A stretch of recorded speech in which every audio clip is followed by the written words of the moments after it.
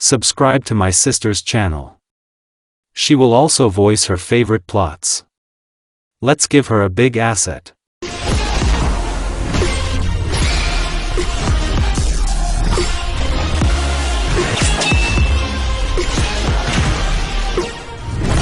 A year has passed since Uzumaki Naruko returned to Konoha after a 3-year journey with Toad Sannin. Her life has changed a lot, as has she. There was no longer that Uzumaki Naruko, who was considered a restless boy who shouted right and left about his dream of becoming a hokage.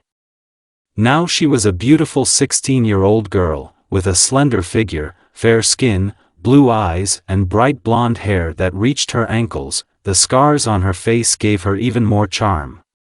Her clothes became feminine and open, which emphasized her figure. A black vest with gold inserts on the edges, reaching to the navel, completely repeated her curves. A skirt in the color of a vest with a large neckline on the left leg, with a small belt of gold strap, black stockings reaching to the middle of the thigh, exclusive light brown boots with black laces on a low heel. The girl could easily be called the first beauty in Konoha. After the appearance of Uzumaki in Konoha, she had a lot of fans. Many clan heads want to get Naruko into their clan, since the girl is not only beautiful, but also with excellent genes, Jinchuriki, and also became the second best in medicine in the world, after Tsunade. But all offers were rejected by Tsunade, who could not allow her beloved granddaughter to suffer. She wants her to choose her lover, and Naruko herself refused. Everyone in a row.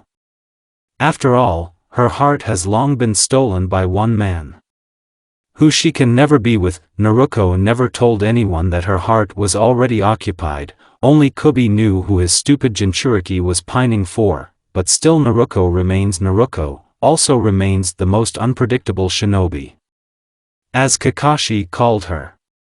Naruko has grown up, but still behaves sometimes like a child. She is still hot-tempered and can't sit in one place. She hasn't stopped smiling and doing what she wants. In the middle of the working day, the hospital as always stood on its ears, starting from the staff ending with patients, and only Naruko lay on the roof, resting from paperwork. "Narakusama," said a breathless girl named Yuzu, Naruko's assistant, as well as the one who makes the blonde work. Yuzu, a sweet girl of 20 years old, with a short haircut, dark brown hair, and gray eyes, a slender figure with a rather magnificent chest, which is why Naruko wonders how she has not yet broken down from such a load, although Uzumaki herself had a third size, which is not a little. Yuzu, unlike her boss, always hid her body shyly, therefore, she most often wore a soft peach-colored blouse under her throat and a long black skirt. "Yuzu, what happened?" Jinchuriki Kubi said wearily. "Sarutobi Konohamaru escaped," Yuzu said. "That boy. If I find it, I'll kill it." "I'm free," Uzumaki said, and straightening her robe, went in search of the grandson of the third Hokage. Naruko calmly walked towards the polygons, simultaneously smiling sweetly at others who greeted her. A large black raven with large claws sat on Uzumaki's shoulder, which frightened her with its appearance, but not the girl. Her smile only became wider. This raven was special to her, because she was so connected to the one she loved so much. "Your stupid master, he didn't feed you again," Naruko said, stroking the raven. Kr.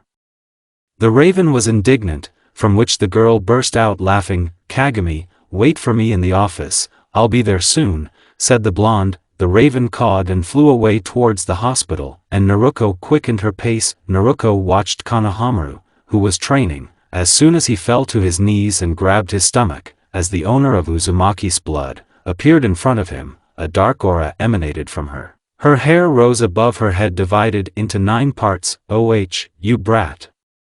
Uzumaki shouted, grabbing the boy by the ear. "Sis, it hurts." "Let go!"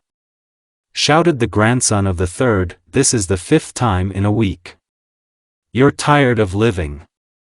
I will quickly send you to the next world. That it is so difficult to lie in the ward for a couple of weeks." Naruko was indignant, dragging the boy by the ear to the hospital. "But I have to get stronger. I want to protect my little sister.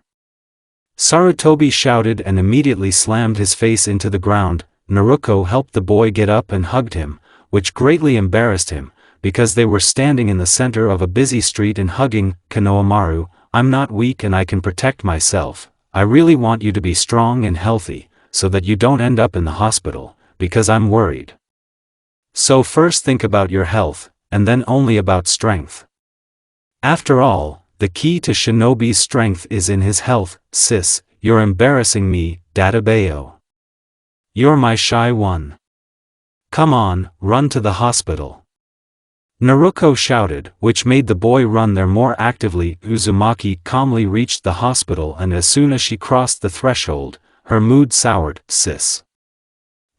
It's unclear what's going on, Konohamaru said, pale as chalk. Naruko heard Kagami's cawing and took off. 2 detachments of hokage, roaring Sakura, a girl and 2 guys, strangers to Naruko, a couple of doctors and 2 guys lying on gurneys, in which she recognized the older and younger Itachi. The younger one was bleeding, but he was still conscious and tried to get up from the gurney, but the doctors held him. The older one was barely breathing, his dark eyes, which turned almost gray, looked directly at Naruko, from which the girl's heart bled. Having overcome herself, she went up to the elder and touched his cheek with a trembling hand, making him shudder. Everything will be fine, Naruko said with a faint smile, and the older Uchiha closed his eyes and relaxed. Naruko gave orders and asked Tsunade to save Itachi, because her hands were shaking, although outwardly she was collected. She herself took care of the younger Uchiha. Naruko.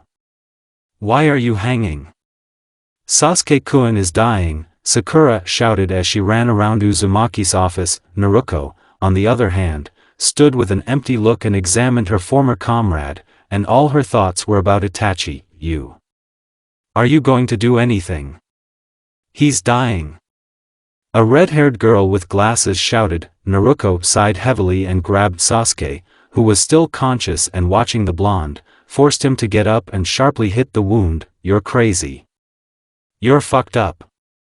Sakura yelled and ran up to Uchiha, who began to spit blood. Naruko pushed Haruno away, and Karen, who ran up, began to beat the wounded man. 2 guys who had an extraordinary appearance, namely, one white-haired with teeth like a shark and skin pale as chalk, thin but muscular, the second red-haired, huge with frightening eyes, as if about to turn into a monster. They watched the beating of their comrade with open mouths and were afraid to approach. Stop it.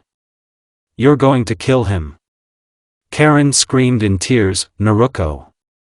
If you don't stop, I won't forgive you. I'll kill you. Sakura shouted, trying to take away the lifeless Uchiha. Naruko was not going to listen to them, but under the laughter from her subconscious, she beat the Uchiha in different parts of her body, and only when Uchiha vomited black liquid, Naruko stopped and turned her gaze to 2 more guys who shuddered from the icy gaze. What are you staring at? Quickly pick him up and put him on the couch. We will heal. Sakura, collect for analysis some of the poison that this topic spat out. You're bespectacled, give him some of your chakra. You have half a minute to execute, Naruko said, and went to the closet and began to look for something. The guys immediately sat Sasuke on the couch. Karen stretched out her hand so that Uchiha bit her, which he did, but Sakura came up to Naruko and slapped her with a juicy slap, which caused a bottle of liquid to fly out of Naruko's hands. What do you think you are? You want him dead. How dare you hit him? Sakura shouted, you don't like my methods, save his life yourself. And don't forget about his eyes, but keep in mind that only I know how to make medicine for Sharingan, and this bottle was the last one, and it takes a month to make a new one. Uchiha, say thank you to your stupid fan, for the fact that you will become blind, Naruko said and sat down in her chair, and a raven landed on her shoulder. I can do it without you. Sakura shouted and tried to approach the Uchiha, but a red-haired man stood in front of her and began to look viciously. The white-haired one and the red-haired one approached Naruko and bowed. Help me.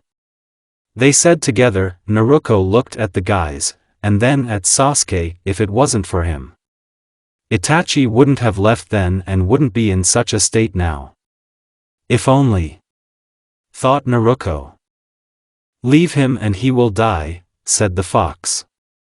Then I won't be able to look him in the eye. What a fool, I know. I know. Kuramachka, I'll borrow some chakra, Naruto thought. Keep in mind, you will have to. Uchiha, I'm not just going to help. Naruto smiled weakly at the fox's words, which caused some relief from Sasuke's comrades. Naruto approached Uchiha, who was ready to lose consciousness at any second. As soon as Naruto's little hand touched the guy's forehead, he sighed with relief and fell asleep. Naruto began to heal the wounds with a chakra, then, to inject various liquids into his body, and finally took out a flask of red liquid from nowhere, which she poured into his mouth in Uchiha, from which he jumped and almost vomited. But Naruto closed his mouth and put it back on the couch. Now everything is fine. Now the orderlies will come and move him to the ward. There he will stay for a week. We will treat his eyes and remove other types of poisons from the body, Naruto said. Taka's team breathed a sigh of relief and began to thank Naruto, and Sakura, blushing with anger and indignation, ran out of the office. Well, now you, said Uzumaki, and looked at Sasuke's comrades. They shuddered, remembering how mercilessly she beat their Uchiha and wanted to escape, but the raven that cawed loudly and flapped its huge wings made it clear that no one would leave. Only when the Uchiha was taken away, Naruto began to treat the others. There was no limit to their surprise when Naruto, using the most ordinary methods, without any beatings, carefully cured everything. Naruto, what to do next? Sasuke and Itachi. Why they came here? Itachi should know that he can't come back. What happened? We never introduced ourselves, said the bespectacled one. Oh, I forgot about them completely. Karen began to introduce herself and the others. Although I already know them, Uzumaki, Karen, Suigetsu and Yugo are all Orochimaru's test subjects. I saw their cards in an abandoned snake shelter, a couple of years ago, when I was looking for the remaining Uzumaki. Then I found 10 people in his shelter. I thought I would tear this snake if I saw it. Although why did I think? I wanted and imagined how I would tear it up, and then feed it to Kurama. I'm not a pig to eat all sorts of waste. And I don't like snakes. They don't taste good, Kurama said. And I like fried. They are not bad, so you eat it yourself. In general, pay attention to these 3 experimental rats already. Oh, yeah. Uzumaki Naruto, so far I am considered the head of the hospital, although in general the 5th chapter, but she has no time, so I'm kind of replacing her here. I introduced myself. Suigetsu looked at me strangely, and then his eyes widened so much that it seemed to me that they would fall out. I've heard about you. You are a legendary fox. He shouted, the legendary fox? What nonsense is this? Of course, I have been called a fox more than once, Kurama, Grandpa Jiraiya, Bachan, and many others. But so legendary? What have I done already? Pahaha, Kurama laughed. Did you remember something? I said. Don't you remember how you and the toad were looking for a slug, and when you found it before the battle with the snake, you got drunk, and then you and the slug came across a snake returning to the living room. Then I really felt sorry for the snake, Dadabayo. What have I done? I cried out loud, Naruto-san. Yugo said. Faha, I've been making sure more than once that you can't drink Uzumaki. At any age, you become uncontrollable, laughed QB. I tried to remember what I had done, but it didn't work out, and when I asked my shaggy neighbor, he started laughing. Sake is evil. I said, clutching my head, that I would have continued to torment myself with the question of what I had done, but Umbu appeared and said that Bachan was waiting for me. Guys, here are the keys. The house is on the outskirts. You will immediately recognize it. Wait for me there, I said. And where are you going? Yugo asked. Stop crying to me. This is firstly, and secondly I will decide the question of your future life, I said, and took off my robe, went to Grandma. Although I would have gone to Itachi myself, but I am still a doctor and I understand that he is unconscious firstly, and secondly he needs peace and thirdly, we need to decide what to do next." "What are you up to?" asked Kurama. "I don't know yet. But I'm afraid I'll have to say who I am after all, that's more fun. I decided to reign in Danzo with the elders. Finally. The last thing I want to do is to weave uzumaki at all. I can't put them in danger, but I can't let anything happen to Itachi," I said and involuntarily touched the pendant that Itachi left me. Flashback, 2 years ago, Snow Country. The village of Naruko walked through the dark streets of the village, in the direction of her temporary home. Large bags of food made it clear that Naruko decided to treat herself to yummy. She's been living in Yuki's village for a couple of months now, while her perverted teacher has been wandering around, but Naruko liked life in the village, having reached her small house, which was on the outskirts of the village, which was abandoned before her arrival. The girl found bloody footprints on the snow-white snow leading to her cozy house. She immediately took out a kunai and prepared to fight, but when she entered the house, she saw a guy bleeding on the floor who was vaguely familiar to her. Uzumaki turned on the light and tried to turn the guy on his back, but he thought she was an enemy, and the next second, Naruko was already lying on the floor near her throat. There was a sharp kunai and the guy was breathing heavily over the girl. His dark eyes looked straight into Naruko's blue eyes. Just as Naruko wanted to say something, he lost consciousness and plopped down on the girl. "Uchiha," Naruko said wearily and tried to get out from under the guy's body. Uzumaki somehow pulled Uchiha to the bed, undressed him. She began to treat him. Fortunately, Kami, Uzumaki has been studying medicine for the 2nd year and has already learned how to treat well. Having finished with Uchiha's wounds, Naruko began to remove the poison from his body. The poison turned out to be strong, which is why she treated Uchiha for a whole day, and then took care of him for another day, since his temperature and convulsions were hellish. A couple more days later, Naruko was standing in the kitchen and making coffee for herself. As sleepless nights, she was about to be finished off and she would fall asleep standing up. She brewed herself a strong coffee and sat down at the table. Only her head sank on the table for a second, as a dream engulfed her, but it was not long. Naruko woke up to the sound of something falling from the room. Uzumaki quickly jumped up, which caused her to spill coffee on herself, and ignoring the hot coffee, she rushed to Uchiha in the room. On the floor from the fallen bed, sat Uchiha and held his head. "Databayo. Did you decide to kill yourself?" Naruko said, flying up to him and wanted to help him get up, but Uchiha hid her hands. Naruko walked away from Uchiha and folded her arms under her chest. She watched with mockery Uchiha's attempts to get up. Uchiha was about to get up and staggered and began to fall, but Naruko came up to him and hugged him, thereby preventing him from falling. "I'm saving his life, and he's being so rude."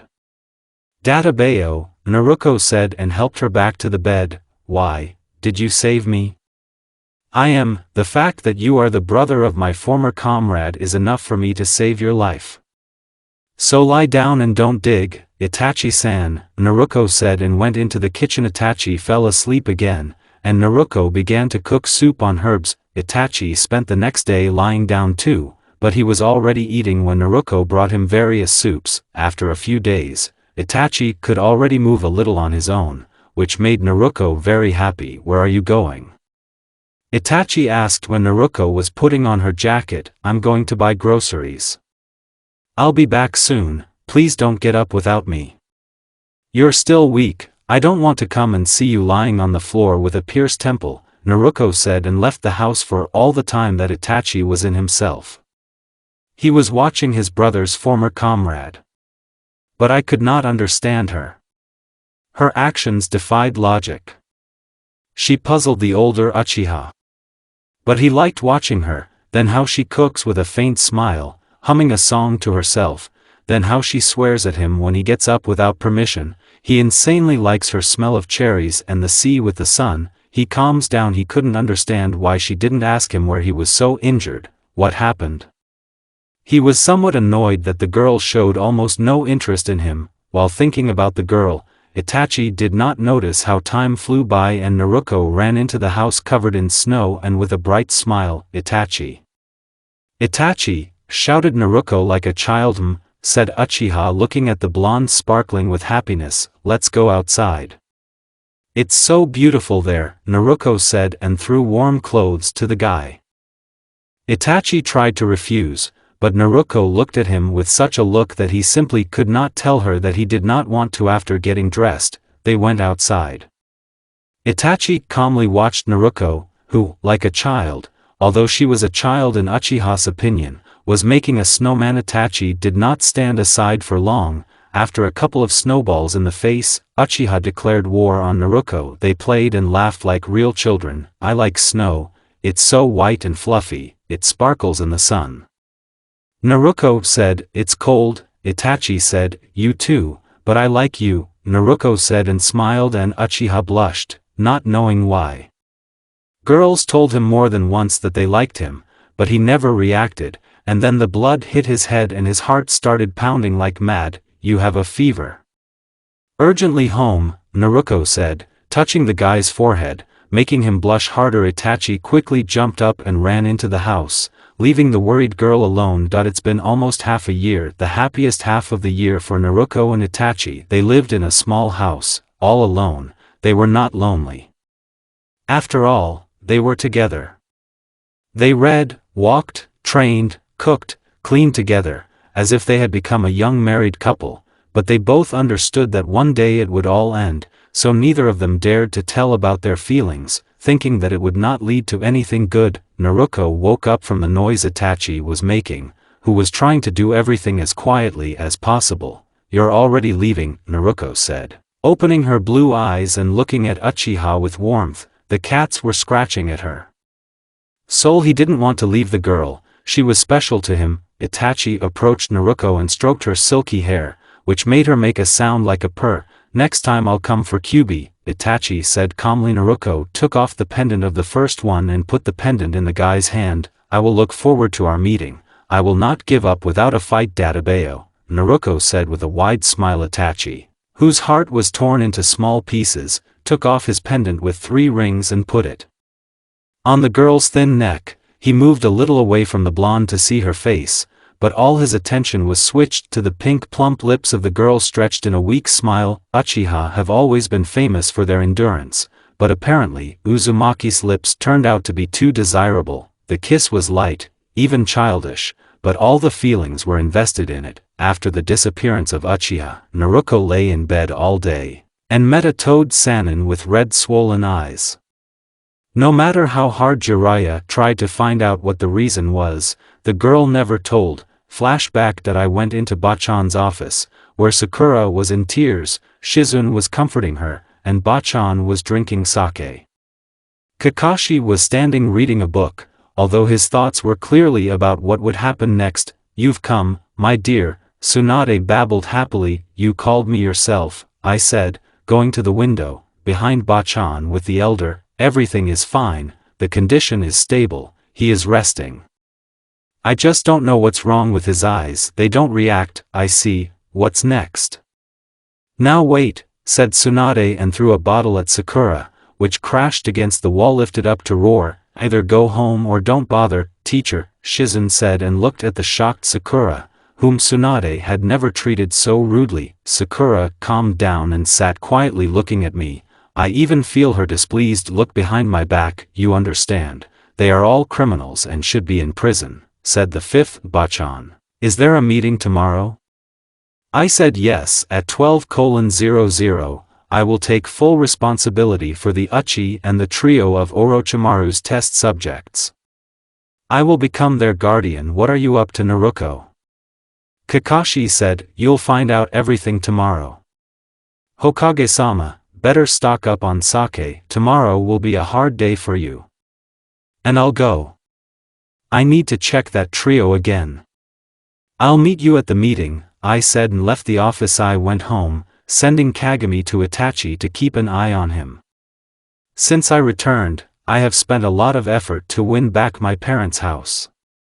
It cost me and Tsunade so much nerves that at that moment, I was ready to destroy everything in my path, just to get a house. I got it, but I paid for it by not being able to leave Konoha now. But I am Dadabayo. Uzumaki, and when I need to, I'll get out of it. I reached a one-story house with a beautiful garden of various flowers, a gazebo that was wrapped with grapes, a small training ground behind the house. Although the house looks small, but there are about 8 rooms, a living room, a huge kitchen, 3 baths, one in my room, which used to be my parents' room, a second bath in the room where I was supposed to live, and another for general use. 8 rooms also include a library, my father's office, rooms for guests.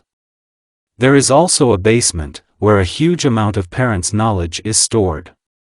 But only I can get into the basement. Mom did a good job on protection from the kitchen window. A frying pan flew out, then a crutch, a chair, and then I couldn't hold back anymore.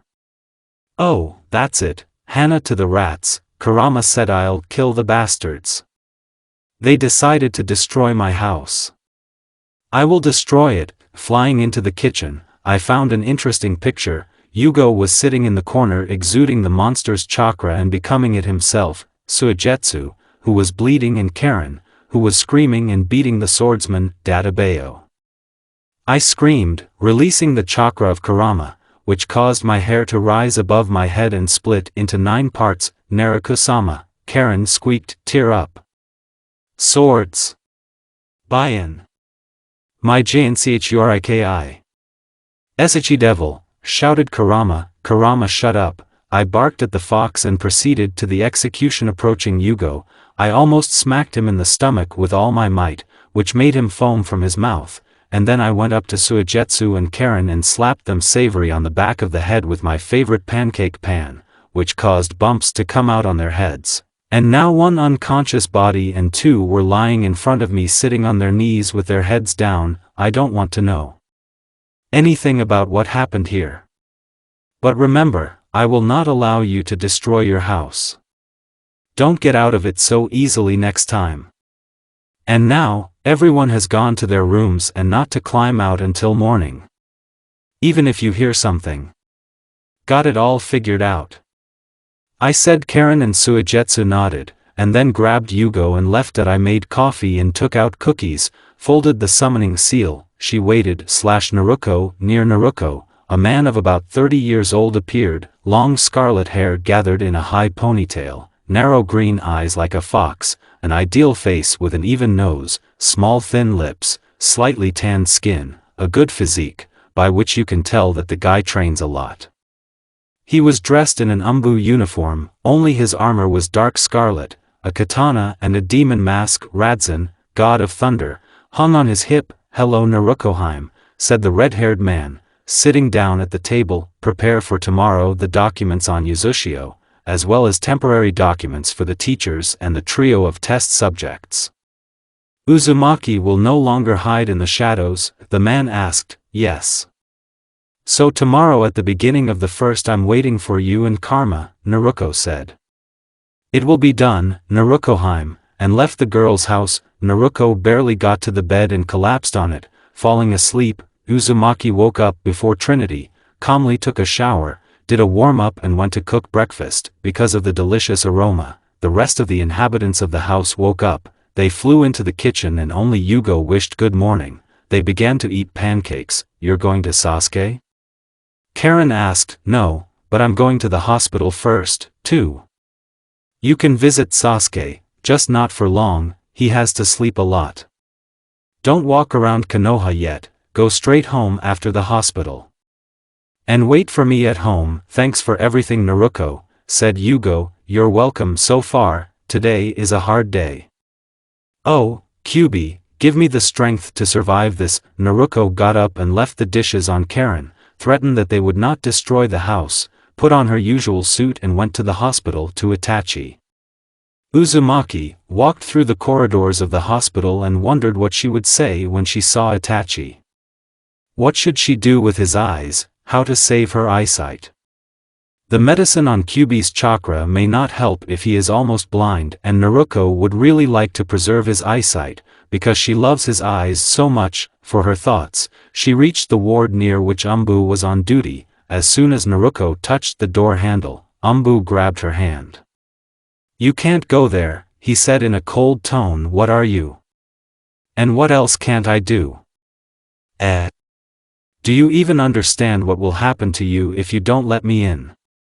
Naruko said, and her hair began to rise above her head and divide, and her body exuded the Kyubi chakra. Naruko was already ready to use brute force, but Itachi appeared and quickly sent Anbu away. Don't get mad at them, it's the Hokage's order not to let anyone in. Even you, Naruko, what? Bachan, you're completely crazy. How not to let me in? I'm sorry, it's an order I have to carry out, Itachi said. Kakashi-sensei, Naruko shouted. I can't. Naruko, Databeo, well, you'll dance at my meeting. If something happens to Itachi, you all will not live. Naruko cried out. Naruko, Databeo. Granny is there that she's completely wasted her brains. What an idiotic order. And the slug smells danger, she probably isn't ready to become a great-grandmother yet, said the horror of the shinobi world. Yes, go you impotent Shaggy. Small fry. You know who you're insulting. The great and all-powerful Kyubi no Yoko, Kurama, don't touch me now. P.F. How boring, small fry. Ignoring Kurama's mutterings, I got to Tsunade's office and kicked out the door, shocking everyone present in the office, namely Tsunade, the head of the Yamanaka clan and the head of the Nara clan, Databeo. Bachan. What does it all mean? I shouted. Actually, I should be asking that. Why did you decide to trash my office? She said, as if she didn't understand anything. In rages, this is the most infuriating thing in Bachan. She's always going to do something and then pretend to be a fool. Does the truth remind you, in such a situation? Kurama said. Kurama. Databeo. Naruko-chan, don't be so nervous, said Shikaku, the head of the Nara clan and Shikamaru's father. I always liked him as a person. Smart, calm and always treated me well. What are you, Shikaku-san? I'm not nervous.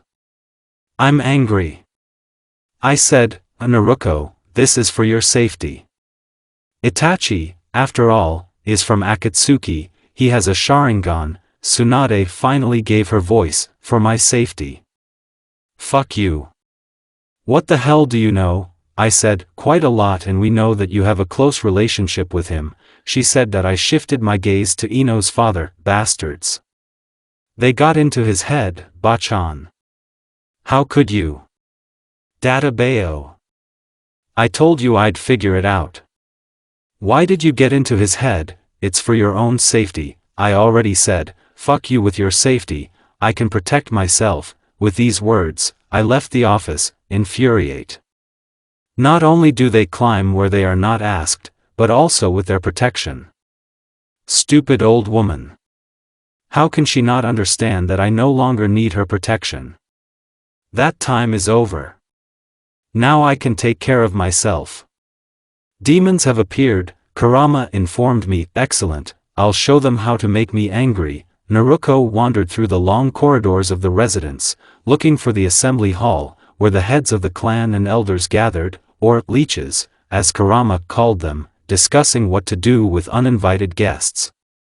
The stormy discussions and disputes between the heads of clans and elders stopped in the hall after the entrance doors flew off their hinges, followed by a blonde girl. What is the weapon doing here? Shimura Danzo said in a cold tone. Jinchuriki did not answer anything, sat down at the table in an empty seat, which turned out to be at the very end of the table, and everyone could see Uzumaki straight. Since I'm a weapon, by law, I also have the right to attend meetings where the fate of people who are a threat to me is being decided, Naruko said. What are you talking about, girl?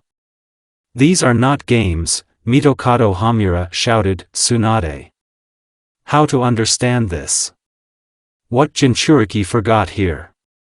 Utatane Koharu cried out. It is not necessary to demand answers from someone who knows nothing, Naruko said, grinning. There was silence in the hall, which really got on the nerves of the elders. Danzo, who did not benefit from this stupid girl, in their opinion, being present at the meeting and generally delving into Konoha's plans, but Naruko enjoyed watching the confused old men. "If you don't leave, we'll kick you out," Danzo said, breaking the silence. "Threatening me, Danzo-sama, isn't it scary?" Naruko said, crossing her legs, showing her lovely legs. "Girl, you think a lot about yourself, since you are a Jinchuriki," Hamura said. "I learned this from you," Naruko said, still brazenly. "You made a deal," Danzo said, and two root umbu appeared near Naruko. They wanted to grab her, as both were imprinted on the floor, from which the masks crumbled and the faces turned into mincemeat. "Instant death, Radzin, you are cruel," said Naruko, who continued to grin, looking at the pale faces of the elders and Danzo's face red with anger. "They tried to hurt you, Hime-sama. And Yuzukage-sama said to destroy any enemy," said the guy kneeling in front of the blonde. "Good job, and tell this idiot that I hate waiting terribly," Naruko said. "The order is accepted," the guy said and disappeared. "Who was that?" The fifth screamed. "Radzin. Well, how can I explain it? He is not my servant or guard, Databeo. Let's say we have a complicated relationship there." "Mrs. Naruko, explain yourself," Hayashi Hyuga said. Of course, just to start, elders and Danzo-sama, please leave the meeting in a good way," Naruko said. "How dare you, girl," Koharu exploded, "at your age, you need to rest more. And then you never know if the heart will catch," Naruko said. "Are you threatening us?" Danzo said, "I'm telling you in plain text that you got away from here in a good way," Naruko said, releasing a little Kyubi chakra and hitting the table, so that cracks began to appear on it. "We will not leave it like this," Shimura shouted and left the hall with the elders. Naruko relaxed and began to contemplate the awesome faces of the chapters and the fifth. The heads were talking among themselves, discussing something, and Tsunade did not take her furious gaze off Uzumaki, who was amused by what was happening. A red-haired guy of 20 years old entered the hall, long scarlet hair, gathered in a high ponytail, narrow eyes like a fox's grin spread on his lips, light skin, a little thin for his age, but he breathes power. He was dressed in a black kimono with various red and golden patterns. Next to him was the same guy in the demon mask who took down two umbu with one blow. "You're late," Naruko growled angrily. "Well, I'm sorry. Konoha is really beautiful, now it's clear why you refused to stay in Uzushio," the unknown man said and walked up to the girl and kissed her hand. "Stop it, it's infuriating," Naruko said and stood up, giving way. "Again my heart is broken, but I will not give up," said the guy, sitting down. "Naruko, can you still explain yourself?" said the fifth Uzumaki. "Karma, Yuzukage Uzushio." A stranger introduced himself. "Uzushio. Yuzukage." One of the clan heads repeated, "Exactly." Already as 3 years of Uzushio, it was revived. It was Naruko Uzumaki who helped in its revival, and she is also the Hime of the clan and my future wife, said Karma. "I'm dreaming," Naruko said, giving Tom a powerful slap on the back of the head. "We'll see." "I'm better than your Uchiha," Yuzukage said. Karma/Yuzukage-sama, Radzin and Naruko said together. "That's it, I understand everything, I'll be a good boy," Karma said and lit a cigarette. "I understand that you all have a lot of questions, and my dear friend will answer them," Naruko said, sitting down on a chair next to Karma. Karma put out his cigarette and began to briefly talk about Uzushio. The number of inhabitants, which clans are included in Uzushio, past Uzumaki, about the territory that has remained the same, and about the powerful protection, because of which no one will get into the territory of Uzushio without permission. The fact that Uzushio decided not to sign peace treaties with anyone, but to live independently as a separate country. "And so, why are you here then?" "Since you don't want to sign the contract," Tsunade said. "Of course I'm here to protect my little Naruchan," Karma said and slapped him again. "Karma. Databeo," Naruko said, "but seriously, Yuzukage-sama." Shikaku said, "I'm actually serious." "Oh well. Actually, I came for my people. It is I who will decide the fate of the Uchiha brothers, as well as Uzumaki Karen, Yugo and Suigetsu Hozuki, since they are residents of Uzushio." According to the law, each village must deal with its own people, Karma said.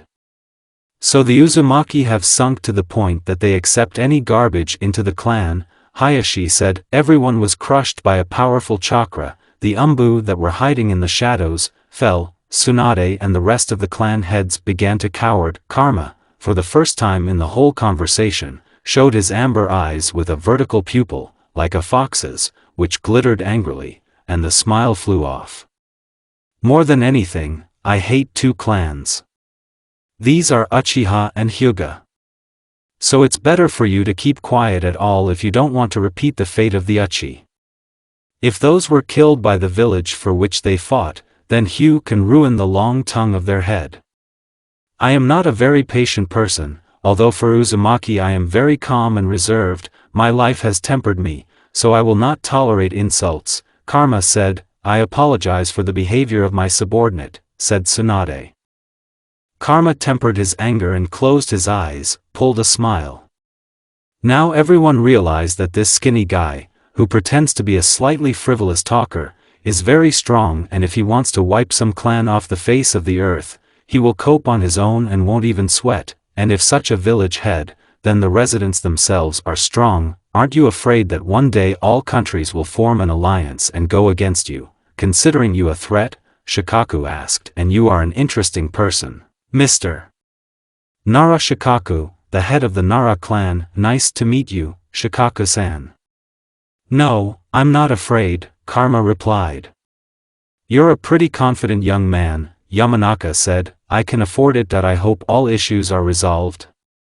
Otherwise, I want to take another walk around the village, and then go home. A lot of work, said Karma, leaving his place. Yuzukage-sama, would you like a drink? Tsunade asked. Bachan, not worth it. Naruko said, of course. I agree.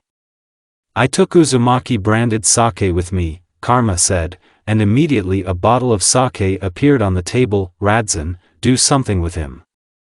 Naruko shouted, but no one was even going to listen to her. Karma climbed onto the table and poured drinks for everyone, happily shouting, let's live together, and drank the contents of his cup in one gulp. The heads of the clans were amazed how else this little bottle did not end. They drank, and she remained full. Tsunade declared that she would sell her soul for the sake of such a bottle in which there is a bottomless amount of alcohol, to which Karma happily announced that he would give one to her. As soon as the attention of Karma and Tsunade was already switched, only to alcohol, Naruko ran away, going to Itachi. Near the ward, Naruko again found two umbu. She was already ready to use brute force to let her in, but they disappeared as soon as she approached. The mood became generally excellent, and Naruko, having opened the doors to the ward, was finally able to see Itachi. The older Uchiha was sitting on the bed and did not express any emotions, staring at the wall. He looked paler than usual, and his eyes were almost gray, which was a bad sign. His hair was loose and fell over his broad shoulders. Iron shackles were on his hands. Who's here? Uchiha said, and the girl's smile immediately fell off, and her blue eyes went out. Even if he can't see, he said he didn't need his eyesight to recognize me. What an idiot and a liar, thought Naruko. Who are you? Itachi said without even turning his head, feeling a rather familiar smell next to him. You don't remember who I am? Naruko's voice was trembling. I'm sorry, I don't remember anything when I woke up. Not even a name, said Uchiha. Doesn't remember. Sasuke. Bastard. Did you hit him on the head? Well, get ready. I'll arrange treatment for you. Uzumaki mentally cursed. Naruko looked at Uchiha and sighed wearily and automatically reached for his head to stroke his hair. Nothing, you will definitely remember, and the one who walked over your head will be punished, the blonde replied with excitement in her eyes. Get ready, topic. You're a corpse. Naruto growled mentally, anticipating what she would do with the younger Uchiha. Excuse me, but what is your name? Oh, Databeo, said Itachi. I completely forgot. I'm Uzumaki Naruto, your friend, Naruko-san, so, well, stand still. Databao. What a Naruko-san. Just Naruko. Databao. Uzumaki screamed, Uchiha answered her and fell silent again. Naruko herself didn't know what to say to him, she just sat and watched him. Even if he doesn't remember anything, but sitting next to her, she gets calmer all the time. POV Itachi, where am I? Who am I? These were the first thoughts in my head. Moreover, everything is foggy before my eyes, almost nothing is visible. A woman with a powerful chakra came, she introduced herself as Hokage, a village hidden in foliage Senju Tsunade. She said that I was a former Konoha shinobi, but I cut out my clan leaving only my younger brother and became a criminal. I also belonged to some Akatsuki organization that collects tailed ones. In the end, I concluded that I was a terrible person, that I was thinking about what I should do. But Hokage said that today my future fate is being decided, either execution or life imprisonment in prison. So now there is no point in thinking about the future. Perhaps it is worth remembering the past, but after hearing this desire disappeared. Itachi, do you want dango? This strange girl said. I want to, I said, and again I looked at her. Because of the blurriness in my eyes, I can't see her exactly, but she is as bright as the sun. It blinds you when you look at it. She introduced herself as Uzumaki Naruto, my friend. Maybe I wasn't such a bad person anymore, since I have such a friend. Radzan, Naruto said. Another man, unknown to me, appeared in the ward. He immediately gave me a cold look. Apparently he doesn't like me. I don't really like him either. Bring dango and coffee, Naruto said. As you command, the stranger said and disappeared. Who is this man? How is he related to Naruto? And who is she? Again, there are countless questions that I can't find answers to in any way. The stranger quickly returned and now the room was filled with the smell of fresh coffee and sweets. Who is he? I asked, swallowing the sweetness. Radzan, well, in general, his name is Uzumaki-ren. I don't even know how to explain it. He is my friend, but now he is at work, so he addresses me officially. That I really don't like him. Car. A raven landed on my head, which has been watching me all day. Kagami, I'm sorry I completely forgot about you. Here you go. Naruto said and rustled the bag. The raven immediately flew off my head and the next minute I only heard the raven's beak hitting the bedside table, where Naruto apparently poured him food. So it's her raven. No, it's not my raven, she said. What? Can she read minds? No, I can't read minds, Itachi, she said, laughing. I just learned to understand you by gestures. Although others probably won't understand, because you almost don't express any emotions, and you always walk with a stony face. When you want to ask something, you frown slightly, because you don't know whether you should ask or not, and when you are surprised, your eyebrows lift a little. When you think about something, you rub the bridge of your nose, and when you don't like something, you will endure it until the last, and then you will not grimace arbitrarily. And it's also so funny when you try to hold back your laughter, you blush, then turn pale, but in the end you still laugh. They told me what kind of person I was and I was a terrible person. But you talk about me like I was some kind of hero. It's late today, so I'll go, but you know, you once told me that people are very different, there are no good and bad, everyone keeps a piece of evil and good in themselves. So we are all different. See you tomorrow, Itachi, she said and left the ward, leaving me with Raven, different. She gave me hope for the future again, as if the sun had lit up the darkness. Should I think about what I'm going to do next? Or would it be better to remember the past and be punished for it? I'm confused again. POV Itachi / Naruto sprawled on a huge red carpet, which was one of the tale of the great and terrible Kyubi no Yoko, and watched the night sky. Kurama, Naruto said, what do you want, little ones? The sleepy demon growled. How long has it been since our feud ended, Gur? You have nothing else to remember. It's better to remember what you did with the snake in Piana. Databeo. Kurama. Now I won't rest until I remember. Well, you're a flea-ridden carpet. Naruko said and disappeared. The fox opened his bright red eyes and looked into the distance, trying to find something in the distance, but less than a minute later, he lazily yawned and closed his eyes. 5 years of truce, not a bad time. How it all started, said the fox and sniffed. Flashback, 5 years ago. Naruko's morning didn't work out. One of the reasons was her birthday.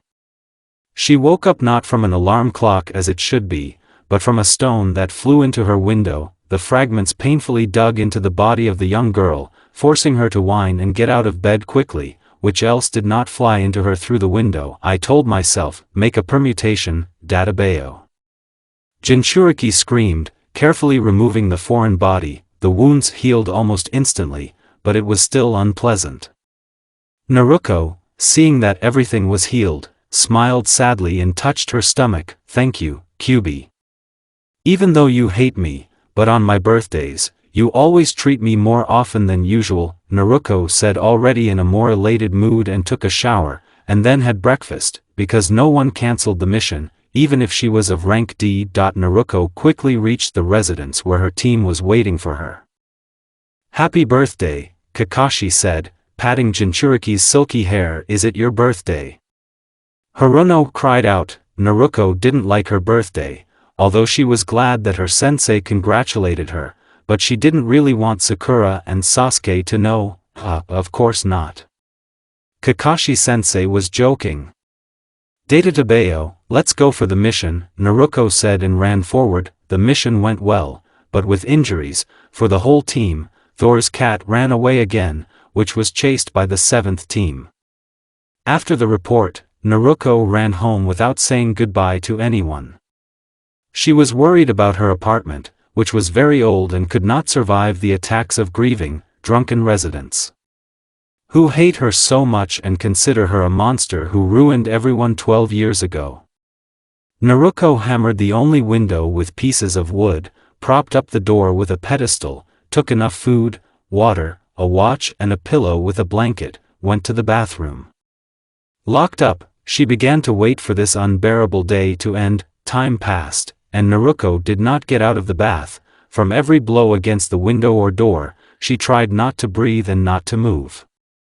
But that was just the beginning. As soon as it was dark, not only the stones began to hit Naruko's apartment, but the residents also tried to break through. Although Uzumaki was already quite an adult girl, and she had to get used to such a birthday, but she still wanted to cry and shout about injustice. Some more time passed. Naruko even managed to doze off, but she woke up from the fact that she did not have enough air and it became unbearably hot. The bathroom was filled with smoke, from which Naruko began to choke and panic. She tried to open the bathroom door and escape, but nothing came out, because someone had propped up the door with something. The bathroom window was too small and there was a grate. It was impossible to get out. Somebody, please help me. Naruko cried in tears, but no one came. No one cared about her, not even Kakashi-sensei, who knows how she is treated, does not come, neither Hokage, who should protect her, nor old man Tetsuya, who is kind to her, nor Sasuke and Sakura, who were her friends. She is not needed by anyone. There was no strength to resist the smoke and fire that was about to reach her. I only had enough strength to get into the bathroom and open the cold water. Kubi, if I die and you gain freedom, please don't destroy Konoha, Naruko said before losing consciousness. Uzumaki stood in front of Kubi's cage, and looked without fear at the fox, who with his tails created whirlwinds of wind that forced Naruko to fall into the icy water. Why are you angry? Shouldn't you be glad that you're going to be free soon? Naruko asked, lying in the icy water. Jrr. I don't know. It pisses me off. Annoying. All your actions. You're weak, worthless, little brat. You are being burned alive, and you ask not to destroy them. The demon growled, but I love the village, I love its inhabitants. I don't want it to be destroyed. Are you completely stupid, or do you still have bookmarks in your brain? Or this hereditary stupidity, Kubi, what else do you need, a suicidal juvenile, tell me your name. I want to know the name of the one who protected me from death for all 12 years, the fox examined the girl, he did not understand why he did not want her to die. Yes, he hated her, he wanted freedom. He didn't understand what was so special about her, an ordinary, weak, stupid little thing who wasn't even worthy to talk to him. But with each of her coming into the subconscious, he became not so lonely and the darkness in the circle disappeared. Sometimes she could show up without realizing it in the middle of the night, and instead of going to bed, she talked about all sorts of nonsense, under which he fell asleep and he did not have nightmares, such a pathetic weakling. Unworthy to know my name, said the fox. Yes, you're right. Sorry. Do you really want to die? Data Bayo. I want to live happily. I want to prove to everyone that I'm not a monster, she screamed, so survive. And I'll tell you my name, said the fox, and Naruko began to disappear. Naruko woke up from the pain in her body, the beeping of the devices irritated her hearing, and the unpleasant smell of medicines stung her nose. Getting out of bed, she went to the mirror, her whole body was covered with bandages. Taking off her hospital gown, Naruko began to remove the bandages. There was not a single hint of burns on the body. You survived, you little brat, Kyubi said. I survived and didn't become a freak, only thanks to you. I'm weak. If it is weak, then there is a place to grow and something to live for. So enough dampness to breed. You are the one who was honored to know my name. So you are not so weak already. Name? Father gave me the name, Kurama, Kurama, I will become stronger. And I will prove that I am worthy to know your name. That's it, little ones. By the evening, Naruko was discharged from the hospital and began to be even more considered a monster, since it is impossible to cure terrible burns all over his body in a day. But she didn't care, she decided that she would become even stronger, thereby proving to everyone that she was not a monster and would be worthy to know the name of her friend. Flashback: Uzumaki was sitting in the living room drinking tea and thinking about something of her own. Suigetsu was rummaging in the refrigerator, Yugo was talking to birds, but one red-haired girl did not stop taking her eyes off the hostess of the house. Karen, your gaze annoys me. Tell me, Naruko said, putting a cup of tea on the table. I wanted to ask about Sasuke, said Karen, sitting down opposite the blonde, who immediately lost her mood. Well, what about him? Naruko replied irritably, do you hate him? Does it bother you? Or maybe after all, will he live? Karen was confused, she wanted to make friends with Naruko, because even though there was a demon in the girl, her chakra was sunny, gentle and most importantly native, but it was worth talking about Uchiha, as her chakra began to frighten, becoming dark, cold, similar to the chakra of the youngest Uchiha when he went to fight with his brother. Naruko saw that her guest was not only confused, but slightly frightened by the change in her mood, so she quickly regained her composure. I don't hate this topic. I'm just angry, but I won't let him die and he'll be fine for sure. The word, Uzumaki. Naruko, are you angry because he almost killed Itachi-san? I'm angry, and not only for that.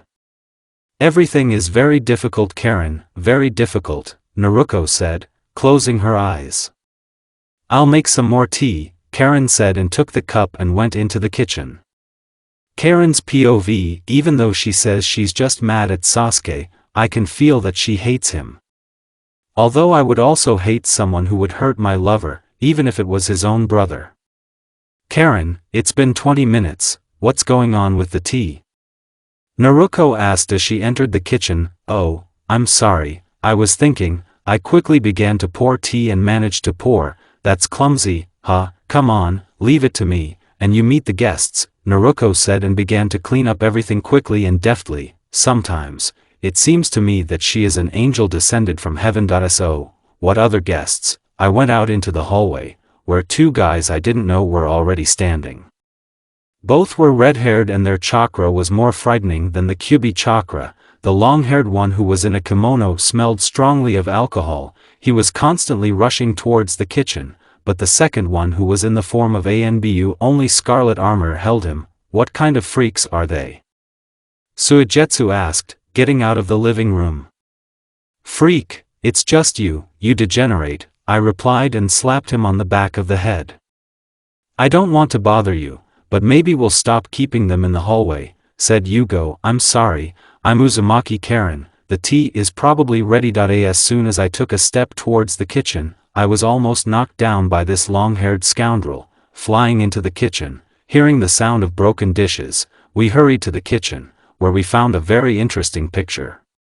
This insolent man was lying on the floor bleeding, and Naruko was calmly removing the fragments of the cup that had broken. You're early, did something go wrong? Naruko asked the second red-haired one. Your Hokage, a rather aggressive woman, turned out to be. She was ready to become a slave of karma for a bottle of sake. Faha, Ba-chan, surpassed herself.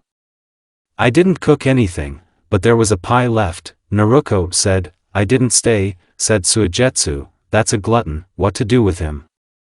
Yugo asked, but there was no answer. He was simply lifted up and seated at the table. They are strange and scary, especially this long-haired one. My love. The long-haired man shouted and rushed to Naruko, but his friend stopped him. My dear, have a cup of tea, Naruko said, pushing the cup to him. He immediately pounced on the tea. Less than a minute later, he blew up and ran away towards the toilet. Somehow, after his reaction, I'm afraid to drink tea. One Suigetsu and Yugo are of the same opinion. Relax, just his tea with a surprise, Naruko said. I thought you were a terrible woman, but no, you are an angel in the flesh. But who is the devil? Suigetsu said in my ear. That's a degenerate. This same long-haired one came back to us, only he looked terrible. My love, I would have sobered up myself. Why did you speed up the process? You know it's excruciating. You'll survive, my dear. By the way, this is Uzumaki Karma Uzukage, and this is his brother Uzumaki Ren. They are the ones who saved your asses from prison, Naruko said. Uzukage? Aren't Uzushio destroyed and all Uzumaki not extinct? I thought I was the last pure-blooded Uzumaki. No, dear lady, you are not the last in your clan. A couple of years ago, Uzushio was completely restored thanks to Naruko's efforts. Although there are not many Uzumaki left, it was enough to revive the country, and a couple of extinct clans joined us, Ren said. Does he know how to read thoughts? Or is it written all over my face? Haha, relax Karen, Ren is not a telepath, but he understands people well, although he himself has problems with communication, especially with the opposite sex, Naruko said. Naruko. Ren's indignant exclamation rang out. But why did such an important person like Uzukage come by himself? Yugo asked. Because my dear Naruko needed my help, Uzukage said. So you're together, Suigetsu said. No/yes, Naruko and Uzukage said at the same time. So yes or no? Suigetsu repeated. No, don't listen to this fool, Naruko said. Naruko is amazing, she is not afraid to express her dissatisfaction or hit such a strong shinobi. Will you leave Konoha today? Naruko asked Ren. Yes, I received a report that there is a lot of work. Therefore, we must return. You don't want to come with us? Ren replied, looking at me. I really want to go back to Uzushio, but Sasuke, I can't leave him. If only we would go there together, but Naruko is unlikely to allow him to visit Uzushio. You don't have to worry about Sasuke. If you leave, nothing will happen to him. I gave my word that he would be fine, Naruko said. I'd like to go with him anyway, I said. Why are you women so greedy for these idiots, Uchi? Uzukage replied. Here. It's like they're smeared with honey. Where is justice? Women don't understand anything, just give them sugary muzzles, Suigetsu said. Shut up. Degenerates. Databeo, shouted Naruko and me. Scary, Suigetsu said from under the table. Well, since no one wants to come with us now, we will be waiting for your visit. I will be glad to see you, Uzumaki said. Be careful, if something happens, call immediately, said Ren. Naruko. Everything will be fine, I won't let anyone hurt me, you know. And you don't work for days. Rest, at least sometimes, Naruko said. You take care of yourself too, Karen, Ren said. Have a good trip, I replied. My love, don't cheat on me with this Uchiha, Uzumaki muttered, and Ren grabbed him by the hair and dragged him to the exit. That I went back to the kitchen and started helping Naruko. Suigetsu asked about Uzushio, and Yugo listened attentively to Naruko's answers. From Naruko's words, we learned that in addition to Uzumaki, there are still such clans as Otsutsuki. They say it was from this clan that Uzumaki and Uchiha went. Kagaya, there was one in the laboratory from the Kagaya clan. They are strange, worse than the self-confident Uchiha, a side branch of Hyuga, Uchiha, a little Uchiha, the Yugo clan, the same demons as in our Yugo. It turns out he's not the only one, he just can't control himself because of the experiments. The Yuki clan, about which I've hardly heard. That I want to go to Uzushio more and more. And Sasuke can go to Uzushio with me. I asked that. I thought she would get angry again, but no, she was extremely calm. You can, he is the same resident of Uzushio as you. But if this stubborn man, the topic, does not want to, you should not force him. And I also hope you have enough brains not to spoil Uzushio's reputation, otherwise you are all corpses. Naruko said, releasing a little Kyubi chakra. I still want to live, Suigetsu said. Oh, he wants to live, so go to the grocery store, you fucking glutton, Naruko said and handed Suigetsu the list. That he began to mutter something under his breath, but grabbing Yugo, he went for groceries. Karen, Naruko said. Yes. I responded instantly, you don't want to help me in the hospital. You can see Sasuke more often, and I will, I can rest, Naruko said. Relax. So I believed, just like Itachi-san, will have a rest. I wonder if Sasuke knows that his brother and Naruko have such a close relationship. Although it is unlikely. I agree, I said. Great. Tomorrow at 8 o'clock the start of the working day, said Naruko. Before the arrival of Suigetsu and Yugo, we started talking. Eventually I found out that Naruko met Ren and Karma when she went on a trip with Toad Sannin. Since Karma turned out to be another pervert like her teacher, their meeting took place at Hot Springs when these two perverts were collecting information, and she sent all three of them to a hospital bed, and then they decided to restore Uzushio. Naruko helped them look for people, traveling with Jiraiya-sama around the world, but when I asked for Itachi, she evaded the answer. I'd like to hear her story, but still, after such a short conversation, I feel that we have become closer. End POV. Karen, leaving Taka's team on the farm. Uzumaki quickly slipped into the hospital, so that Yuzu and Sakura would not notice her, who would pester her, one with work, and the second how to be with her Sasuke-kun.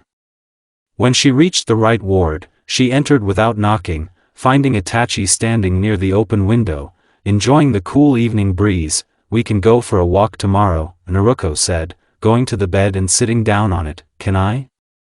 Itachi asked without even looking in Naruko's direction, which hurt her a lot. I'm with you, so you can. Naruko's answer caused Itachi to smile faintly and he finally moved away from the window, returned to the hospital bed. Naruko had no choice but to start telling how her day went, and Itachi listened attentively, only grunted with displeasure when she told about Karma and Ren. So behind her story, night came. It's getting late, Itachi said, starting to worry about how his guest would get home. Are you worried? Naruko said with a fox-like grin. Itachi replied, thereby pretending that he didn't care, but Naruko knew him too well. Well, if you're not worried, then I left. I'll go through the darkest streets, Naruko said and went to the exit, but suddenly Itachi's appearance between her and the door made her not only lose her vigilance a little, but also be at a loss. Kagami, said Itachi, and the raven landed on Naruko's head. See you tomorrow, Itachi, Naruko said with a wide smile and left the ward together with the bird. As soon as the very impudent blonde left the ward, Itachi muttered to himself, something about her carelessness, began to wait for the raven. Naruko got home without any incident. However, now she is not the little girl who was hated because she became a vessel for Kubi. Even now she is a vessel for many, but no one dares to go against her, because she is not only strong, but also one of the best doctors. After sending Kagami back to the owner, Naruko went to meet the Morpheus.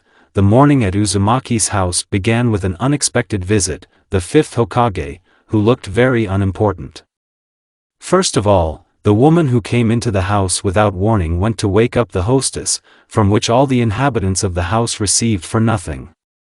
Naruko was standing by the stove, gloomier than a cloud, preparing breakfast for a whole horde and a magic potion called antipokmalin for an uninvited guest. You are not 20 years old or even 40, can you stop drinking so much?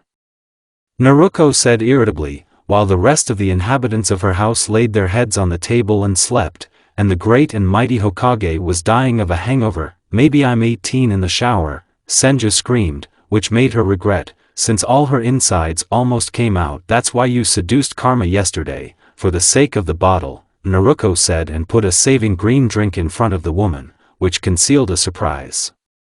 The fifth decided to remain silent, so she destroyed the life-saving drink in one gulp and relaxed, feeling relieved, but it wasn't for long, until Naruko served breakfast. A little surprise from Jinchuriki acted, sending the great and mighty Hokage at first speed to the bathroom. Isn't that too cruel? Yugo asked after the fifth went on a date with a white friend. All right. Any organism sometimes needs to be cleaned, and for older people, it's generally very useful, Naruko said, sipping green tea.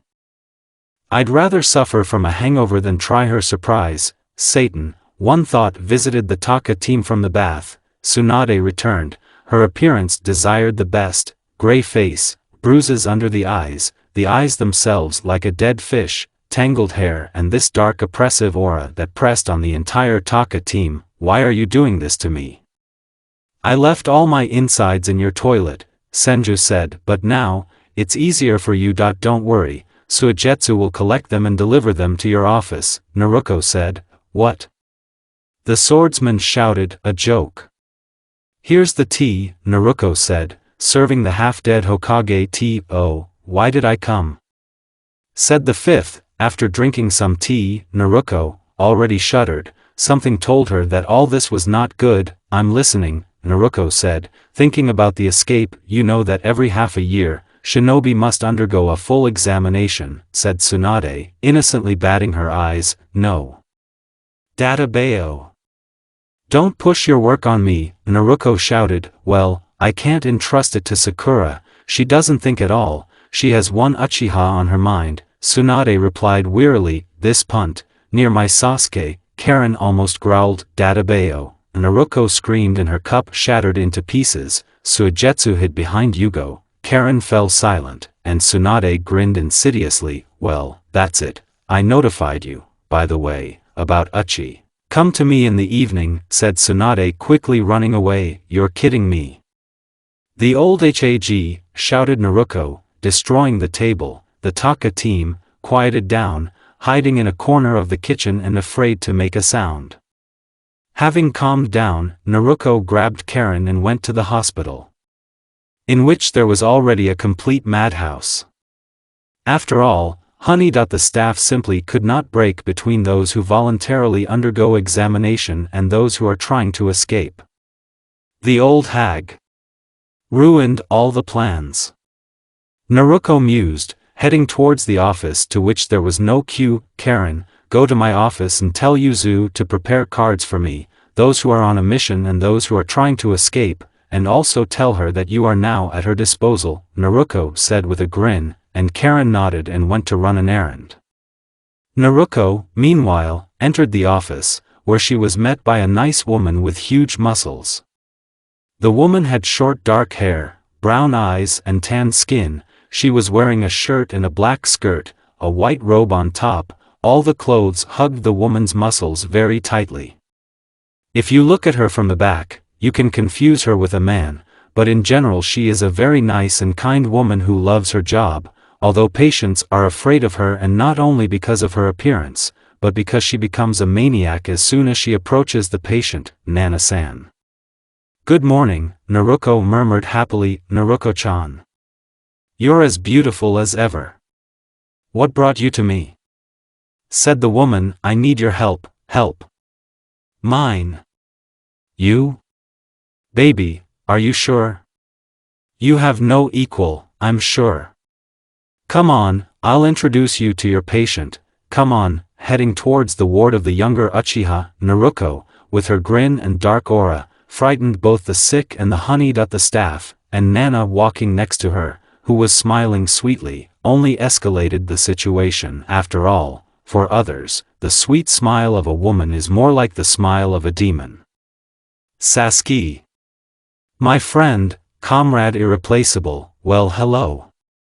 "Databeo," Naruko screamed, falling into the ward and interrupting an interesting picture, in terms of the fact that Haruno climbed on Sasuke and tried to take off his shirt with a stain on it from something, and the guy himself tried to push her off. "Oh, youth," Nana said, causing Uchiha to freeze, and Sakura to blush up to her ears and run away, and her reaction was boring. "I thought he'd scream, shopping center, oh well." "Sasuke.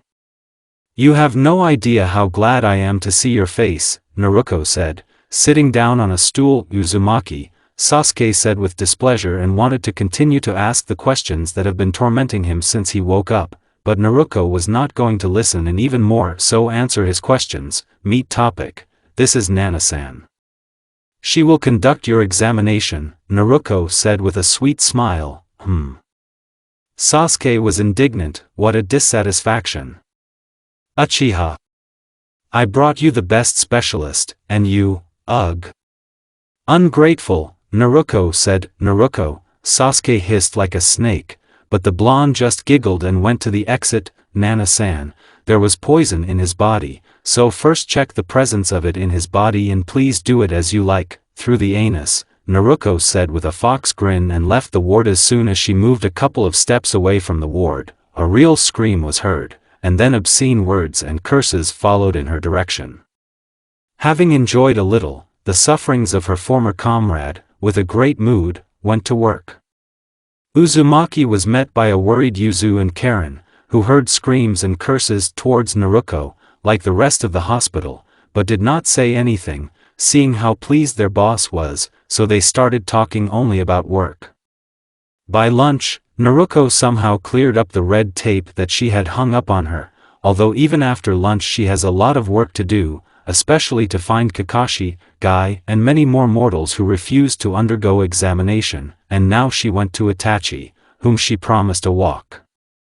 In the courtyard of the hospital, under a large old tree, Naruko was resting with her head on Itachi's shoulder, who was sitting next to her and listening to the calm breathing of the girl.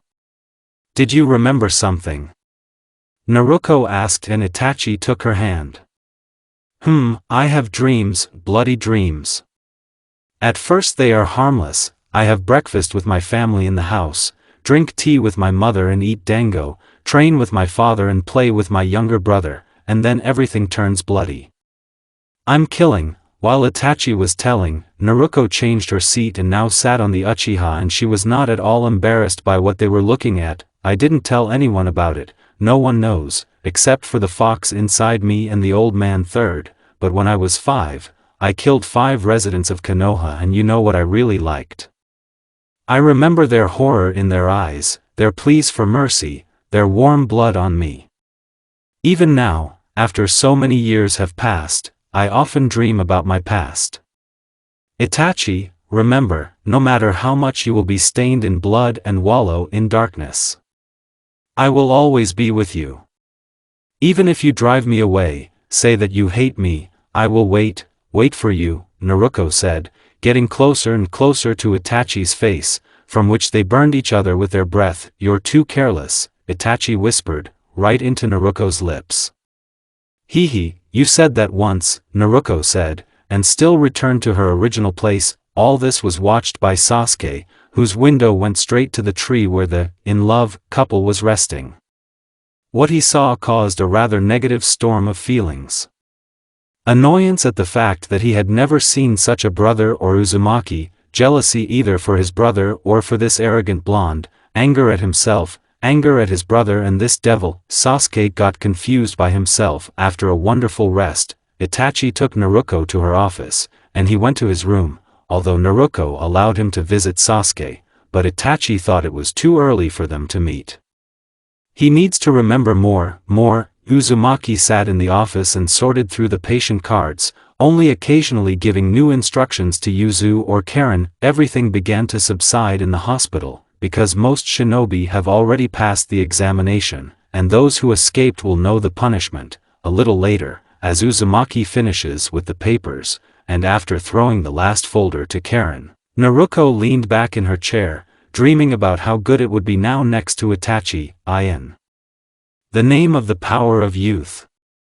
The future corpse in a green leotard shouted, flying into Naruko's office through the window, thereby destroying the stacked hospital cards. When Guy, and it was he who turned out to be, realized that he had confused the window of his student's room and the window of Uzumaki's office, all his ardor of youth disappeared, and he was even afraid to turn to Naruko, who was sitting in her chair and looking at the papers on which she spent all her free time that she could spend with Itachi. They scattered around the office, and some flew out of the window. Yuzu could not stand on her feet, collapsed, and Karen's eye began to twitch, because she endured the whole day the company of Sakura, who came here and interfered with work, and then all her labors fly away. Guy-sensei. An inhuman growl rang out behind Konoha's green whirlwind. Turning to face Uzumaki, Guy froze, seeing how bright blonde hair was developing behind her back, blue eyes that changed to scarlet, and this dark scarlet aura, which is so strong that it can be seen, emanated from the girl's fragile body. Guy didn't have time to say a word, as Naruko sent a green whirlwind into the street with her foot, punching the walls of the hospital with it. Yuzu, warn Nanu-san that she has 2 new patients with whom she can try her new methods of examination and treatment, Naruko said, following the green vortex. Uzumaki walked through the streets of Konoha, still with the same infernal aura, scaring the residents. No one dared to approach her, and those whose soul she was walking tried to escape, namely Guy and Kakashi, who have been running from Jinchuriki for an hour. Kakashi, Gay, come out. Don't be afraid, I'll just count all your bones and get your guts out. Come on Kakashi-sensei, Guy-sensei. I don't like hide and seek, and if you don't come out yourself, it will only get worse, Naruko said affectionately. Kakashi, who was sitting between the trash cans that Naruko was approaching, tried to be as quiet as possible, but for some reason it didn't work out. Then the rat would run, then something would crawl. Just for a minute Kakashi thought that was it. She went on and he was saved. So he calmly got out of his hiding place and he began to try to shake off the cockroach that had brazenly climbed up to him, but it was not there. The cockroach, sensing danger, immediately retreated back to his own, but Kakashi got caught. Naruko turned out to be behind him, smiling sweetly. Minato-sensei, save me. Kakashi began to pray. But you don't need to bother daddy. Kakashi-sensei, Naruko said, and began to strike at Tanketsu with lightning speed, disabling Hataki's chakra for at least 2 weeks. When Hataki passed out, Naruko grabbed his leg and dragged him along in search of the second individual. The search for Guy did not take long. He ended up at the training ground, where he challenged Naruko to a duel in the name of the power of youth. Uzumaki was so tired and angry that she forgot about a piece of the Kyubi chakra, which she involuntarily used, so the duel ended with Naruko breaking Guy's ribs, arm, nose, knocked out his jaw and, in addition to everything, she fried it with a fireball. She returned to the hospital already calm as a boa constrictor, bringing with her Guy and Kakashi, who had not undergone a full examination for 6 years. Leaving them to Yuzu and Nana. Naruko quickly left the hospital, deciding to leave the papers on Karen and Yuzu. Well, what about it? She needed to talk to the Hokage, so she left. Senju met Uzumaki with a bottle of sake, which immediately burst into flames. Tsunade began to mutter something about injustice and pain in the cursed world. I'm tired as hell. So let's start the conversation, Naruko said, and when did you manage to become such an adult? Where is my energetic, noisy, annoying, baby? Bachan, you killed her and me yourself, today, TC, you're blaming everything on me. And so, can you tell me how it happened that you revived Yuzushio, as well as the details of your relationship with Itachi, and what are you going to do? Maybe I'm in vain, I burned the sake, Naruko said. Don't you dare, yelled Kurama, who sensed that he smelled fried. And I have more, the woman said insidiously. Naruko looked at the bottle on the table and began to listen to her inner voice, which was shouting something about common sense and innocence, which she would lose if she drank. You love to get me drunk. Bachan. Naruko said. Nuet. Naruko. No. Don't do it. Kurama was torn, but no one listened to him anymore. Naruko knocked over the bowl together with Tsunade. It all started during the trip with Ero Sannin. Naruko began. Flashback. Naruko's journey with Jiraiya. It's only been a month since Uzumaki left Konoha with Jiraiya. During this month she understood why Tsunade advised not to give him a descent. All they do is wander around small villages in search of information for the pervert's books. Although Naruko treated his perverted hobby quite neutrally, or rather, it does not concern her yet. If this old pervert had been peeping at the moment when she was there, then Ero Sannin would have long gone to his forefathers and to her mother, who would have shown where the crayfish hibernate. Basically, the young Uzumaki trained under the supervision of a fox demon, who gave up under her pressure and began to teach her.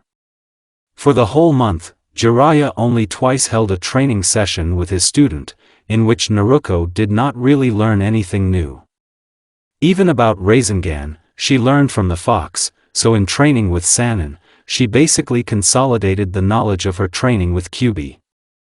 For Naruko, the frequent change of place of residence was a very profitable idea, since in each new place she found interesting books and scrolls.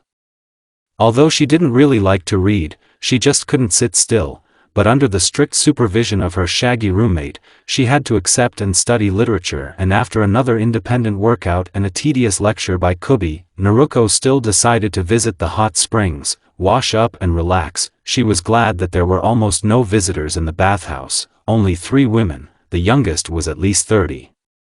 They were diligently discussing their husbands and did not pay attention to the appearance of Naruko at all. So the young Jinchuriki, with a calm soul and under the quiet droning of women, almost plunged into the water with her head. Naruko's calmness was destroyed by the fallen wall that separated the female and male parts. Although she was still a very young kunoichi, but as soon as this incident occurred, her reflexes worked and she stood on the surface of the water in combat readiness. As soon as the screeching of the women subsided, which made it clear that they had left the bathhouse, and the dust settled and Naruko's gaze seemed to be her grief sensei and 2 unfamiliar faces with scarlet hair, slightly damp, blonde bangs completely hid the blue eyes in which anger burned, and a murderous aura began to emanate from the fragile body of the young kunoichi. The hair from this aura began to develop behind her back. It seems in vain, I let you get away with your perversions. Jiraiya-sensei. Naruko growled and took a step towards the pale Sannin while Naruko with the aura of death was heading towards the legendary Toad Sannin. 2 strangers who stood out with their scarlet hair looked at her with admiration.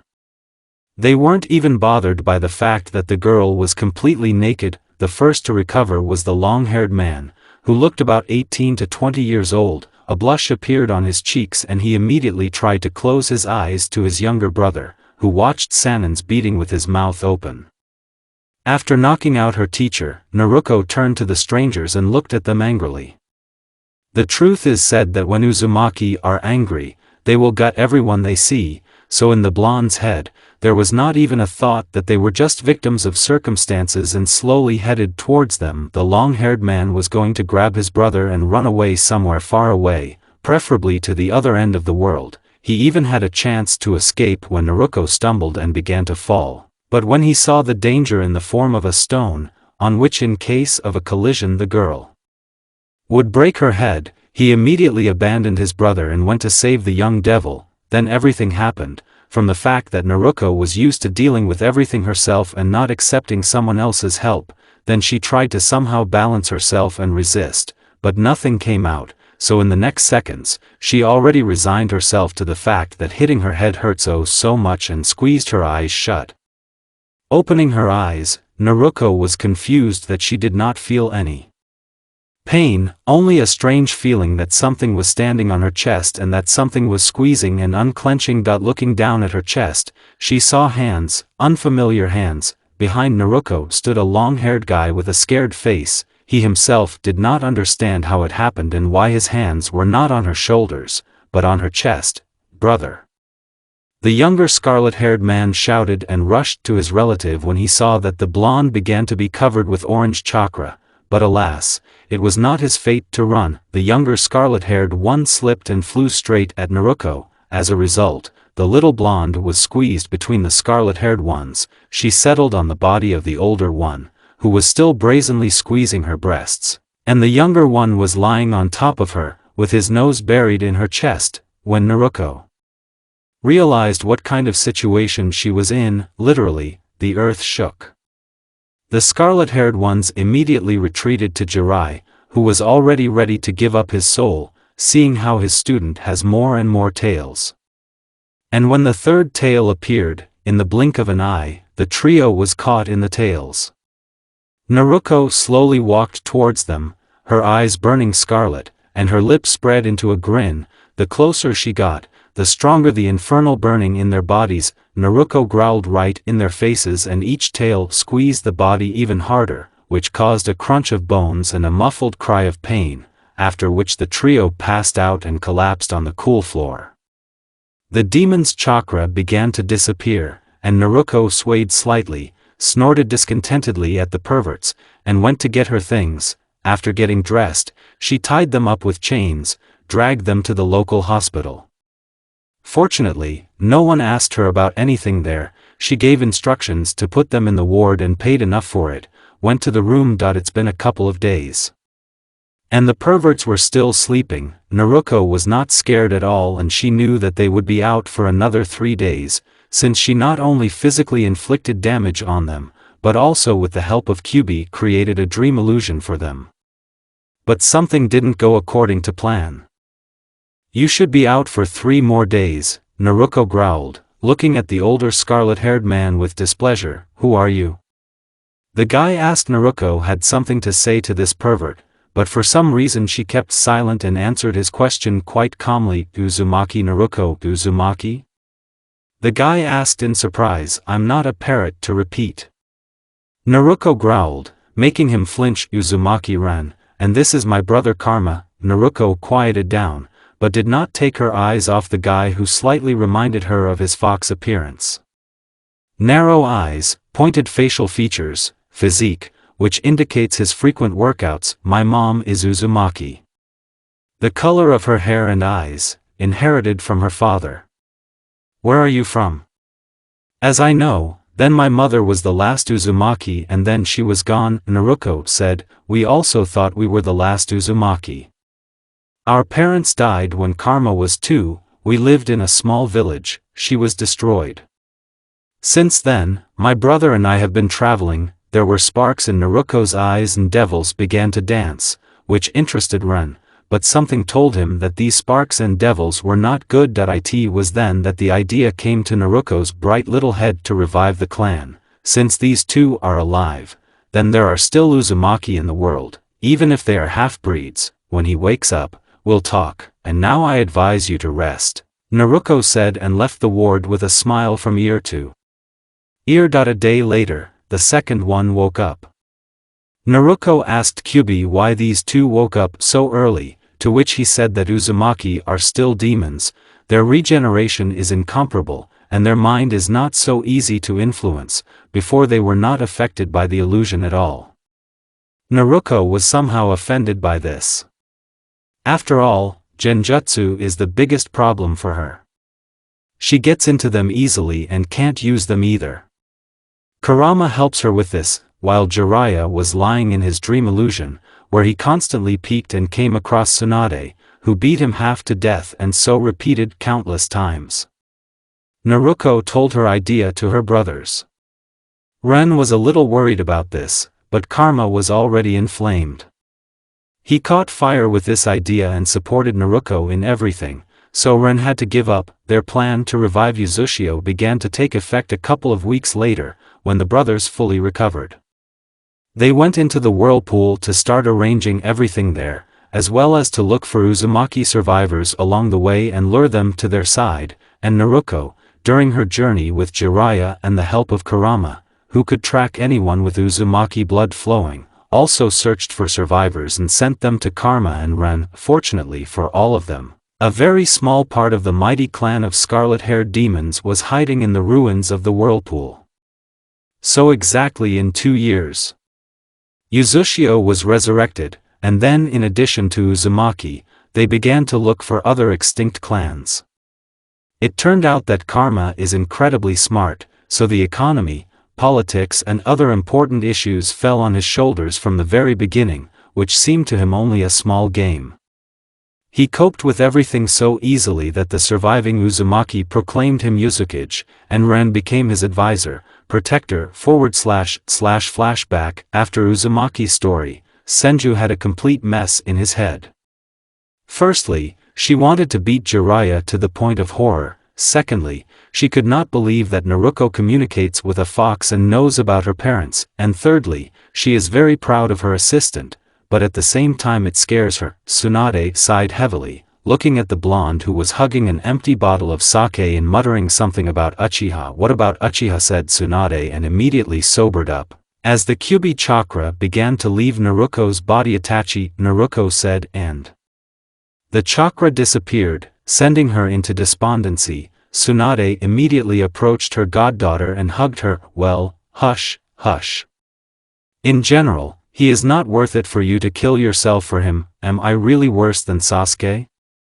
Naruko asked, looking into the eyes of the Hokage, who slightly did not understand what the younger Uchiha had to do with it. Of course not. How can you be worse than him? Senju said. Then why does he always choose it?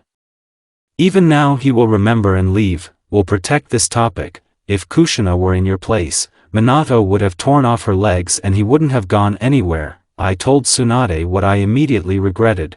The little devils danced a rumba in their blue eyes, and a predatory smile appeared on Naruko's face, and only Senju wanted to say that it was not worth tearing off Uchiha's legs. As Shimura showed up in the office, Shizune. Tsunade cried out, I'm sorry. Tsunade-sama. I tried to stop him, said Shizune, and hid. As I see it, you don't care about Konoha at all. Tsunade said. Danzo, aren't you allowing yourself too much? Danzo. Why the hell are you breaking into my office? Tsunade said angrily. I came to talk about the meeting.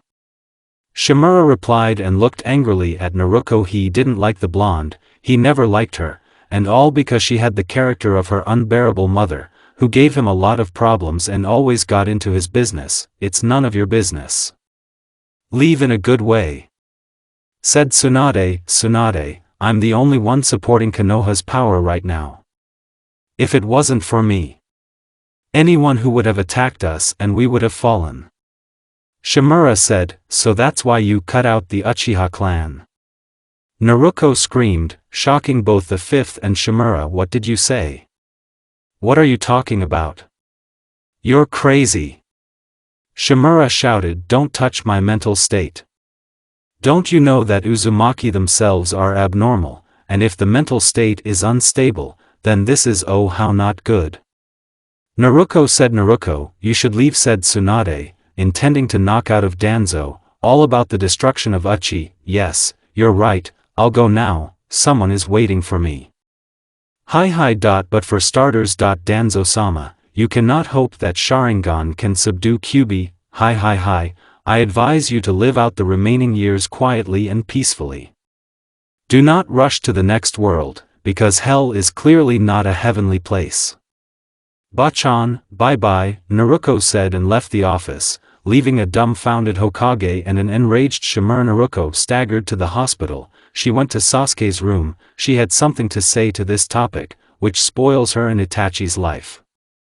If she were sober, she wouldn't have gone to him and just waited, but now she can't control the feelings that are bursting out. Meanwhile, Itachi woke up in a cold sweat, and all because in a dream, he was able to see Naruko, who disappeared, as if she had abandoned him forever, leaving him in hell. My head was buzzing with memories that surfaced every second. After some time, he came to his senses and the first thing he decided to do was find Naruko. He had something to say to her. Itachi opened the doors and then a massive body fell at his feet, which turned out to be Yugo. Karen immediately ran up to him and tried to bring him to consciousness. Itachi said, still not budging. Itachi-san. Help. Naruko and Sasuke are there. Karen. Itachi said, didn't answer anything, went to the noise. He went into the ward and found a rather interesting picture. His brother was lying on the bed, and Naruko was sitting on him and pulling his cheeks, grumbling something to himself. Blat. Sasuke said indistinctly because Naruko was making a fish out of him. Itachi answered and walked up to them, took Naruko, threw her on his shoulder and left the ward, leaving his younger brother in the care of his friends. As soon as Itachi was in his room, he put Naruko on the bed and began to examine her. What hatched? Naruko growled, turning away. Nothing would have happened to him. That I just wanted to teach you a lesson. My revenge will be terrible. Databao. Naruko replied. Naruko, shut up. Naruko yelled and threw a pillow at Itachi, which he easily caught. Naruko tried to hold back her tears, but nothing came out and she burst into tears, starting to throw everything at Uchiha that comes to hand, even if it was a stool or a pedestal. It's not fair. It's not fair. Don't I mean anything to you? Unless for once, you can't think of someone else besides your stupid brother, Naruko whispered to herself, wiping her tears, but Itachi heard everything perfectly. I think. I've always thought of you. Even when you were little, I watched you, because next to you all my problems disappeared and I felt so calm. And then that meeting in Yuki, I so wanted time to stop and we were always together. Itachi replied, walking up to Naruko, who was looking at him anxiously. Then why? Why did you leave me? I didn't want to drag you into our family problems. We had to figure it out ourselves. Yes, and too dangerous. Akatsuki. I don't give a damn about Akatsuki. Family problems are not solved by death. Naruko, do you even know how scared I was when I saw you? Then, I know. You don't know a damn thing. Databao, I know, because in my head, more than once there was an image when you were caught by Akatsuki and pulled out a kubi and your cooled body in my arms. It's worse than any hell, Itachi said, looking at his hands, which were shaking just from the memory. No sooner had Naruko told him that she was not weak at all and Akatsuki would not overcome her, than all thoughts flew out of her head when she found herself in his arms. You don't have to wait anymore, Naruko, Itachi said. You're lying. Have I ever lied to you? Yes, when? There was no limit to Itachi's surprise. You said our next meeting will be when you come for Kyubi, Naruko said and looked into dark eyes with displeasure. Then I'll never lie to you again, Itachi said with a slight smile. Taking advantage of the moment, Naruko brazenly pulled on the Uchiha and bit into his lips. It turned out to be unexpected for Itachi, but quickly recovering, he took the initiative. The kiss was long, tender, but still passionate.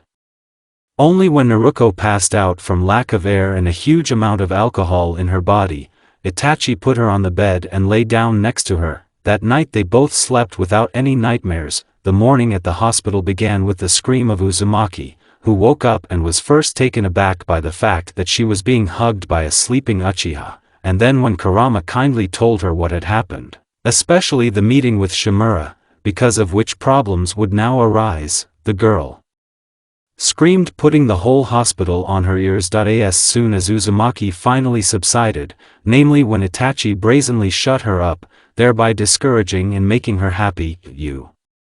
You all remembered? Naruko stammered. Itachi answered affirmatively, looking out the window with indifference. Naruko squeezed out a nervous laugh and wanted to quickly retreat from the ward due to the fact that she did not know what to do and how to behave, but Itachi knew Uzumaki too well, so when she just jumped out of bed, he sat her back down, wrapping her in his arms. Well, where are you going? Itachi asked. I will not apologize to your brother, and do not even think that I will give up trying to make fun of him. Naruko translated the topic and pretended to sulk. Do whatever you want, Itachi said, and immediately surprised blue eyes in which devils danced rumba were directed at him. After enjoying the warmth of Uchiha a little more, Naruko still had to go to work, but before leaving, she warned him that he and Sasuke would be ready for the evening, because they are being discharged today. Naruko herself quickly went home. While Naruko was cleaning herself up and giving instructions, Yugo and Suigetsu to clean up the house, and Karen was sent to the hospital to continue her work. Itachi went to Sasuke, with whom they should have talked for a long time. The younger Uchiha, after yesterday's examination of Nana, still could not sit properly, and after the evening visit to Uzumaki, he still had swollen cheeks, and his head was bursting with questions and information that he learned from Uzumaki. To all this he was unbearably annoyed by Sakura, who was spinning around him, and constantly she was talking about something. Hello, Sasuke, Itachi said, entering the ward. Brother, said Sasuke, and immediately looked irritably at Haruno. Seeing another Uchiha, blushed. Are you, like, Sakura? Itachi asked, addressing his brother's former teammate. Yes. Haruno Sakura, the Senju student said uncertainly. Please leave us, Itachi replied with a fake smile. Of course, Haruno replied in embarrassment and immediately left the room. Itachi held the girl with a cold gaze and wearily sat down on a stool next to Sasuke, who all the time did not take his eyes off his brother, carefully watching him. With her, you're different, Sasuke said irritably. She makes me feel alive. No matter how deep into the darkness I have not fallen, she is always there and illuminates my path, as if she is my sun, my personal light. Itachi spoke about Uzumaki with warmth in his eyes, and it hurt Sasuke. She said if you hadn't survived, she would have killed me. Sasuke, listen. Why? What do you want to tell me? That you sacrificed everything for this damn village. That I shouldn't kill the real culprits. Switched to shouting. Sasuke, even if I told you to leave everything as it is, you wouldn't listen to me, Itachi said, because I won't let these bastards live. Sasuke growled and immediately turned pale when he saw Uzumaki behind his brother, who exuded an aura of death. Naruko. Itachi was surprised by the appearance of the girl. You're scaring the sick with your screaming. Avenger of figs. If you even take a step towards Shimura and the elders, then even Itachi will not save you. I will personally send you to the rest of your clan members, Naruko growled. Uzumaki. You're for them. You, Sasuke was not allowed to finish with a cold look from Itachi, who does not intend to listen to insults in the direction of his beloved, even if it is his younger brother. Topic: I put too much on the line so that you would not be imprisoned and so that you could stay here in peace, and not rot in prison where you would be executed. Those who are now covering for you do not need new problems. They have so many of them now. And now be kind, talk peacefully with your brother and tell him that you didn't want all this, that you love him and will be a good little brother. One more loud sound and I'll call Nana. Itachi, I will answer all the questions at dinner, Naruko said and left Uchiha. How dare she? What kind of patrons? Itachi. Sasuke was saying, I don't know, Sasuke, I don't know. But I don't like all this. No matter how difficult it is for you, kindly moderate your vindictive side until I find out everything. How do you get along with her at all? Itachi smiled warmly at his brother's words, but all his thoughts were about Naruko's words. that she had put a lot on the line with patrons, did not give him peace. Itachi talked a little more with Sasuke, who forced him to tell when he and Naruto became so close. He went in search of Naruto. He didn't want to wait until the evening, but when he found her at work, namely, how she was chasing those who didn't want to be examined all over the hospital and gave a boy with a scarf a slap on the back of the head. I decided to wait for the evening anyway. After lunch, Naruto prepared the documents for the discharge of the Uchiha, without hesitation left work for Yuzu and gave Karen the task to bring the Uchiha home for dinner. At home, she turned on Satan mode and chased Suigetsu around the house with a rag in her teeth, and Yugo in a pink apron helped cook dinner. So by the arrival of the Uchiha, the table was set, and Naruto was on parade, namely in a loose blue dress with straps and white lace at the bottom of the dress, with her hair loose, only she gathered them a little with a hairpin from behind so as not to climb on her face. The doors to the Uchiha brothers were opened by Naruto, forcing them to lose the power of speech, but Itachi came to himself first, closing his brother's eyes and looking discontentedly at Naruto, who was still smiling dazzlingly. The senior Uchiha expressed his dissatisfaction and grabbed Naruto and pulled him into the house. "Come in, Sasuke, Yugo and Suigetsu are waiting," Karen said. Sasuke replied and followed his girlfriend entering the kitchen. Sasuke first noticed a satisfied brother and a red as a tomato Naruto, only then he noticed a disgruntled Suigetsu that glanced at his brother, then at the blonde and at Yugo, who was indifferent to everything. Following Karen's example, he sat down next to her. At the moment, she was the only one who didn't annoy him. Even Yugo irritated him. Dinner was lively, and all because of Suigetsu, who did not shut up. At the end of the dinner, Itachi still demanded an explanation. "Naruto," Itachi said, thereby reminding Naruto of her promise. "Yes, yes." "And so Sasuke, Itachi, the reason why you are not rotting in prison yet, or rather why Sasuke is not rotting there yet. After all, I wouldn't let Itachi be there, because you became residents of Uzushio. Pick up Sasuke's jaw and don't try to interrupt. Itachi, remember that guy that Dango brought us coffee. So here he is, an advisor to Uzumaki and his brother. Uzumaki, my friend. When I was traveling with Ero-sanin, I met them and then it dawned on me and we began to rebuild the village. In the end, everything worked out for us. In general, it was decided to live in the shadows and not talk about yourself, but as you understand, in order to save you, I had to reveal my little secret. So if you do something, Karma and Ren will already be raking it out. I don't want to cause them any more trouble. Sasuke, it's already clear from your face what you want. But I didn't care about your words and feelings. Itachi wouldn't forgive himself if you were behind bars. So shut up and accept everything. I will answer the question. No, I am not a resident of Uzushio, but they call me Haim of the clan. About Danzo and the elders. Kindly stay out of it. Especially you, Sasuke. You can live anywhere, the main thing is not to cause problems to Uzushio, Naruto said and looked at Itachi, who sighed wearily. He was ready for such surprises, because this is Naruto. Are you suggesting that I sit quietly and not dig? Sasuke said with displeasure. Exactly. Danzo and the elders didn't just annoy you. They had a hand in me, too.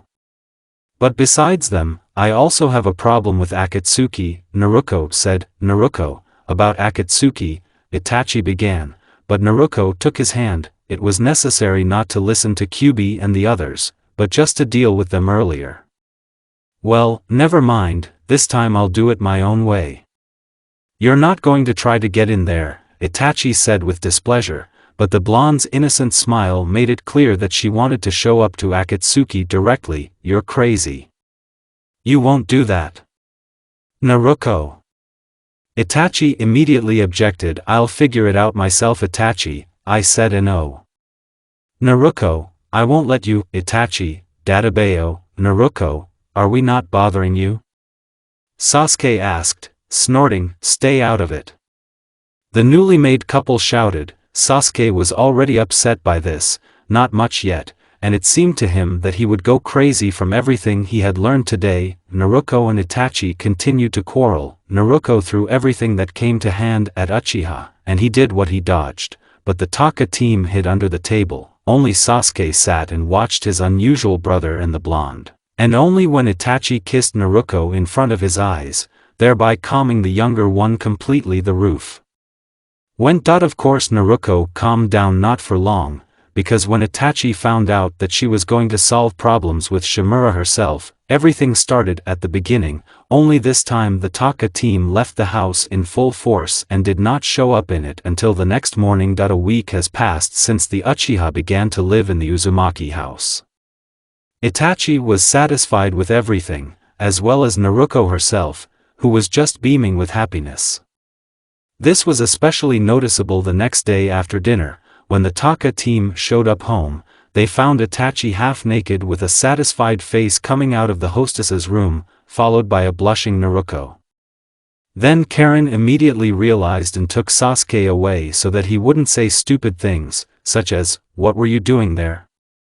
Why are you like this?" Karen immediately realized that Sasuke considers his brother to be something like a saint, so he just can't do anything like that. Therefore, Karen constantly hung around him when he bumped into his brother and the blonde, and immediately changed the subject. Since Sasuke's nerves were affected by the idol of his brother and Dobe, he constantly walked irritated. Besides them, Hirono constantly flashed by, with whom Karen was always fighting, who also did not leave him, and their suigetsu was connected. This whole madhouse drove the younger heir of the great clan crazy. The only Jugo did not participate in the stormy life at home. He spent almost the whole day in nature next to animals and only sometimes helped Naruto around the house, then go to buy groceries, then move something. As has already become customary, Uzumaki woke up in the arms of Uchiha and quietly crawled out of bed so as not to wake him up, went to the shower. But as everyone knows, Uzumaki can never be quiet, so Uchiha woke up next, but the girl only found out about it in the bathroom when familiar hands began to examine her body. "I told you this morning not to do it," Naruto muttered, heading for the kitchen. "You didn't mind," Itachi said with a grin. "Itachi Data Bayo," Naruto shouted with a red face. "What are you yelling for, Dobe?" said Sasuke, scratching his stomach under his t-shirt. "Shut up, topic.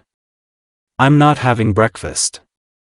Both of you, I'm waiting for lunch at my place," Naruto said and went to the hospital. "Well, go wash your face and let's have breakfast, stupid little brother," Itachi said and went to the kitchen. Sasuke snorted irritably and went into the bathroom.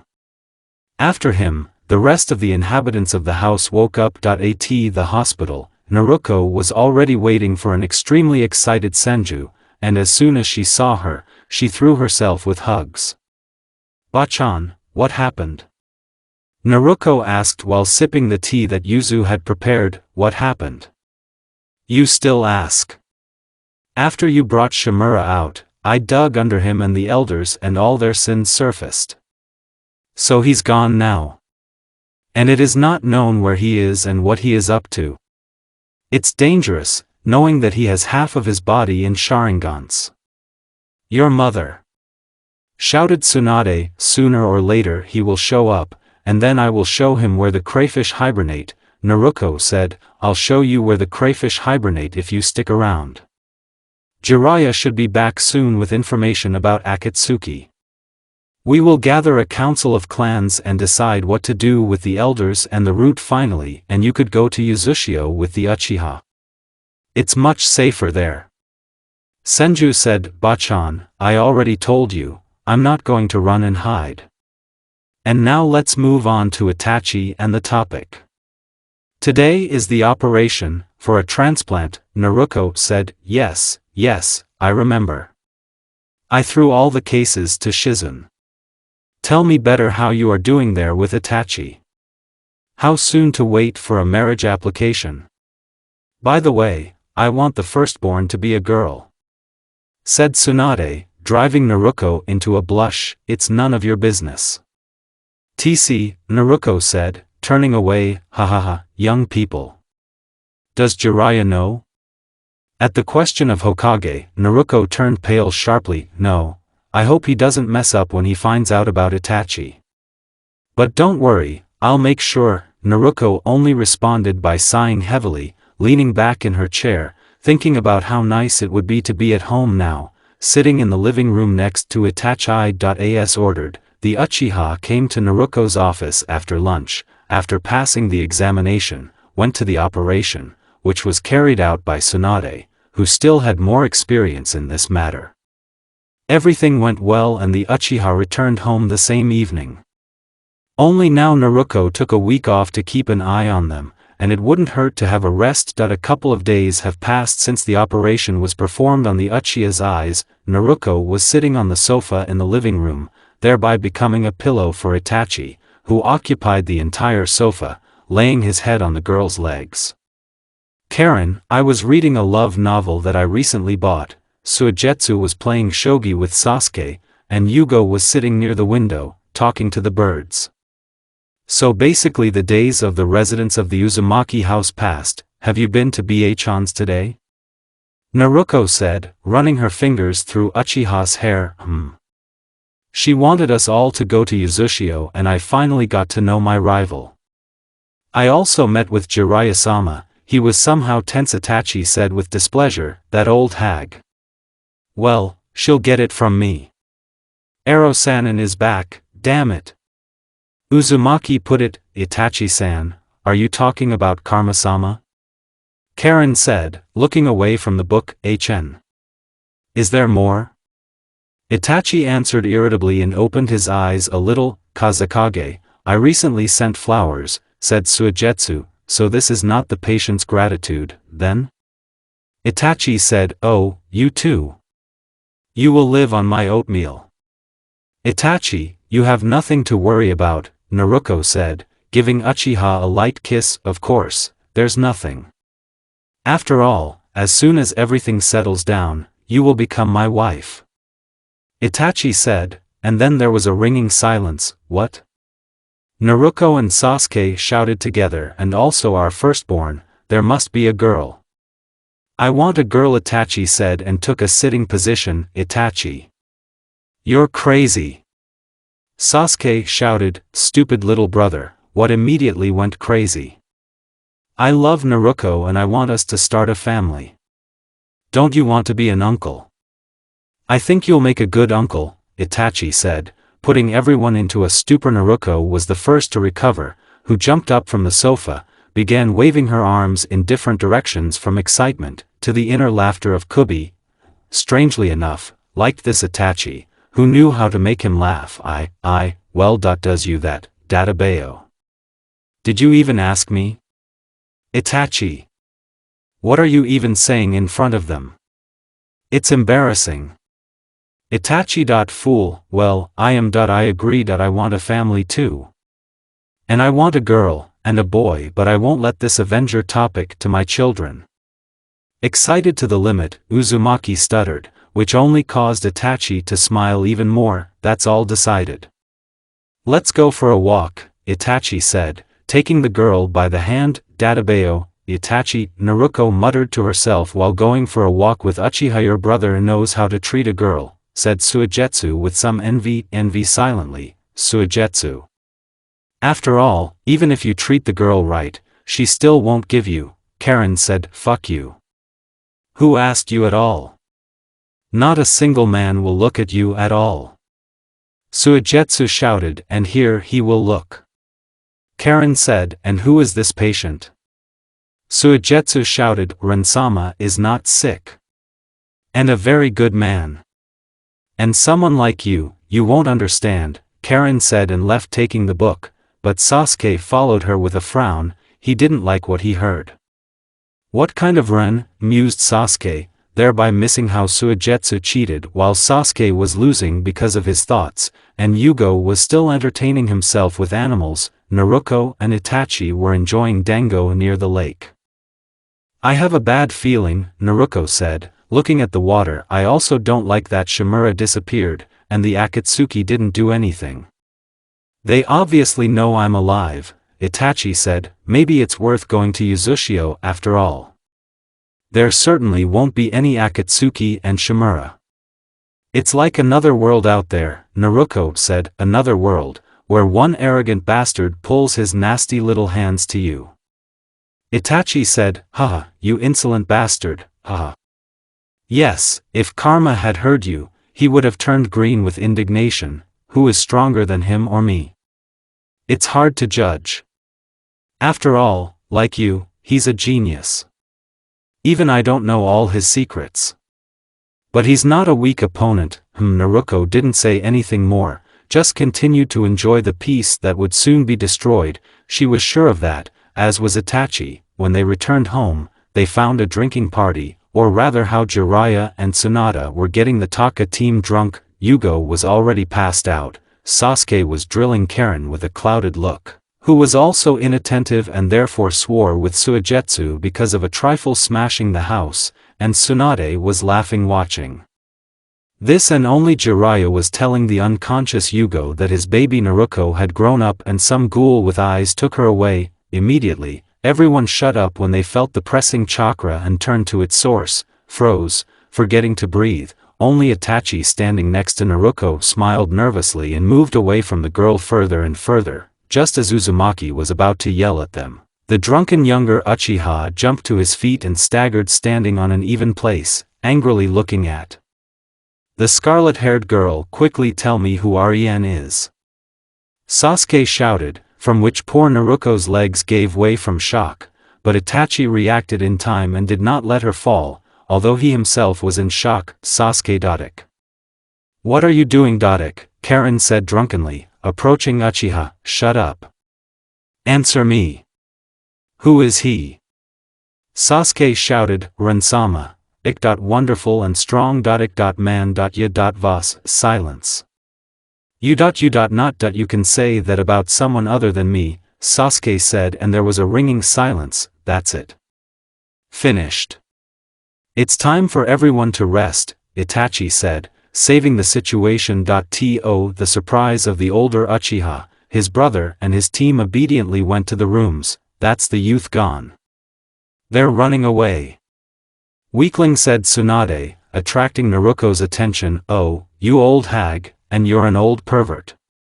What are you doing here? Naruto shouted, ignoring Itachi, who tried to calm her down. Naruto. How could you? Yes, and with this. Sannin the toad whined, shut up, you old pervert. They quickly took their hands in their legs and went out. Until I decided to make delicacies from toads and slugs. Naruto shouted, wow, just like her mother. She also threatened to make delicacies, said Tsunade, and grabbed Jiraiya by the hair and dragged her to the exit. I'll kill them, Naruto said, relaxing a little in the arms of Uchiha. Everything is tomorrow, Naru, tomorrow.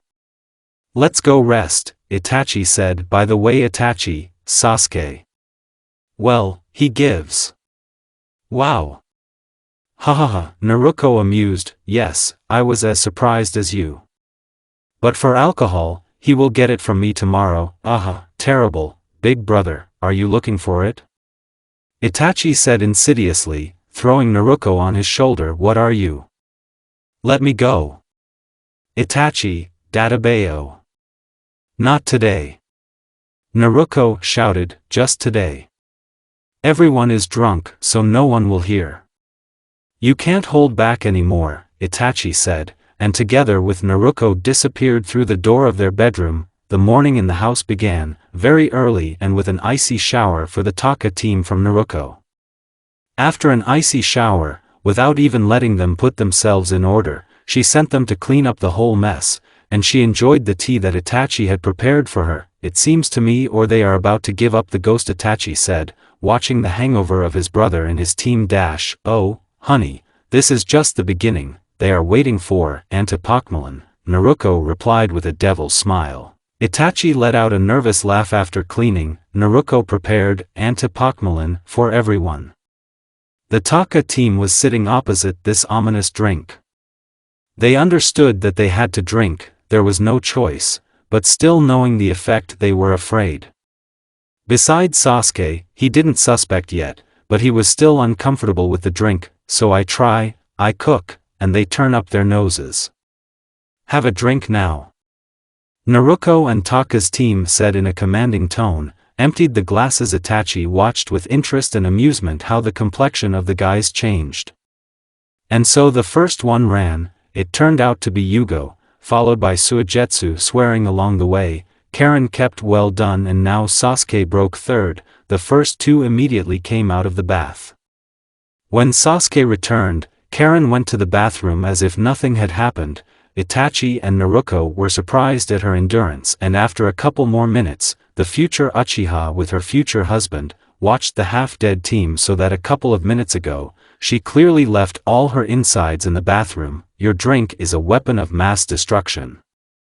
Suigetsu said, "Oh, you want to clean up again?" Naruto said, causing Suigetsu to give up the ghost. Haha. Well, since we're done with this, Sasuke, how about a workout? Itachi said, deciding to finish off his brother. Sasuke looked at Itachi with the look of a dead fish, which read, "Do you want my death?" Karen, come on, we have a shopping trip today. Yugo, Suigetsu, follow us, Naruto said, and took the scarlet-haired one by the arm and went to the exit. Itachi grabbed his brother and dragged him to the backyard. Karen has always loved shopping, but today she hated it, and all because of the damn alcohol. Naruto dragged the girl and the guys by force, not paying attention to their condition. She liked their torment. "Huh, the first one fell. I thought it would be that shark-toothed one," Kurama informed, after Yugo fell and scared everyone around. "Well, of course, a cabinet like him falls loudly. And how else has the earth not shuddered from his carcass?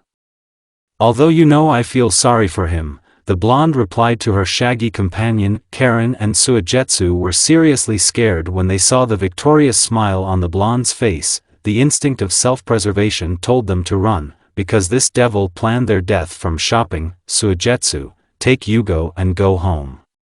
Karen, let's go eat ramen. I haven't looked at old Tucci for so long, Naruto said, dragged Karen away towards Ichiraku, ramen, and poor Suigetsu had nothing left but to lift his friend and drag him home. Naruto flew into Ichiraku like a hurricane and loudly greeted the old man and his daughter, followed by a sluggish, half-dead Karen, who only nodded wearily towards the owners of the eatery after ordering 2 large portions. Naruto stared expectantly at the scarlet-haired woman. Is something wrong, Naruto? Karen asked, do you remember what happened yesterday? Naruto asked with a grin, everything is very bad. I remember how Tsunade-sama and Jiraiya-sama came, then they told about Orochimaru-sama in her youth, and that's it. Karen answered wearily, hee, well, although I understand you, if I drink it, I don't remember a damn thing. But I have a shaggy schizophrenia that reminds me of my joints. So I'll do you a favor and tell you something interesting, and maybe it's not necessary. It's necessary, Karen. Just tell me, how is Ren doing? And yes, I know that you correspond. What do you think of him? Karen blushed and tried to look away from so many piercing blue eyes in which devils danced. Ren-sama, good. He mostly talks about the village and invites me to visit the village. I like Ren-sama, it's interesting with him, and he's also strong, handsome and smart. It would be great if you got together, Naruto said dreamily. Naruto. What are you saying? Karen screamed, there are few pure-blooded Uzumaki left. That's why I'm saying it would be great. But no one is obliging you to anything. After all, you're in love with Sasuke, and once Uzumaki has fallen in love, then it's for life. It's a pity only for Ren, he's a wonderful guy. The topic before him is like cancer before the moon, don't say that. Sasuke is also wonderful. It's just that too much has fallen on him. No. I can't do this anymore. This is some kind of madness. What the hell did you find in these Uchiha? These two are both dumb and dumber.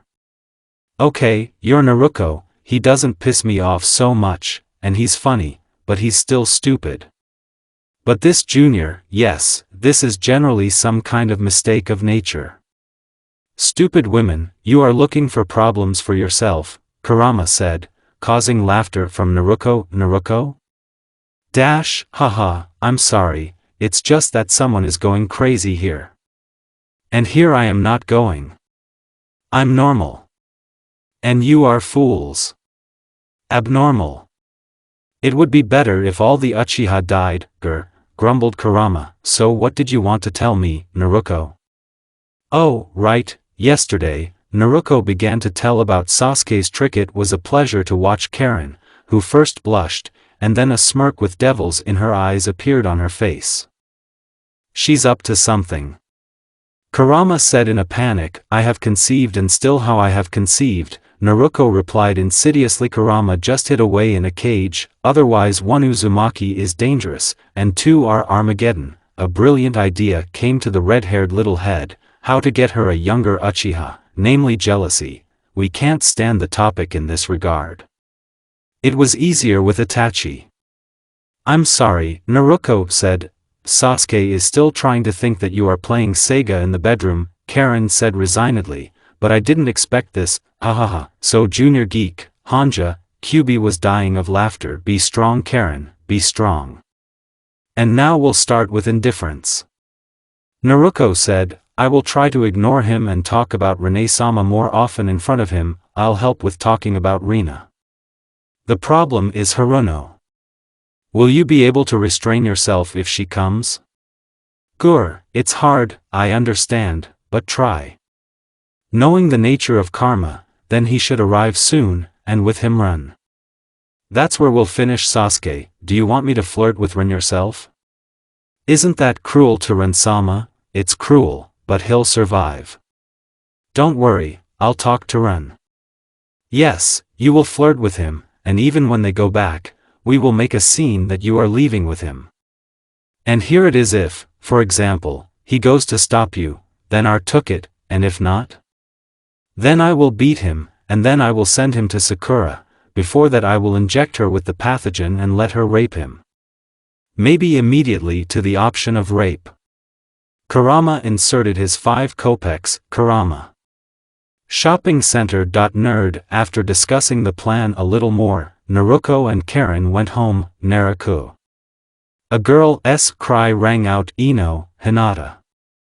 Hello, Naruko said as she approached her friends, how long have we not seen you? You're still stuck in the hospital. Ino grumbled. Don't start, Ino. Oh yes, meet Uzumaki Karen, my distant relative, Naruko said, surprising even Karen. Hyuga Hinata, Yamanaka. Ino, very glad to meet you, Karen replied. Naruko. Let's have a bachelorette party. Ino said. Naruko and Karen's eyes immediately sparkled in anticipation. Agree, I have at 1800 hours. Karen, let's go, Naruko replied and took her newly made relative home. On the way home, the red-haired woman did not stop taking her eyes off the blonde, and there was only one thought in her head, when did they become relatives? Naruko noticed it. And you didn't notice that our chakra frequency is similar. You are my second cousin, Naruko said. Really? Yes. Let's hurry up, we still need to send our people somewhere. Returning home, Naruko immediately warned the guys that they were having a bachelorette party. Sasuke immediately found out that Haruno would be there, went into the room and decided not to come out until tomorrow. Itachi, on the contrary, stayed with Naruko and began to help, and he didn't really have a choice, for this Suigetsu called him henpecked and shark-toothed, got on the head from Karen going to the hospital until morning, and Yugo quietly peacefully moved into the garden. Time flew by quickly, so Karen went to meet the guests while Itachi lectured Naruko that alcohol is bad. Okay, I get it. I won't drink, Naruko said. Well done. If you disobey, you will be punished, Itachi said and kissed the girl, ignoring the guests who looked at them with open mouths, left the company of girls. Naruko. How to understand this?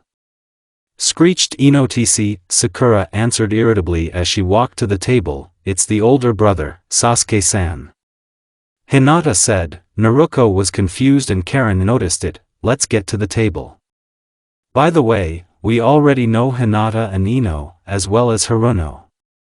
I'm Uzumaki Karen, Naruko's second cousin, Temari. 1010, nice to meet you. By the way, Temari, what fates?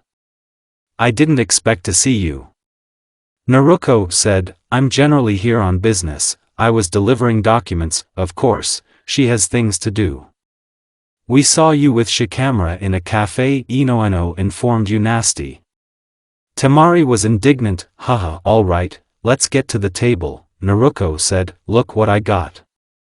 Ten said, taking sake out of the scroll, and then Karen and Naruko turned pale. Maybe it's not necessary, said Karen, who still hasn't moved away from yesterday. It's necessary. We haven't been going for so long. Ino objected. Naruko, you're not going to? Maybe that's enough. I don't like that you've been drinking lately. Kyubi shouted, I'm a little. Everything will be fine, Naruko said and cut off the connection with the fox. Well, what a meeting and acquaintance. Said Temari, yes. Everyone answered and drained the first bowl. It all started peacefully and innocuously, but when the booze ran out, everything went on a curve. First, a new box of sake appeared, then Tsunade and Shizune appeared with it out of nowhere and Yuzu revealed herself to the light. There was a real madhouse in Uzumaki's house and no one could stop him. Even the great and mighty Kubi, who hid in the darkest corner of his Jinchuriki's subconscious and did not want to stick out, he did not like the threat of being bald, and if Naruko remembers about her, then no one will save him and he will become bald. Naruko was sitting on Itachi's lap and pulling his cheeks. She didn't care at all about his displeased look, which said, you'll get it from me in the morning. Hinata sat in front of Yugo and looked at him with admiration, as if he was some kind of god. 1010 pestered Suigetsu, who returned from the hospital, telling about the weapon and that his sword is baby talk, but her kids, weapons, this is the art of the gods. Ino, along with Karen, tried to unhook Sakura from the younger Uchiha and how she managed to pull him out of his room. Tsunade told Shizune and Yuzu about her sad fate, but they did not listen to her at all. They complained to each other about their grief bosses, who always throw off work on them. It all ended with Sakura disappearing. After Sasuke ran away, Karen passed out in the living room. Tsunade with the help of Shizune and Yuzu went home. Shikamaru came for Temari, taking Ino along the way. Niji came for Hinata, but Hinata left in the arms of Yugo, refusing to leave the red-haired man for a cut, and Niji, I had to accept it. Suigetsu took 1010 home, still violently proving her wrong about his sword, and Naruko fell on Itachi's shoulders, who openly already harassed him. The next morning, Naruko, breathing heavily, red with embarrassment, squirmed under Itachi. Lust and a plea to finish already were read in her blue eyes, but Uchiha had completely different plans. He spent the whole night, with his caresses, driving Jinchuriki crazy, forcing her to say the most embarrassing things in her life. It was her punishment. Itachi. Ah. Please, the blonde barely squeezed out of herself, come on, Naruko, tell me what you want. Said Itachi, who himself was already barely holding on. Dadabayo. Itachi. I want you.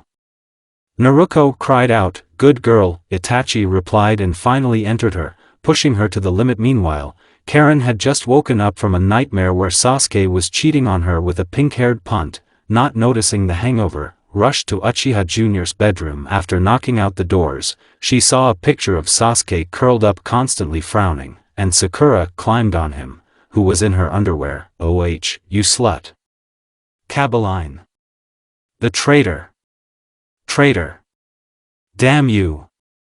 Karen yelled, waking Sasuke and Sakura up in the same second. Sasuke didn't understand what was going on. He looked at a very, very angry Karen. He hadn't seen her like that yet, and Haruno, who was hiding behind a blanket, looked away in embarrassment. No. No, I didn't do anything. Karen. I'm not. No. I couldn't. Sasuke shouted, castrate. Karen yelled and in the same second threw the Uchiha through the window. Sasuke-kun. Sakura screamed, well, she collected her belongings and got out of my house. Karen shouted, who are you? Why is this your house? This is Naruko's house. Sakura was indignant, grrr. Get out. Karen yelled and grabbed Sakura by the patli and led her to the exit, kicking the pink-haired one out of the house. Karen feisty went to the kitchen, where Suigetsu and Yugo froze in fear, behind which Sasuke was hiding. Karen. This is a misunderstanding. I don't understand how she ended up in my bedroom at all. Sasuke excused himself, shut up. Kabbalina, that's how I believed you. Karen screamed. And you have fun here, Itachi said, coming down from the bedroom. For water, brother, save me, shouted Suigetsu. Figure it out for yourself, Itachi said, and took a bottle of water from the refrigerator and returned to Naruko. I think today we are unlikely to see them at all, said Suigetsu. Why is that? Sasuke asked, and a stool immediately flew into his head. What did you think? That only you can do lemon scene, and your brother is there with Naruko, playing shogi. You've completely lost your mind. Karen screamed, yes, I didn't do a lemon scene with her. Sasuke shouted, yes, who will believe you? May your dick wither. Don't come near me anymore. Karen yelled and went to her room, leaving the male part of the team alone. Itachi and Naruko, really, they're blushing, said Sasuke. And for a long time. That's lucky for him, Naruko is so beautiful that I'm sure they do that there, Suigetsu said dreamily, and immediately got hit on the head by Yugo. If Itachi-san hears, you will be killed. Let's have breakfast, said Yugo, a block. Are you really not interested in such things at all, and Yugo? Suigetsu said, none of your business. Yugo replied, by the way, how is that brunette with big breasts? She's obviously got a crush on you. Suigetsu continued, shut up. Yugo roared, oh Sasuke, look, Yugo turns out to be a man too. So come on, admit it, and you slept with that pink-haired one. She's cute, but she's kind of flat. At least it's not a tree in bed. Suigetsu, if you don't shut up, I swear I'll kill you, said Sasuke. Fuck you, that I thought we were friends. Hozuki said resentfully and left, followed by Sasuke, and left, leaving Yugo with breakfast himself. Sasuke's POV. A month has passed since Itachi and I returned to Konoha. I'm just sitting at home, so as not to get caught in Haruno's eyes once again. I don't like it when she hangs on me, and in the Dobe house, she's not very welcome. As Itachi says, the Uzumaki house is my refuge, but it seems to me that I'm going crazy, since I clearly have a split personality.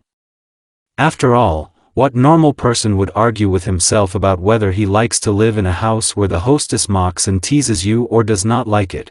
And with all this devil that drives me, my brother indulges in everything, but all this is nothing compared to how annoying I am, that after every meeting with Sakura, I have big problems in the form of Karen. She baselessly beats me, and I can't even say anything. So she hasn't been paying attention to me at all lately. She used to seduce and attract attention in every possible way. Now her attitude towards me is like Suigetsu, if not worse.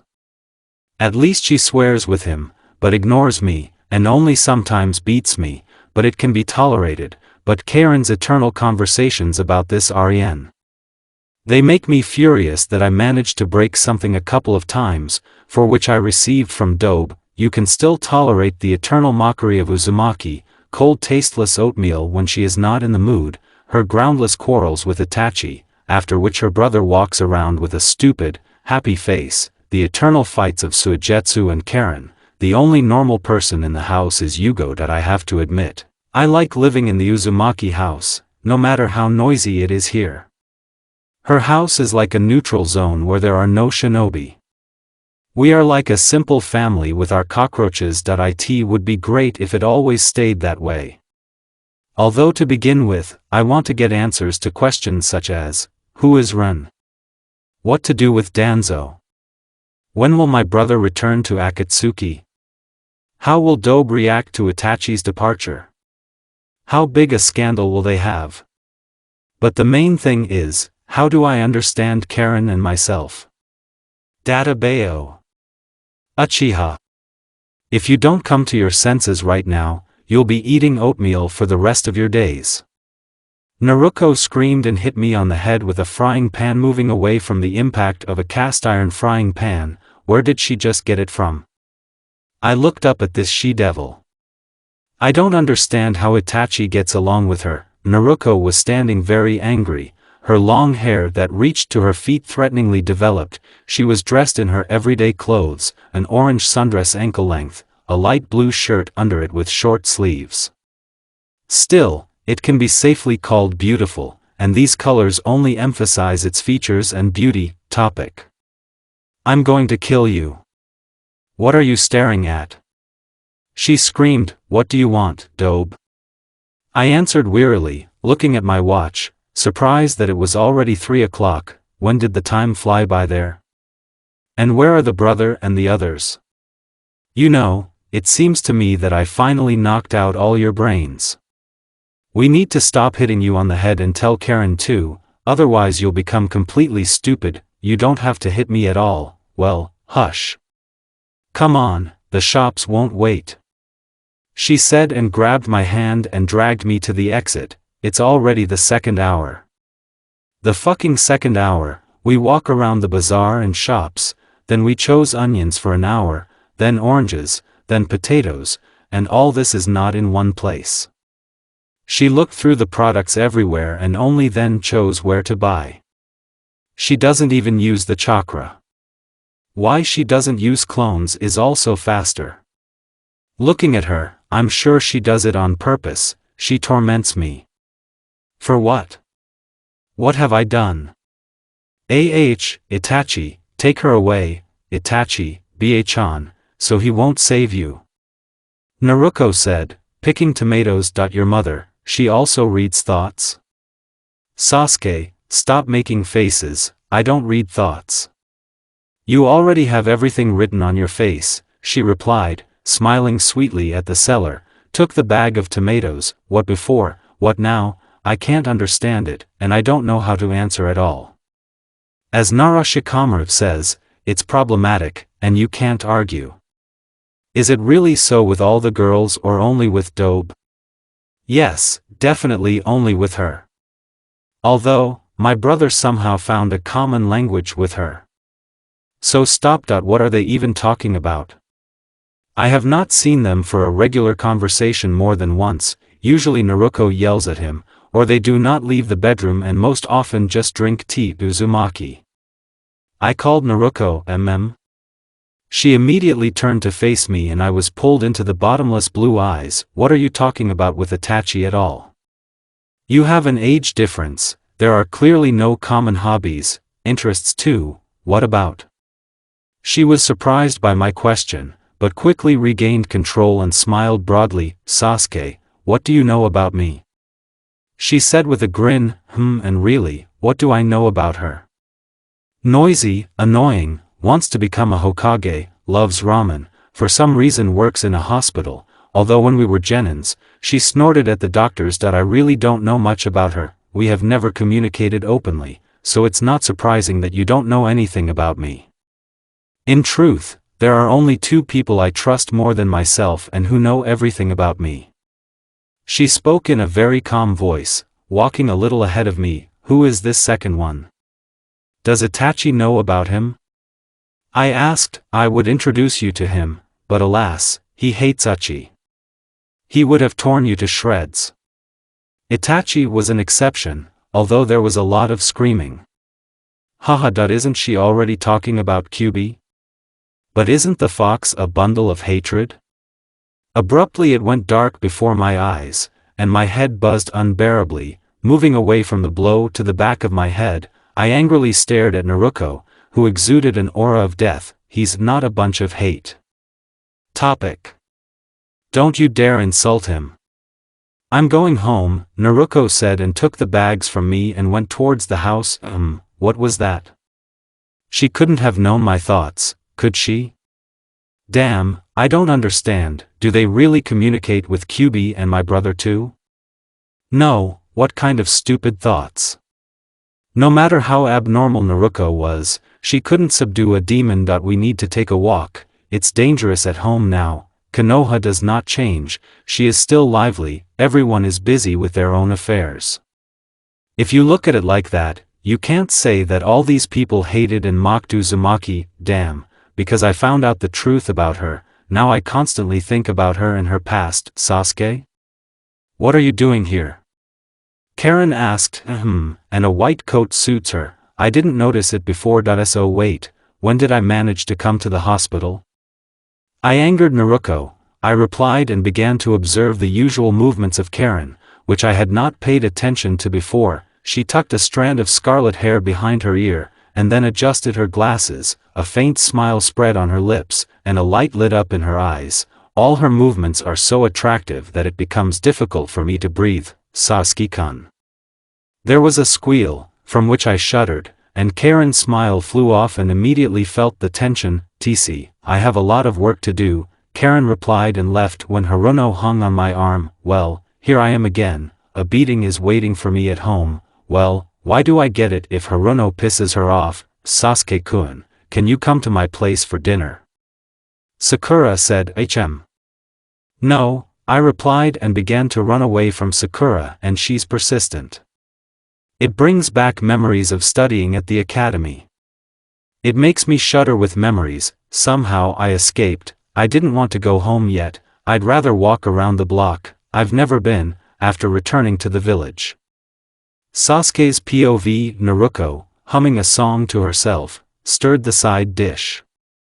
For a moment she was quiet and stopped stirring, listening to the silence that was so rarely in her house. A smile reigned on her face, because she knew that any minute now, everyone would return and she would not be alone, and the house would come to life again and she could shine. If she is the sun for the others, then they are the reason for her to shine and become stronger. If they are not there, she will have no reason to shine, she will have no reason to live. It's been a long time since there was this ringing silence, Kyuubi said, suddenly revealing himself to the light in a miniature form. And you haven't been out for a long time, Naruko said, throwing a piece of raw meat into the fox's mouth. Yes, you get out here, someone is always hanging around. Grr, the demon expressed himself with displeasure. But it's fun, I could see Itachi sometimes. You like him, especially playing shogi with him, Naruko said. I don't like anything. Don't invent a woman. Kurama was indignant, as Naruko hit the spot with Uchiha. Kurama really liked Itachi, even though he was an Uchiha, he liked to play shogi with him, and he was an interesting conversationalist and didn't infuriate him so much. By the way, how are you feeling lately? Kurama asked. Well, why would you suddenly ask such a question? Naruko asked. I don't know, I feel anxious and it's annoying, the demon said with displeasure. Maybe because of Danzo and Akatsuki? Still, I haven't heard a word from them. Growling, Kurama, I have a plan, I'm against it and just try to embody it. I'll tell Itachi everything. Well, I want to finish everything quickly and sleep peacefully, let Itachi sort it out. I understand you want to protect everyone, but Naruko, you are not omnipotent. Even with me, we're going to have a hard time since I can't use all the power through your body. After all, your body can't stand it, and I can't get out without a key, and it's a miracle that I can appear in such a pathetic form. If there was the whole problem in the key, here, you're not so stupid anymore. We know where the key is, but even with it, it's not so easy to open the doors. After all, she's there, why can't I beat her? Why? After all, I resigned myself, resigned, not forgiven. Naruko, she is you. Only she, the one who has not come to terms with the past. I can barely restrain myself towards the villagers, too, after everything they've done to you. Dark, she's probably lonely right now. That's it, that's enough. I'm resting, said the fox and disappeared, leaving Naruko alone with his thoughts. Naruko finished dinner, set the table and looked at the clock. there were still 5 minutes before the others arrived. She knew that no one would dare to be late, but while they were gone, she could relax. As soon as she sat down on the sofa, she felt the danger and had to dodge the kunai that flew into her head. When kunai got stuck in the wall, Naruko immediately got into a defensive stance looking for this bastard. Not forgetting to get a weapon, she found the bastard quickly, and not only him. Naruko's house was surrounded from the outside, and inside she was cornered, as the attackers thought. Does that old bastard really think he can beat me in my own house? And you guys are still those stooges. Bayo. You know, you will die the stupidest death, Naruko said, walking towards the Umbu root soldiers who surrounded her in the living room. How stupid it is to come after the victim on her own territory. Ha ha ha, this old man is completely distraught, Kurama laughed. I understand that you're having fun. But not really for me. These scoundrels dared to ruin my house. I need to finish with them before the others come, Naruko growled, destroying one by one the soldiers of the root. While Naruko was smashing enemies and the house to splinters, Itachi, feeling something was wrong, was still discussing the situation with Akatsuki and Danzo along with Fifth and Jiraiya, but as soon as an explosion came from Naruko's house, nothing held him back. Itachi came to the house, followed by Sasuke and his team. They found a beautiful picture. The courtyard that was eternally green was covered in blood and corpses. The house that the hostess took care of was half destroyed, and the most beautiful thing was Uzumaki, who was standing on the roof of the house holding another soldier by the throat. Her hair was scarlet with blood in places, her eyes were burning with anger, but there was a smile on her lips. Seeing that there was not a scratch on the girl, Itachi exhaled and calmly walked towards Naruko, but Sasuke and his team looked at him as if he was abnormal, not understanding how he could be so calm. Honey, come down, Itachi said and spread his arms out to the sides. Naruko without hesitation threw the unfortunate bastard aside, jumped right into the hands of Uchiha. I didn't have time to clean up, Naruko said, smiling guiltily. It's not scary, I already know that you are a wonderful hostess. Did you have a good time? Well, I went a little too far with the force. It's their own fault, Get yourself cleaned up, and I'll deal with everything, okay, honey? Why did you get up? Get in the house now. Dinner will get cold, Naruko said, going into the house, followed by Yugo and Karen in silence, and only Suigetsu was paler than usual. I'm even more afraid of her, Suigetsu said, walking around the corpses that were missing limbs. Where are you going? Sasuke asked his brother. Inform the Hokage, at the same time let them remove it.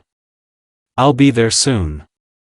Don't leave Naruko alone, Itachi said and disappeared. While Itachi was dealing with the Hokage and the corpses, Taka's team had dinner and helped Naruko with the cleaning. Itachi showed up only at midnight. Naruko was waiting for him in the living room, and Taka's team went to bed in full force, right after cleaning.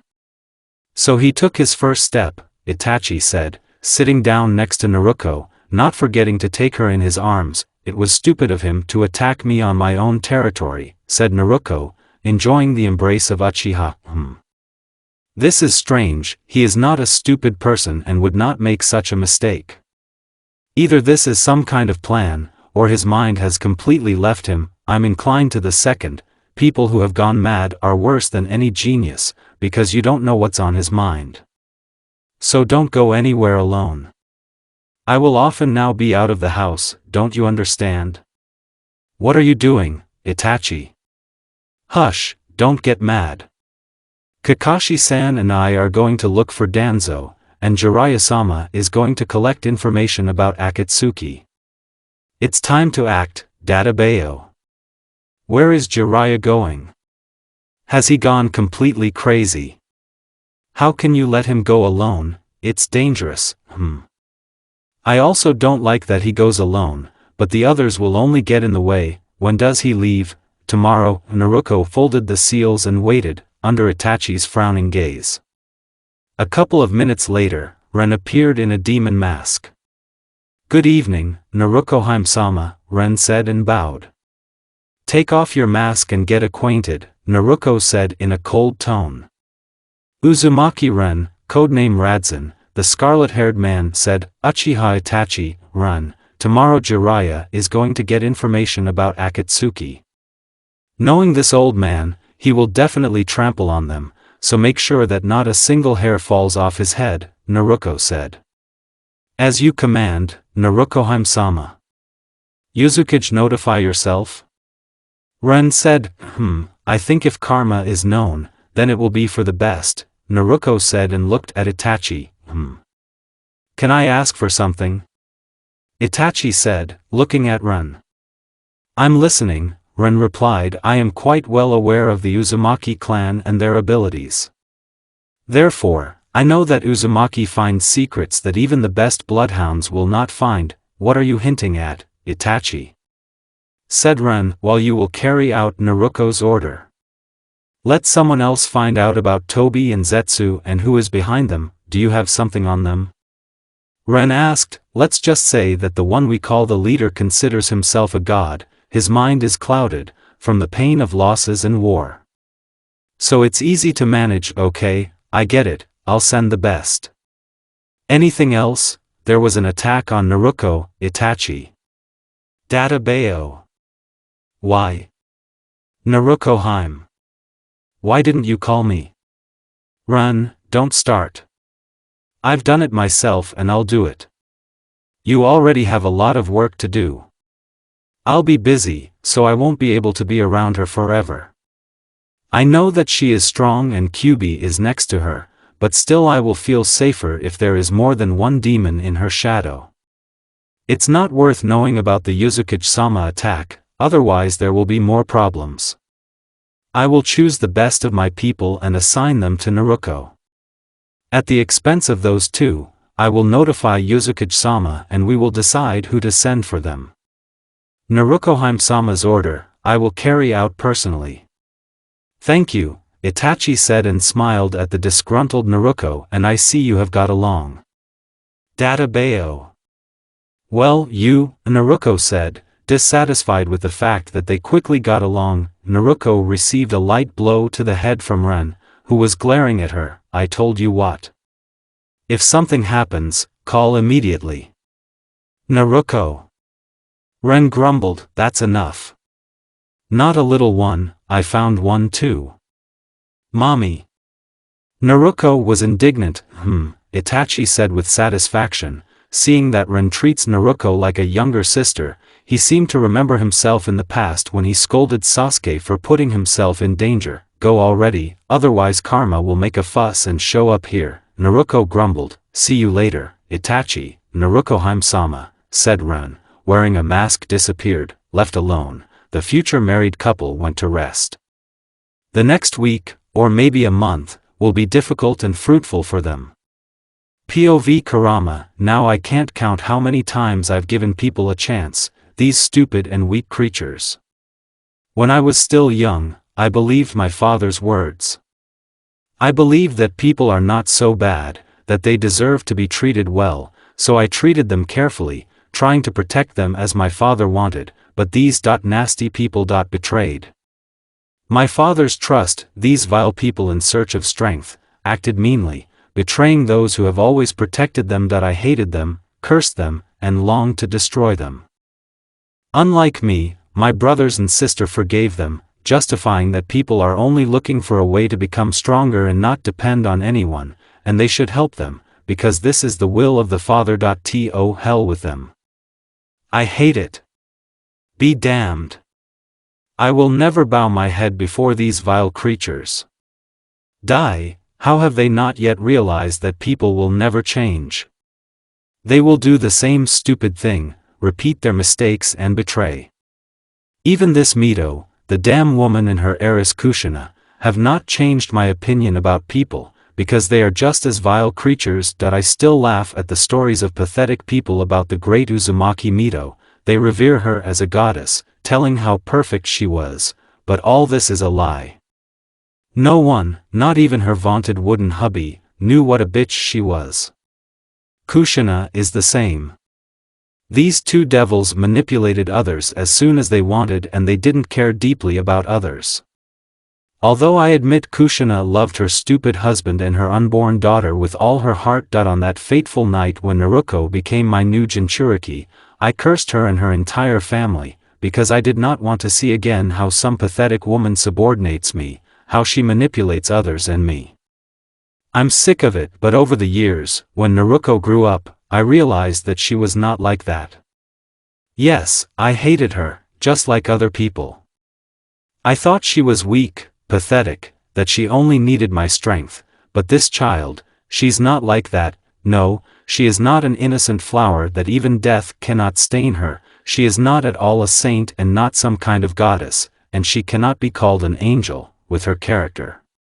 She has a dark side that has come out more than once that I still don't understand, where the hatred for her disappeared and the desire to protect her arose.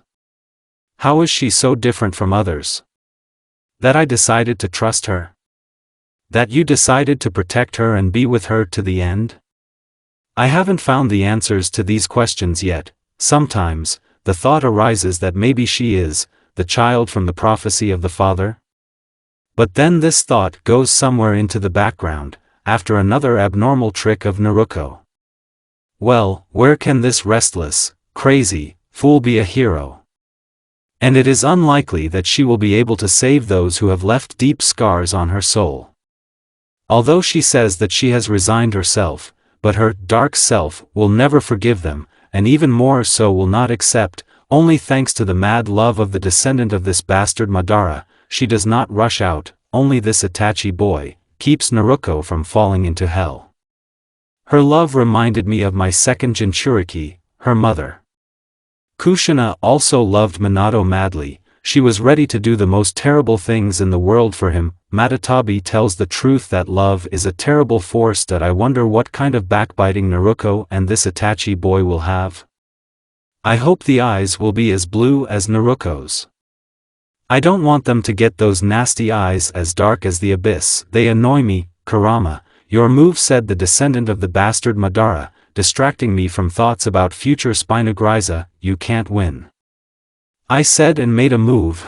Itachi replied, began to think about his move. Yeah, who would have told me, even a couple of years ago, that I was in a uniform that a cat would finish off. I would sit in my Jinchurika's room and play shogi with her lover, who is a descendant of Uchiha Madara.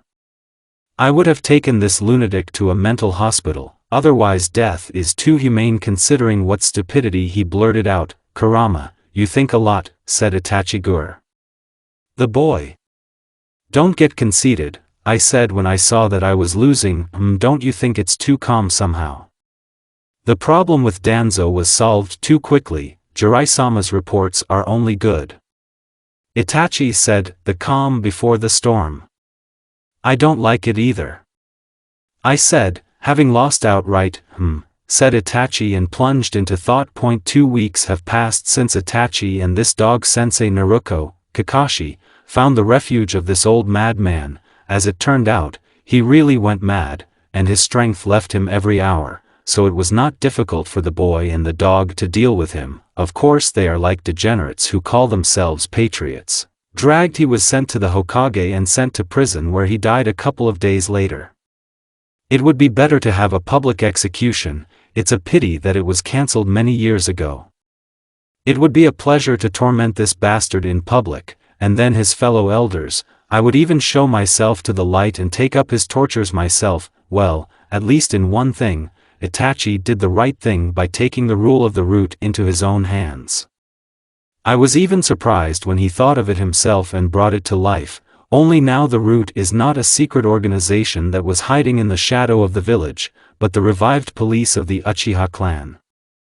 Thanks to this, he consolidated his influence in Konoha, considering that he is like a shinobi Uzushio. How confusing everything is, yet people like to complicate everything. Naru, not for a long time. I'm going to meet her, said the boy, tore him away from his thoughts again and left. What to do? Can you walk around the house to scare the residents? I haven't appeared in front of them yet. Although it is unlikely that this form will scare them with something. You can have a little more chakra and grow up. Let's try. having increased to the size of Comrade Naruko's dog. What's his name there? Akabani. No, it's not like that. Akamura? Also not that, definitely Akamaru. That smelly puppy that pissed himself when he smelled me. I wandered through the dark corridors of the house. Who's here with us? It's a toothy blonde swordsman. What is he doing? Sits. So why is he breathing so hard? What the hell is this? What the hell are your pants down? Fuu. You bastard. Pervert. You defile. I need a house. I'm going to bite your dick off right now. I yelled when it dawned on me that he was satisfying himself, although honestly, I don't care how he satisfies himself there, but I still want to bring someone. He, oh, just look at what a pale face he has, and his eyes are about to fall out of their sockets. Even this sausage is sagging. No, it doesn't look like a sausage. Too small or something. As for a male, although what should I compare it with? It's definitely necessary to look at this Uchiha boy. Yeah, I'd rather not, otherwise I don't want to know what he's putting in there. Ah damn, ugh, that it's all because of this white-haired guy. Now I can't get out of my head that this Itachi boy is like such a sausage in Naruto. Still no lemon. Until they let me out of Naruto, I'll eat it. I shouted and almost rushed at him, as he collapsed into a puddle. Turning into a puddle. Did I overdo it? He even frothed from his mouth. Oh right, where are the markers here? Let's draw. He will know how to shine a sausage. Finished with the art. Still, it was disgusting. Brrr. Okay, who's there? Next. Oh, this is the type that turns into a monster from a natural chakra. Peekaboo, my bunny, I growled behind his back, and now I have to jump up so that because of his gestures, the bookcase flew at me. It's good that I dodged. Rumble, Naruko will be furious. We need to blame everything on them. Kubi. This mountain of muscles stammered itself, looking at me with fear. Am I really that scary? I'm not even in my real form. And I don't use the chakra. It's already kind of a shame. You're boring. Who's next for us? Ooh, it's a little duck or not. It's the big-eyed Avenger. I said and wandered to the younger Uchiha. He sat unsuspectingly staring at the red-haired devil. Yeah, when she and Naruko are up to something, my fur stands on end. The Uzumaki clan, women are all spawns of Satan, getting up to the Uchiha from behind and grabbing him by the throat with his tail, from which he began to kick, and Karen screamed when she saw me. Why shout like that? It's a shame to me. Do I really look so terrible? Naruko will come, I will complain. Who are you there? A bunch of hatred called. And the eyed brat, I growled. I was immediately stunned. I thought I would have time before Naruko returned and I would say that these disabled people had offended me and she would punish them. I'm getting old. Getting old. You're having fun. Yes. Naruko said, folding her arms over her chest while Itachi watched Karen help his brother catch his breath. I'm surprised Itachi. He took it so calmly that I almost strangled his brother, although I did not intend to kill him. Apparently Itachi understood this and is not worried. Yeah, it's kind of boring. This toothy fainted, the bully screamed like a girl, and this one I don't even know what to call it. One disappointment. I replied, you're losing your grip, Kurama. Naruko said, disappointed. The younger Uchiha looks at Naruko like she's crazy. Fahaha.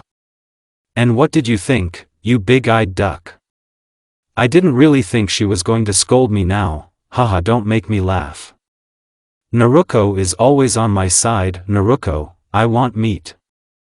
I purred and they stroked me behind the ear. Went to the refrigerator. Having got what I wanted, I went to the living room, where the younger Uchiha was screaming, telling Itachi about what madness was happening because of my appearance. Oh, baby, I will show up often now and very unexpectedly. I will teach you, mind. Growling I said, grinning contentedly. Itachi. Sasuke yelled, well, don't shout like that. There's nothing to worry about. Kurama, shall we play shogi? Itachi said, of course. Wagging my tails, I answered, and after a couple of minutes, I was already sitting opposite Itachi. Baby Sasuke, however, ran to the kitchen to sort out Naruto, but after getting hit on the head with a ladle, we even in the living room heard this ringing of the ladle hitting his forehead. He muttered something to himself and went into the room, but silence did not come for long. Karen's scream rang out almost to the whole village, and this toothy one with a painted penis flew out to us. It was the first time I saw the Itachi boy laughing, so touching this abomination was worth it. There were black spots on the sexual organ, and large ears and eyes on the groin. Something resembled an elephant. When I was painting, I remembered how Naruto was reading a children's book and there was an elephant there. Here are the ears and eyes from him, well, and added a little paint in the form of spots. Databayo. Naruto screamed and then my whole life flashed before my eyes, although why am I didn't get a frying pan for the household, but even Itachi became white as death. Apparently we have some kind of male solidarity or connection that we reacted so violently to the way Suigetsu formed into 4 and expired. You overdid it, I said, swallowing a lump in my throat. I don't scared.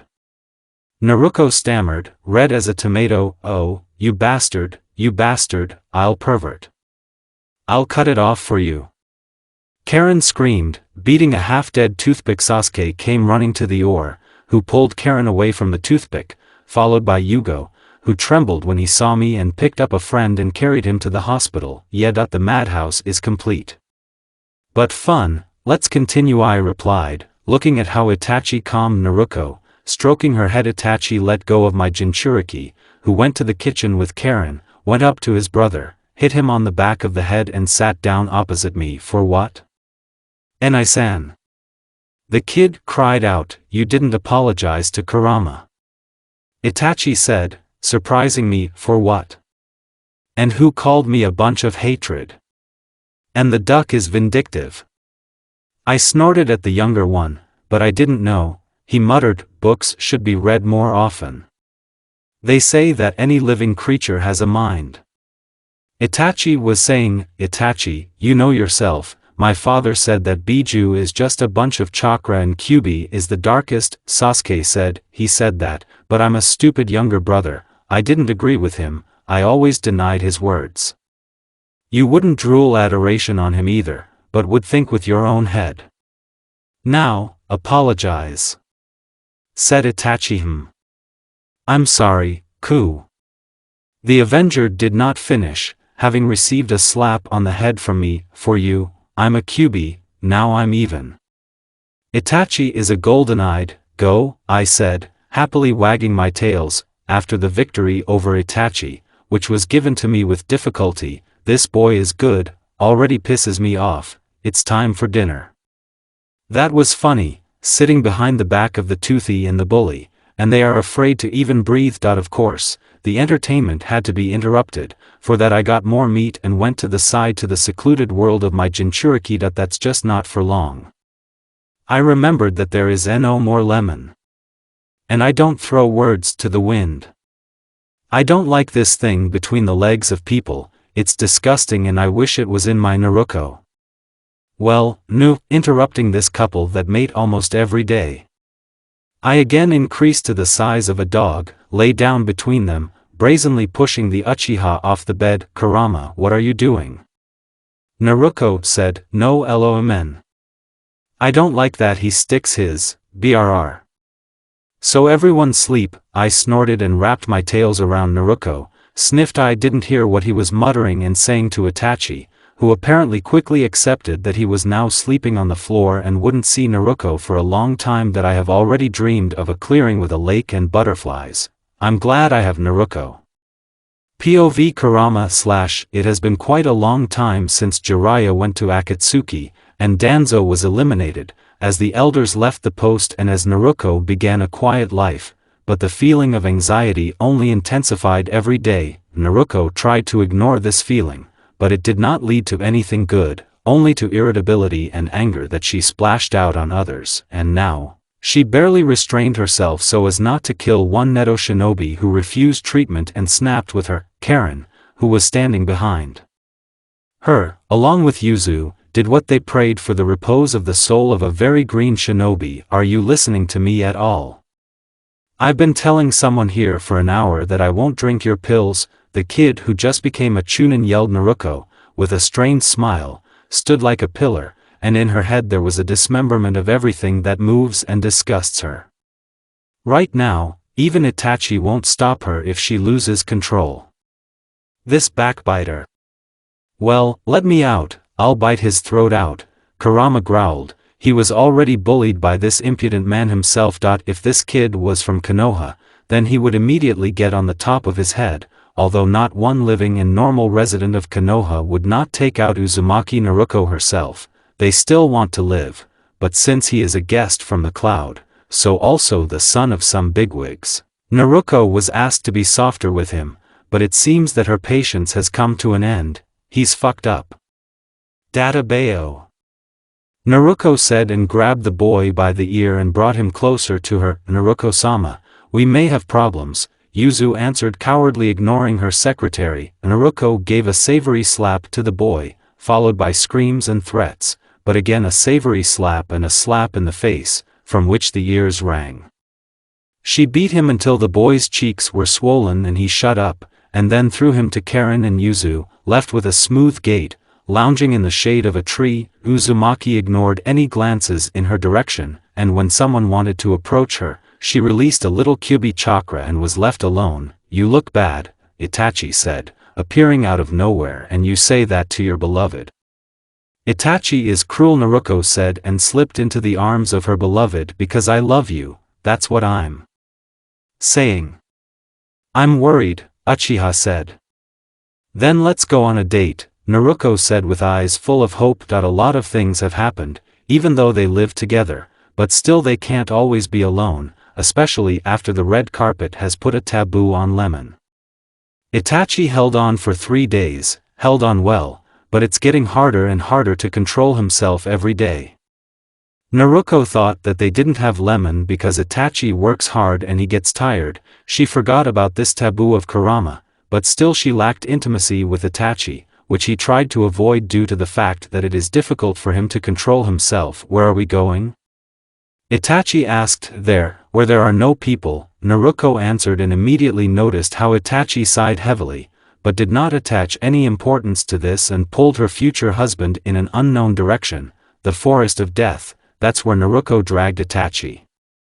It was the only place where no one would dare to disturb them. Wild animals, which because of their size and malice are more like demons, did not frighten the couple at all. They both knew that they would be able to fight back, and they also knew that the animals would not move in their direction, because Kyubi is a frequent visitor in the forest and has already shown the pathetic bugs where their place is. Having settled down near the river, they enjoyed each other's company. Naruko did not stop studying Itachi, who laid his head on her feet and pretended to be dozing. Itachi, Naruko purred, bending her head over the guy's face. Itachi's body felt like a discharge of electricity had passed. He understood that if he opened his eyes now and looked at her, he would not be able to control himself anymore. It's a stupid taboo. Itachi believed that the demon was just joking and a couple of days would pass, and he would take pity on them, but no, Kurama was serious and appeared every time to stop them. Of course, he could have sent the fox to hell, but Itachi respected the demon too much, so he couldn't go against him. He understood that Kurama considered Naruko to be a daughter or a younger sister, so he had to protect her, and what kind of father or brother would like that some guy would corrupt his treasure, and Naruko was a real treasure for both Kyubi and Itachi, so he waited for the fox to finally entrust Naruko to him. Yes, Itachi answered distantly, which is why he received a frown of blue eyes in response. Kiss me, Naruko said in a commanding tone, and again noticed how Itachi tensed, but still kissed. Naruko didn't like the way Itachi kissed her. The kiss was short and not at all passionate, as she would have liked it to be. Not understanding what the reason was, she became angry and without hesitation changed their position, thereby hanging over Itachi. What was that? Naruko said. What are you talking about? Itachi asked, still holding himself in check. You know what? Don't you love me anymore? I don't excite you. Why are you pulling away from me? What are you saying? Of course I do. More life. You excite, to the point of dizziness. Then what is the reason? Slightly embarrassed by Itachi's words, but still seriously, Naruko demanded answers. Taboo. Looking away, hearing the answer, Naruko began to clap her eyes in surprise, not understanding what other taboo, but in the end she remembered and burst into laughter. So that's the reason, haha. Itachi, you're like a child. Don't take Kurama's words so seriously already, haha haha. Naruko managed through her laughter. Actually, darling, I was serious. Kurama said, revealing himself. Since when do you decide whether I can do this or not? Naruko exploded. Naruko, please don't get mad, Itachi said. Don't get mad. You're crazy. Is Itachi okay with you? Naruko was furious. Of course not. I just respect Kurama's opinion and want him to understand that I can be trusted with you. Here, so stop. Do you respect the opinion of an impotent person? To make him understand? Databao. You're crazy. Although not that you know what, will be according to you. Itachi, seek the respect of this impotent Shaggy, as much as you like, and when you can no longer restrain yourself, let the impotent Shaggy satisfy you. You won't have sex with me. And you impotent Shaggy forget what meat is. Fuck you. Databao. Naruko said and disappeared. She's been kind of irritable lately. Itachi, you won't leave me without food, will you? Kurama said, without reacting in any way to the fact that he was called impotent and sent to the ass, but he was worried that he could stay without meat. Itachi ignored the fox. He seriously strained because of Naruko's words. She is stubborn, very stubborn, and will not let him near her so easily now. Sasuke flew out of the house like a scalded man, simultaneously avoiding objects flying into him. He had no idea why he had almost been sent to another world, but he did not dare to ask the enraged Naruko. He retreated to the nearest safe zone, namely the park. Perched on the farthest bench, he began to watch the children who were carelessly playing shinobi. Well, hello, Sasuke, said Kakashi, still reading his favorite book. Kakashi-sensei, Uchiha replied coldly, even though I'm helping Itachi, it's the first time we've seen you since you came back, said the sensei of Team 7, I didn't come back. Sasuke objected, yes. I've heard a lot about your story. Naruko did a good job to protect you and your brother. No one asked her. You know perfectly well that she doesn't listen to anyone and does things her own way. I'm certainly not the best sensei, but still I'm glad that my team is back in full force.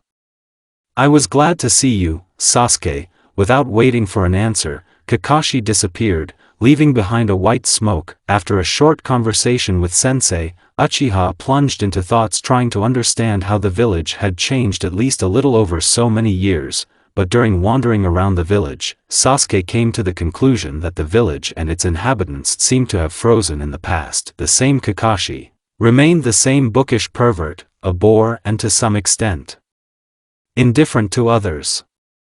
The village has hardly changed in any way, except for changing the Hokage, and now there is no root that destroyed his whole life. The residents have remained hypocrites. As a result, Sasuke was disappointed and increasingly did not understand Naruko and Itachi, who loved this damn village. Sasuke, what are you doing here? Karen asked, with the bags in her hands. I don't know, Uchiha replied, still looking at others with the same detachment. Then hold the bags and let's go home, Karen said in an imperative tone and handed him 2 bags filled with groceries. Why so much? We have guests, the scarlet-haired one happily babbled. Who? Uchiha answered irritably, who did not like that Karen was not happy with him, but with some guests, Ren-san and Karma-sama. Ren-san promised to bring me a gift. I so want to listen to his stories about Uzushio, Karen said dreamily, not noticing at all how dark clouds were gathering over Sasuke. Uchiha could barely contain his indignation about Karen's adoration for Ren. Walking a little behind the girl, he mentally subjected this Ren to hellish tortures, and Karen, locked in a windowless room and kept only for himself, Sasuke. Sasuke. Uchiha. Where are you flying? Karen yelled in the guy's ear. Sasuke moved away from the trance and finally paid attention to the angry Karen. He watched with a faint smile how Karen grumbled at him, not listening to her at all. He liked the way she frowned when she grumbled, the way she puffed out her cheeks and waved her fist threateningly in front of him. Ah. Sasuke. Why are you standing there and grinning? Karen said with a slight blush on her cheeks, noticing a strange reaction to her grumbling. Sasuke answered with satisfaction. Now nothing could spoil his mood, so it seemed to him, but as soon as they approached the house and saw two more red tops, to which Karen joyfully rushed and threw herself with embraces on one of the scarlet-haired, Sasuke again wanted to tear and throw. Karma flew into the house, simultaneously rushing to hug Naruto, who was greeting the guests, already about to send Uzumaki flying with a blow to the nose. But everything did not go according to plan, because Itachi appeared out of nowhere and pulled her by the waist, thereby preventing the scarlet-haired impudent to Naruto. Here we meet. Karma yelled, looking menacingly at Itachi, who ignored all attempts by Naruto to get out of his arms. Glad to meet you, Uzumaki-sama, Itachi said calmly. Yes. Exactly.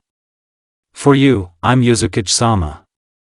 Karma said and immediately got a slap on the head from Ren. Stop acting like an idiot. Hello Itachi, Naruto, said Ren in response. Received a short nod from Itachi. Itachi. Data Bayo. Let me in already and take the guests to the living room already. Sasuke topic. Stop standing in the doorway, take the bags to the kitchen. Karen help me in the kitchen. After giving instructions and getting out to freedom, Naruto disappeared into the kitchen, while Naruto and Karen, as well as Yugo, who volunteered to help, were preparing dinner. Sasuke and Karma were sitting on the sofa in the living room and did not stop glaring at Itachi and Ren, who were playing shogi, simultaneously talking on various topics, ranging from techniques to stories from childhood about younger brothers. They quickly found a common language, maybe because they are both older brothers, or maybe because they are similar in character. Suigetsu, on the other hand, was slightly tense because of the dark aura that the younger brothers exuded towards the older ones. How could you? Arien, yelled Karma, unable to stand being silent, attracting attention to himself. What are you talking about? Ren asked. You betrayed me. How could you make friends with my rival? Karma yelled. Yes. That's it. How could you get closer to my enemy? Sasuke screamed, which made Itachi's eyebrows go up. Itachi and Ren exchanged glances, looking at their stupid younger brothers, who drilled them with dissatisfied glances, and Suigetsu almost laughed with the whole situation. Now Sasuke and Karma were like two small children who sulked resentfully at the brothers who forbade them to eat ice cream. Since when did I become your brother's enemy? Ren asked Itachi. I'm also interested. Sasuke, please explain yourself, Itachi said. I won't explain myself. Itachi, you're a fool. Sasuke objected and left the living room. Arien. The traitor. Karma yelled and followed Sasuke's example and left after him. Fahaha, these two, ahaha, like little children, ahaha. Suigetsu couldn't restrain himself. It's true, like children, Ren said. What have you got here?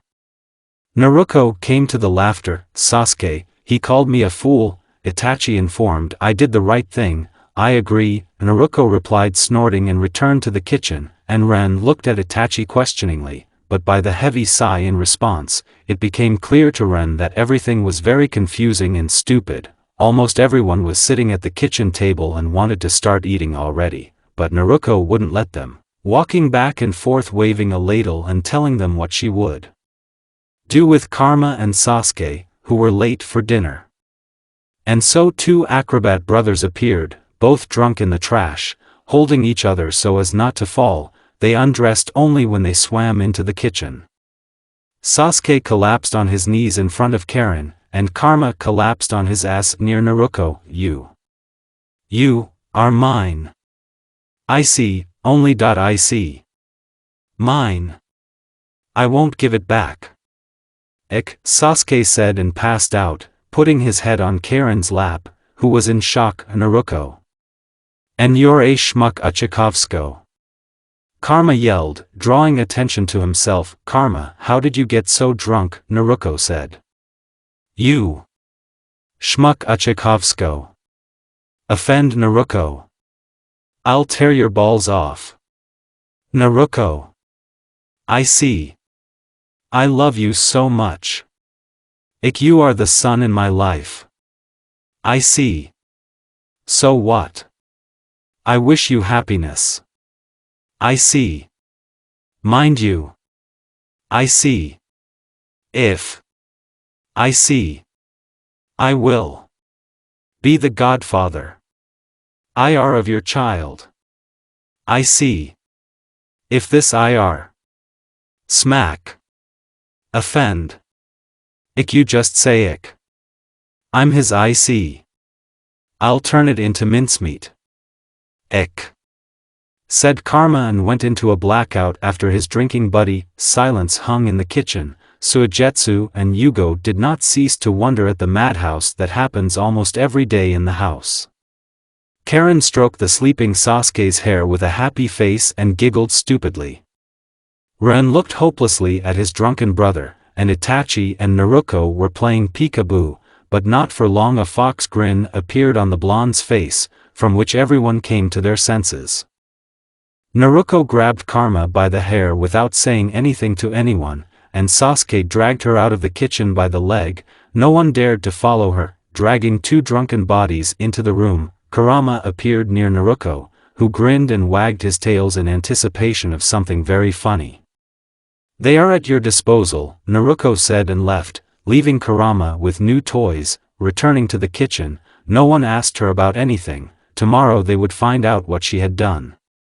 Now it was just dangerous to ask her, because she was too happy. Even let Itachi hug her, you never know what might hit her head. Dinner ended quietly and peacefully.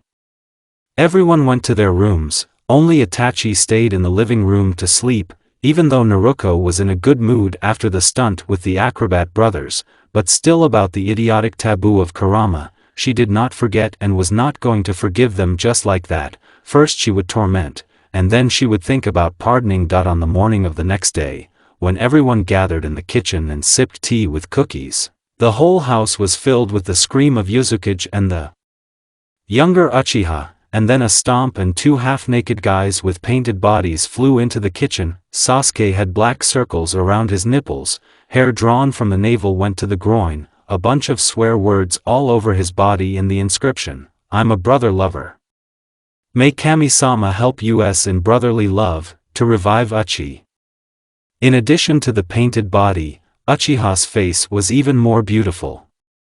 Bright red lips, blush on the cheeks, pink eyeshadows and bows on the head. Karma also depicted a whole picture, two males, although crooked and oblique, but it was possible to understand that these were both guys, mated, and there was an inscription above the image, I want Uchiha. May we revive the power of the two great clans. Kami-sama, bless. Karma's face was as bright as Uchiha's face, bright pink lips, blush and green shadows, and some kind of confusing bullshit about hair. Kurama is clearly a bad artist, but I admit it's funny that that's just where the cosmetics come from. Naruto said lipstick and blush are definitely mine, I don't have such shadows, said Karen, studying Sasuke's body. You know, he's a good makeup artist, I would have known earlier, would have allowed myself to do makeup. Naruto said, Kurama-sama, talented in everything, said Karen. Only the discussion of the girls did not let the tense silence hang.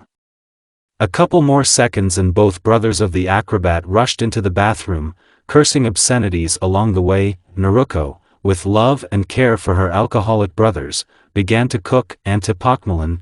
Karen, I hope you won't leave my brother if suddenly my brother starts having makeup tendencies. Itachi said, don't worry Itachi, it won't scare me, said Karen. Really? You're mine now. Sasuke shouted, running into the kitchen and embarrassing Karen with his naked appearance, since he did not have time to get dressed and revealed himself to the light in what his mother gave birth to. Dadabayo get dressed. Topic. Naruto yelled and threw a kettle of boiling water at the younger one. A miracle is called when everyone was able to dodge the boiling water, and Sasuke ran away to get dressed and returned with Karma. Both were sitting with their heads down in front of cups with strange liquid, drunk. Naruto said in a commanding tone, and both drained their cups in one gulp. Naruto watched with a sadistic smile as Sasuke and Karma turned green, blue, red and gray, and then as they rushed to the bathroom, "We'll go." Suigetsu said, "Where to?"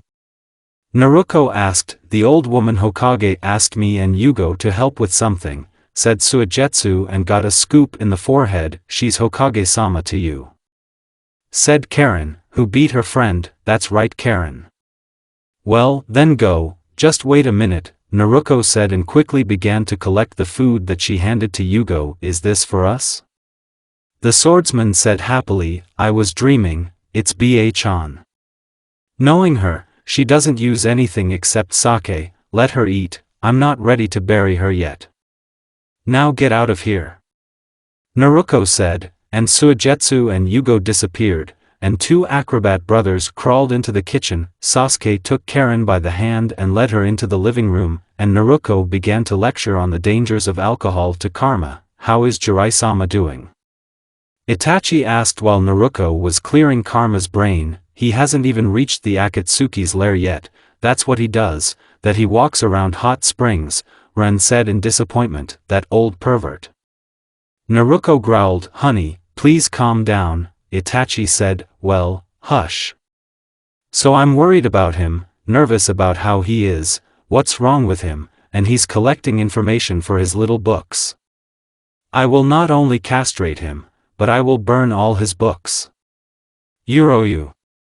Naruto yelled while Sasuke was trying to give birth in the living room. Uchiha was sitting across from Karen and glaring at her, not knowing where to start, but Karen was enjoying a performance called "Sasuke is trying to express his feelings." "Sasuke, maybe stop boring me with your eyes and maybe tell me everything in a sober state," said Uzumaki. Replied Uchiha. "Is it really so difficult to say, 'I love you,' or 'I like you madly'?"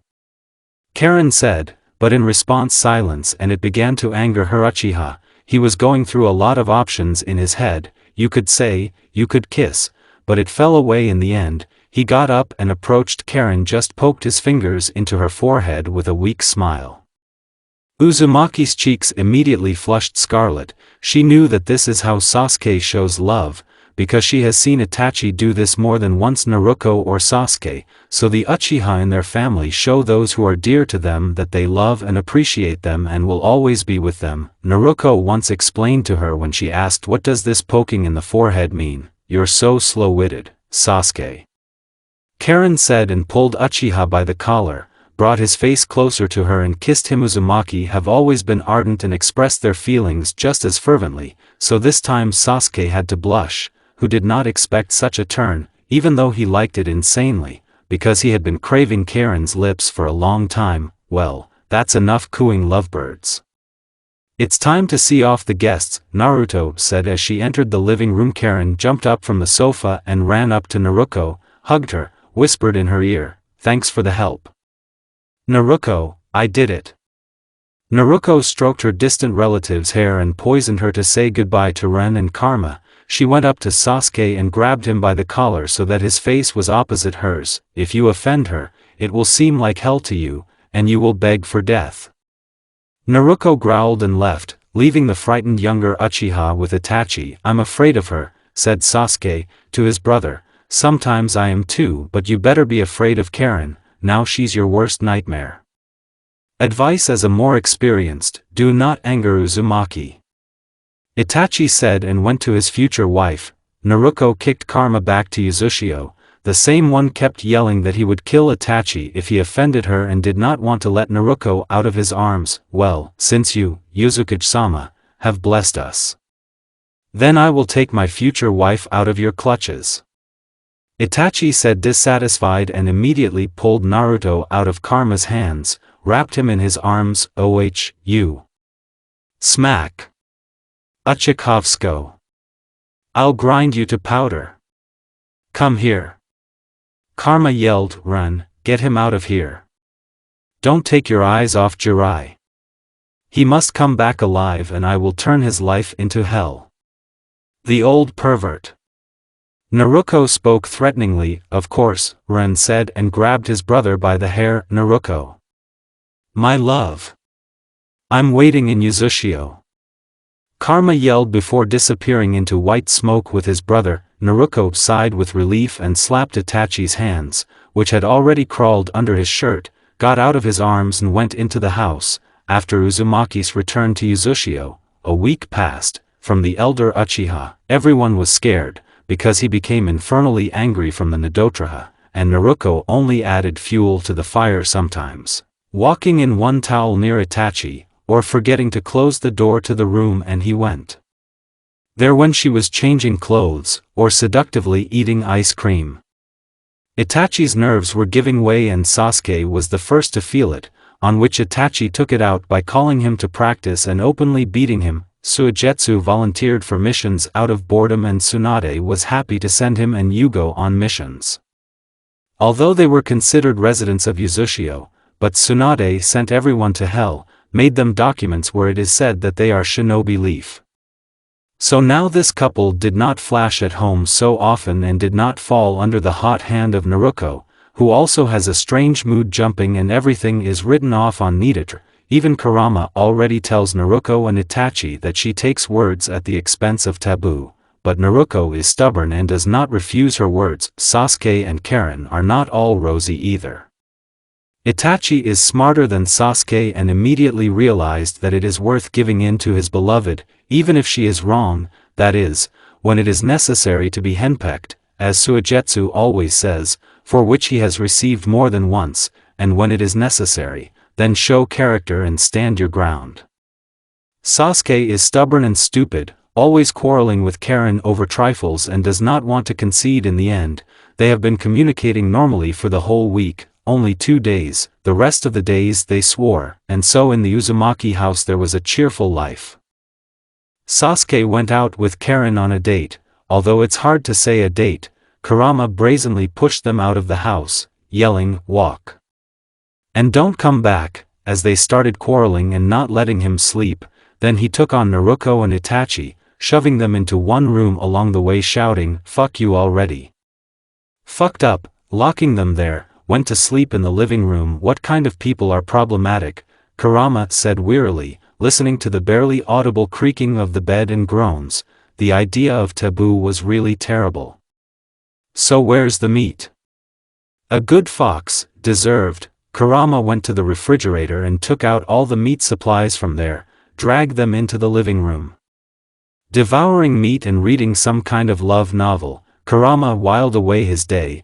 It took a couple of days after Kurama finally reconciled his Jinchuriki in one of the Uchiha's offspring. Now they don't want to kill others and go both happy and contented. Kurami and the second couple managed to reconcile, but not for long. In order to meet, and even more so to live with Uzumaki, you need brains. As a result, the fox concluded that the older Uchiha has them, so he and Naruko lived almost without quarrels, but the younger one did not, because they quarreled again on the same day, and this happens every day they reconcile, quarrel. Kurama wants to climb the wall, from cockroaches to the head of Uzumaki. Karen and Uchiha Sasuke, they will bring the poor fox. While Karen and Naruko were stuck in the hospital, and Yugo and Suigetsu were sleeping off the mission, Sasuke and Itachi were standing in the Hokage's office. "What happened, Tsunade-sama?" Itachi asked. "Itachi, there is no news from Akatsuki? They haven't contacted you?" Asked the fifth. "No," said the older Uchiha, "that's how that we have heard rumors that they have reached the two-tailed one and we suspect that they will go after the one-tailed one. And this is a dog, but Gaara is a Kazekage of sand." Senju said, "Do you want me to go to Jirai and go straight to their headquarters with him?" Said Itachi. "Yes." "And why am I here?" Sasuke asked. "Here you are another matter. I want to send Team 7 to Sunu. This is unreasonable and dangerous." I won't put Naruto in danger. Itachi objected, yes, you're right, it's dangerous, because this way they will get not one Jinchuriki, but two, but Itachi, you know yourself, if two Jinchuriki attack together, they will fight back, said Tsunade. I don't like it, Itachi said, therefore, Sasuke, Suigetsu, Yugo, Karen, Kakashi and of course Naruto will go. Will you trust Naruto with your brother and his team? Said Tsunade. Itachi was still unhappy, even if it was his brother, he couldn't trust Naruto to anyone but himself, he was worried. Sasuke saw that his brother did not quite trust him, and although he was offended, he understood what kind of distrust it was. If Karen were in Naruto's place, he would also be unhappy. Well? Tsunade said. Good, Itachi said, calming down a little, knowing that there was more than one demon hiding in the shadow of his Sunday. Then Sasuke, gather your team and Naruto, I'm waiting at my place in exactly an hour. I'll notify Kakashi myself. Naruto cannot say that we suspect that they will come for Gaara, knowing her, she will immediately rush there. Go there under the pretext of delivering some documents. You will stay there for 3 days and if everything is quiet and you give a sign during these 3 days that everything is quiet, then they will leave, Tsunade said. Good, the Uchiha brothers replied. Free, said the fifth and the Uchiha left. Naruto was sorting through medical cards, she didn't even notice how Itachi appeared in the office and approached her. Only when his hot breath scorched her neck did she come out of her trance. You scared me, Naruto said, giving way to Itachi and sitting on him. I'm sorry, Itachi whispered, nuzzling the girl's neck. Well, what are you doing? Ticklish, Itachi, I'm trying to remember your smell, so stop. What has happened already? I'm going away for a while. Tsunade asked to catch up with Jiraiya and get into Akatsuki with him. What? And you and Sasuke and the rest of the team are being sent to Sunu on a mission. That's the case. Bachan, are you crazy? And who will work here? Sakura, or what? She still hasn't moved away from the fact that Sasuke finally stood her up. Although I will be glad to see Gaara, Kankuro and Temari. Well, why are you angry? It means that you don't care that we won't see each other for a long time. Uzumaki responded to Uchiha's grumbling, only smiled and began to kiss him, thereby calming him down. It will be over soon. We will get married and live quietly and peacefully. Really? Naruto asked. Yes, a little more and it will all be over, Itachi said and hugged Naruto to himself. Sasuke showed up, destroying the idol of his brother, and Uzumaki dragged the restless blonde to the Hokage, having received the task. The Taka Team/Team 7, in a new role, let's say, went to the training camp. The same day they left Konoha, followed by Itachi, and went to Jiraiya while Uchiha was lecturing the Toad Sannin, reproaching him for doing something, and not collecting information about Akatsuki. His future wife was creating a house in the village of Sand. Everything started well, the guests from Konoha arrived even earlier than planned, but they were still very friendly. Well, of course, because Uzumaki Naruto herself was with them, who was considered almost the bride of the Sand Demon, and no one was worried that the bearer of the strongest of the Biju was almost married. Everything was going well. Gaara, despite the post of Kage and a pile of work, rushed first to meet the guests, or rather one cheeky blonde who is his best friend. Gaara was never very talkative, for which Naruto adored him, since she is a lover of talking and especially likes to be listened to, so when she saw Gaara, she grabbed him by the arm and dragged him towards his house, telling how she was doing. The rest were left in the care of Temari, who happily accompanied the guests to the house, but they did not have time to reach the house, as halfway along the way, cheerful, lively, chatty Naruto turned pale, turned green, and then completely fainted. Everyone was seriously scared. Karen began to revive the girl. Sasuke and Suigetsu worried more than the others, because if something happened to the blonde, Itachi would kill them, although death would still be humane. Gaara raised all the doctors in the sand. Kakashi and Yugo anxiously waited for the result, understanding that they can't really do anything. She needs to go to the hospital, said Karen, and Gaara picked up the blonde in his arms, wanted to run to the hospital, as she woke up and as the cat hissed, "I'll give it to you." The hospital. Naruto yelled, jumping away from Gaara. "Naruto! How are you?" Gaara cried out, "I'm fine." Naruto said. Everyone breathed a sigh of relief, but not for long. The girl literally collapsed to the ground. "Good. You call it good? Dobe!" Sasuke yelled, looking at the confused Jinchuriki. "Shut up." Topic. Naruto didn't understand anything. "Naruto, let's go to the hospital, you look bad," said Karen. "Catch up first." Naruto screamed and ran away. "Well, stop, Dobe!" Sasuke shouted and rushed after the future relative. His head will be the first to be blown off if something happens to her. While Naruto was chasing her friends, Itachi and Jiraiya began their journey to the Akatsuki lair. Uchiha exuded a very dark aura that scared Sannin. "Itachi, Jiraiya-sama," Ren said, appearing in front of them. Itachi replied, noticing the intense aura of the pure-blooded scarlet-haired demon. "The information is ready. We can sit down somewhere and talk," Uzumaki replied. "What information?" Jiraiya asked. "There's a village nearby, let's stop there and discuss everything," Itachi said. "There is," Ren replied and disappeared, and Itachi and Jiraiya went to the village in silence. In a small bar, at the most remote table, under the barrier, 3 of the strongest shinobi were sitting, and all 3 were tense. "What information?"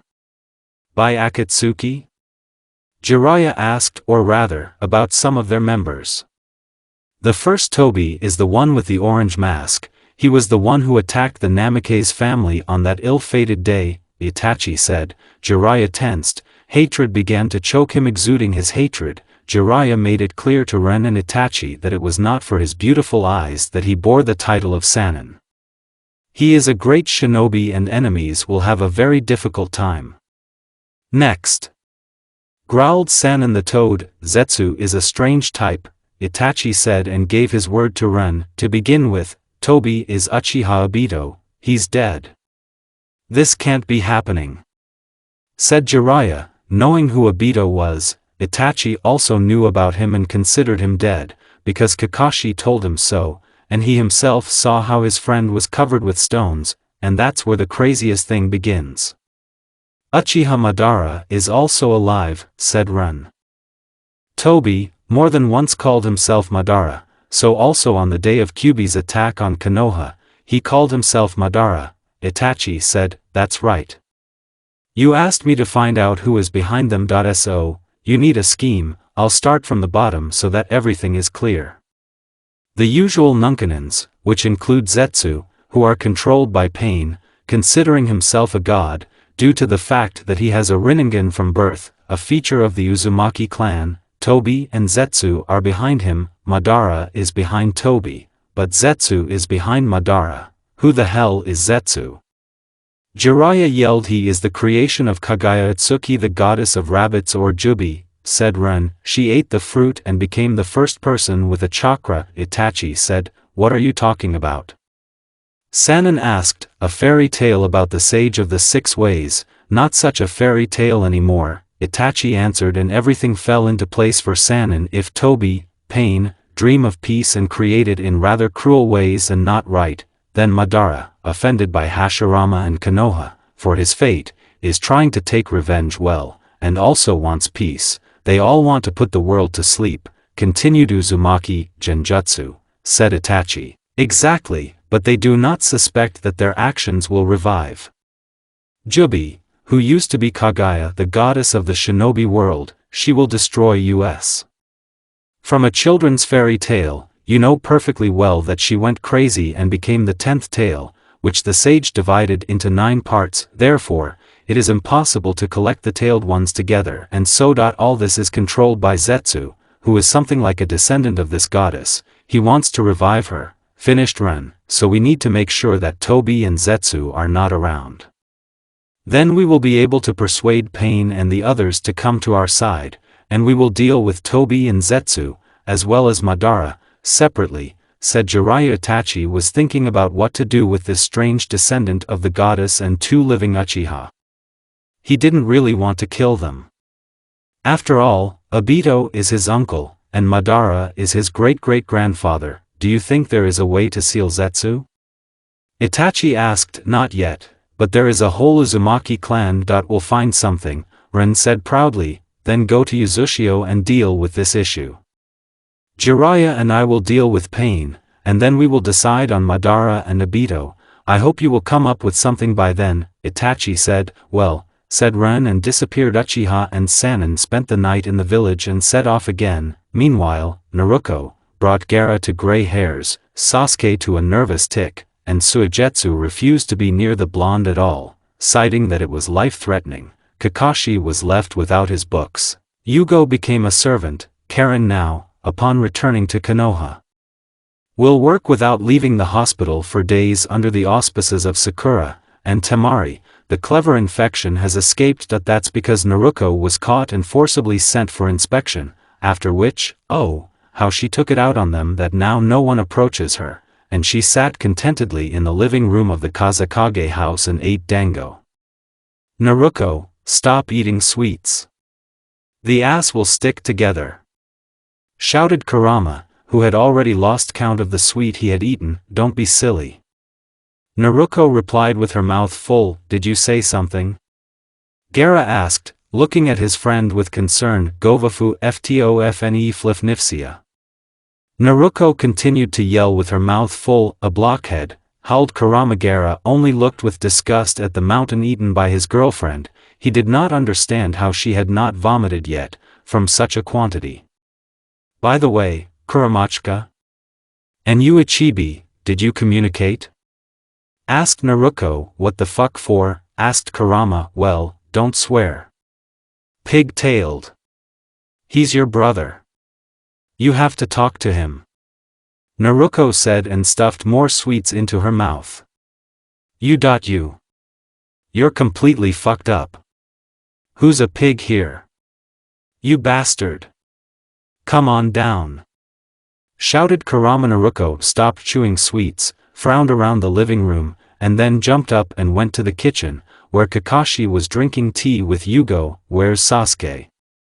Naruto said. On the street, said Kakashi, and Naruto opened the kitchen window, took the kettle and threw it at the Uchiha sitting on the grass. The teapot fell right on the head and a choice mat was heard, followed by Naruto's laughter. You're completely crazy, dope. Sasuke shouted. Ha ha ha. Theme, ha ha ha. Summon the snake. Ha ha ha ha. Naruto laughed. Fuck you, Sasuke said, and immediately closed his mouth and looked at Naruto with horror. What did you say? Growled Naruto. Her hair rose above her head and a frying pan appeared in her hand. Sasuke folded the seal and a snake appeared next to him. SSSH. What, you? Hissed the snake. Sasuke pointed his finger at Naruto, who looked at the snake with adoration and salivation. Only the snake saw the girl, began to crawl back. Hey, Snake-san. Come here. I'll give you milk, or a chick. Come here, my good one, Naruto said, beckoning the snake to her. Go to her or she'll kill me, said Sasuke. Shoo, fuck you, should I want to live? SSSSSSH. I want to. She'll eat me. The snake yelled and disappeared. There was silence. A short but tense silence.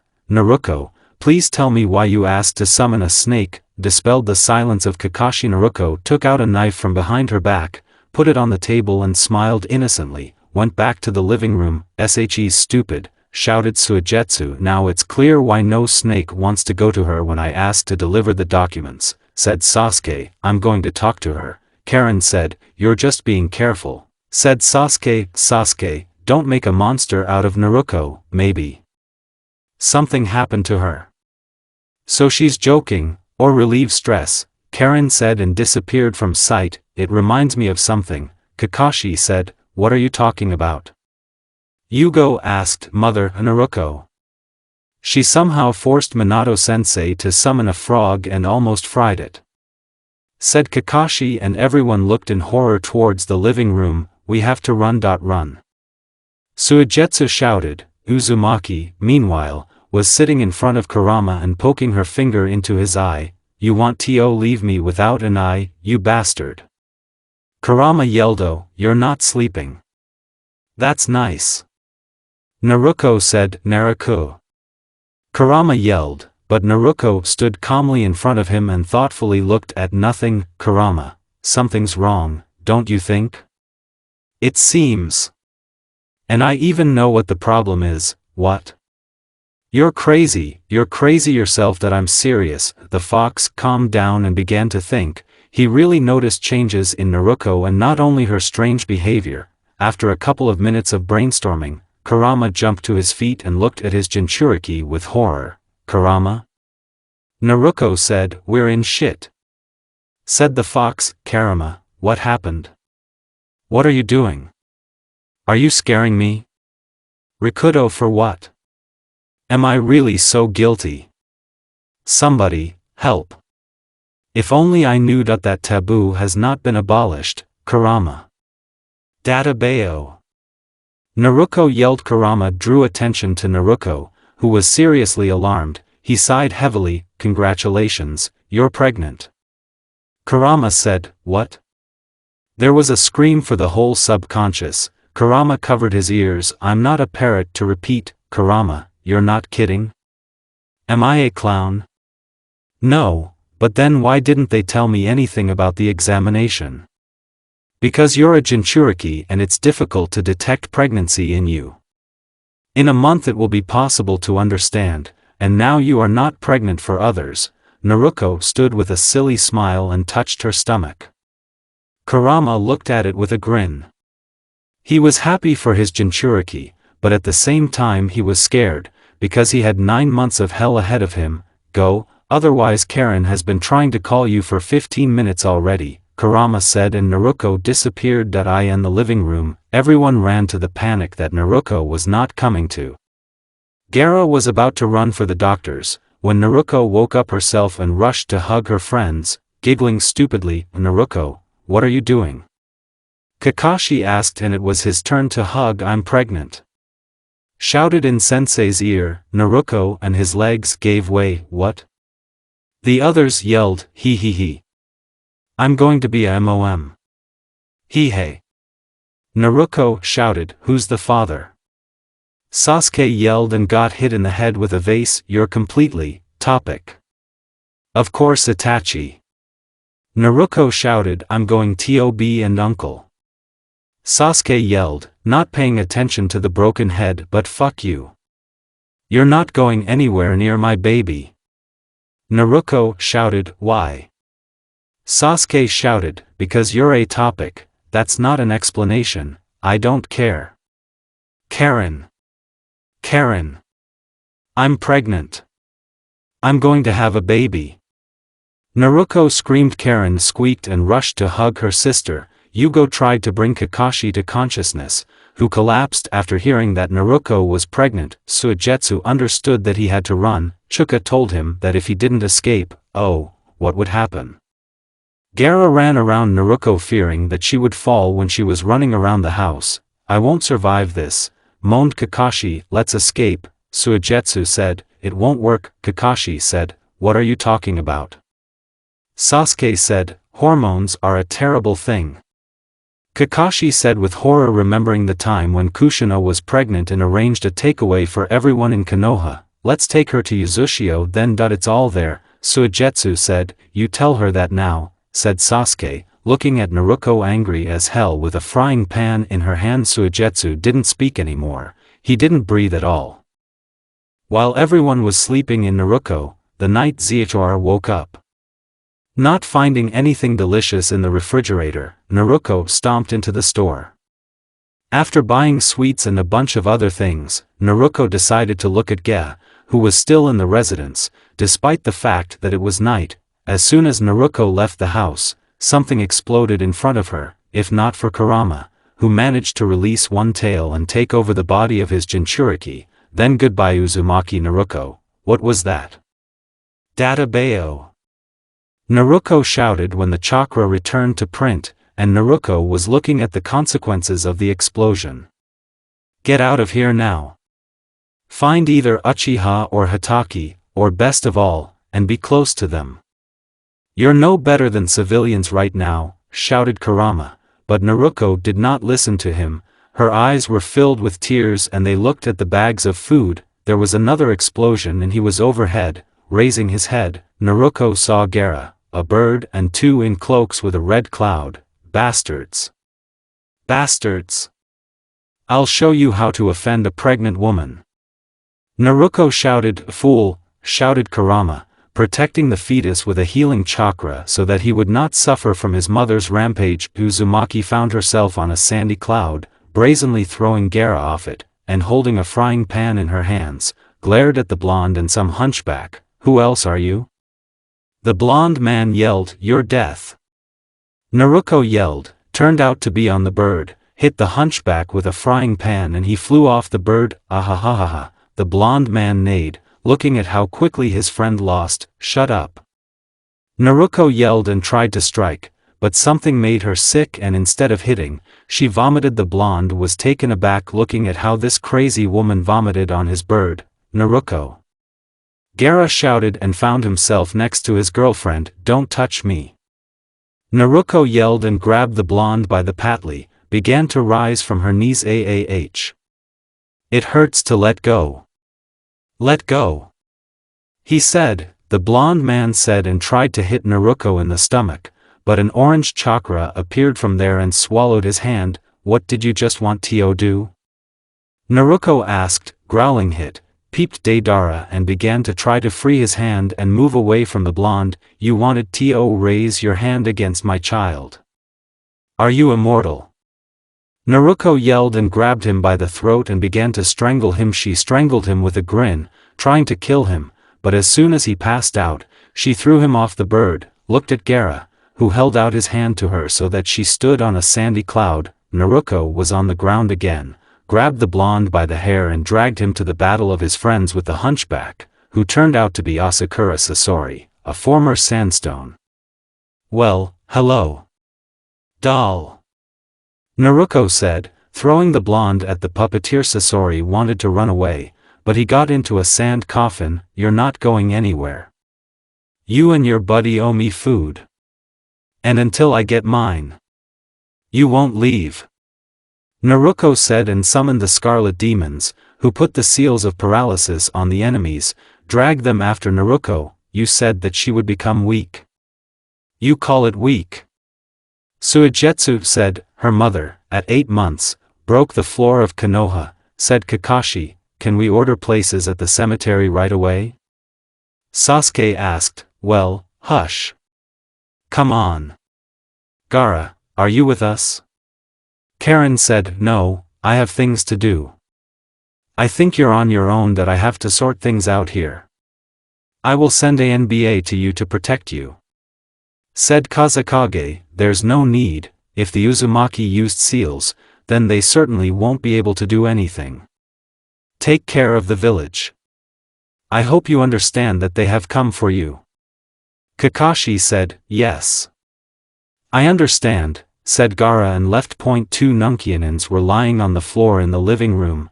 They were closely watched by everyone except Naruko and Karen, who were calmly sipping tea.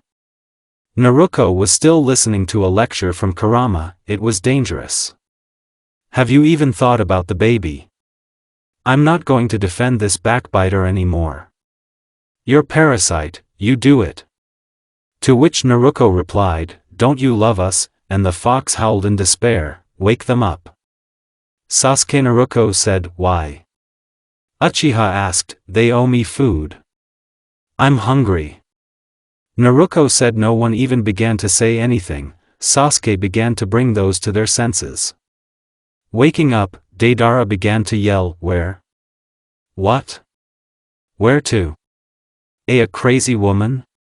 The devil. Why am I not moving? Sasori, your mother. And Sasori was lying in silence. You have 2 choices, death or the return of my food. Naruko said seriously. And everyone sighed heavily seeing how Naruko was boiling with anger. They knew her and began to pray for the repose of the blonde's soul. What did you say? Transgender. Holy shit. Who are you anyway, a woman? Or a man? As for me, neither is the other. Shut your mouth. Before I rip your tongue out. I still remember how you tried to hit my child. I won't let you get away with this. Naruko yelled. What did he do? Said Sasuke, hearing about the threat to the baby. First the bomb. Then he tried to punch me in the stomach. Naruko said, and everyone was already shying away from Uchiha. You're a corpse. Sasuke growled, grabbing Deidara by the hair and dragging her outside. Sasuke, just don't kill him, I still need him alive, Naruko said. Whatever you say, Naruko, said Sasuke, who, when he found out about the blonde's pregnancy, began to take care of her more than the others. He wanted to become an uncle too much. And now let's talk, Kakashi said, and began to have a conversation with Sasori, who willingly answered all questions. Naruko dragged Karen into the kitchen and they were preparing a night snack, discussing how Itachi and the others would react to Naruko's pregnancy. What are we going to do? Sasuke asked, coming into the kitchen. Tomorrow we will go with them to their lair, Naruko said, and Suigetsu spat water on her, for which he got in the eye. You're crazy. Kakashi shouted, did you hit your head? Sasuke shouted, you don't have to yell. Naruko said, Naruko, tell me you're joking. It's dangerous. You're in position. Think about the baby. Aren't you afraid that something might happen to him? Said Karen. Everyone was looking at Naruko, who was twirling a cup in her hands. I'm afraid. When they tried to stab me in the stomach, I thought I'd go crazy from fear. If it wasn't for Kyuubi, then it's scary to think. But while I can use the chakra, I have to meet with pain myself. I have to protect my child. Naruko said, Itachi and Jiraiya will figure it out for themselves. Why are you climbing? Sasuke shouted. 3, 4, no more than a week. I haven't heard from them. It always seems to me that everything is over and I will be informed of their death. I'm scared. Naruko said, almost in tears. Naruko, they're fine, that they are not alone with them. Run, so. Everything. Good, try to calm Sister Karen. I understand that these are all hormones. Until I make sure that everything is fine with them, I will not calm down. If they are not in Pain's lair, then they have not reached yet, and then I will personally kill them when I deal with this UNKINDNESS, Naruko said. This is crazy. You Jinchuriki go into the clutches of the enemies. This is the height of idiocy. Shouted Kakashi. I won't let them take anything away from me. I will protect my child and everyone who is dear to me. That's it. I'm leaving tomorrow morning, whatever you want. Naruko said and went to her room. I'll go to Itachi and send a message that this fool was going to go to Pain. He said to write to him if something happened, said Sasuke. Just don't say anything about pregnancy, said Karen. Yes. Yes, if he finds out from outsiders, and not from her, she will rip off 3 skins from us, Sasuke said and left. Get ready, I'll go to Ga, discuss everything with him and send a report to Tsunade, said Hatake, and left. Suigetsu, swearing and cursing everyone and everything, went to rest, while Yugo stayed to watch Deidara and Sasori. Karen went to rest at in the morning. The guests from Konoha with 2 nunkins left the Suna, went to the Akatsuki headquarters. Meanwhile, deep in the cave, Itachi and Jiraiya were chatting with the famous Uchiha Madara while Ren and Obito were guarding the entrance to the cave. Itachi and Jiraiya's plans were changed. First of all, they went in search of Obito and Madara, which took a decent amount of time. The first meeting was with Obito, after a large-scale battle, during which a couple of small villages were wiped off the face of the earth. Itachi still came to an agreement with Obito that he was dancing to someone else's tune, and if he continued it would be bad. After that, together with Obito, they went to Madara, who was who knows where, and if not for the Uzumaki bloodhounds, they would never have found it, even with the help of Obito, who for some reason does not remember the way to the Cave at all, as if his memory was erased, which was real. So Madara-sama, which side will you take? Itachi said, In either case, I will die. I'm too old, Madara said. If you come with us, then you may not be afraid of death for another 30 years or more, Itachi said. From this place in more detail the boy. Madara said, you know that Fuin is an art that we don't know anything about, well? So that's it. Uzumaki, kindly help you to live for many more years. Uzumaki are dead, said Madara, not really. Although there are few of us, we are more alive than the living. Said Ren Uzumaki. Uzumaki. But how?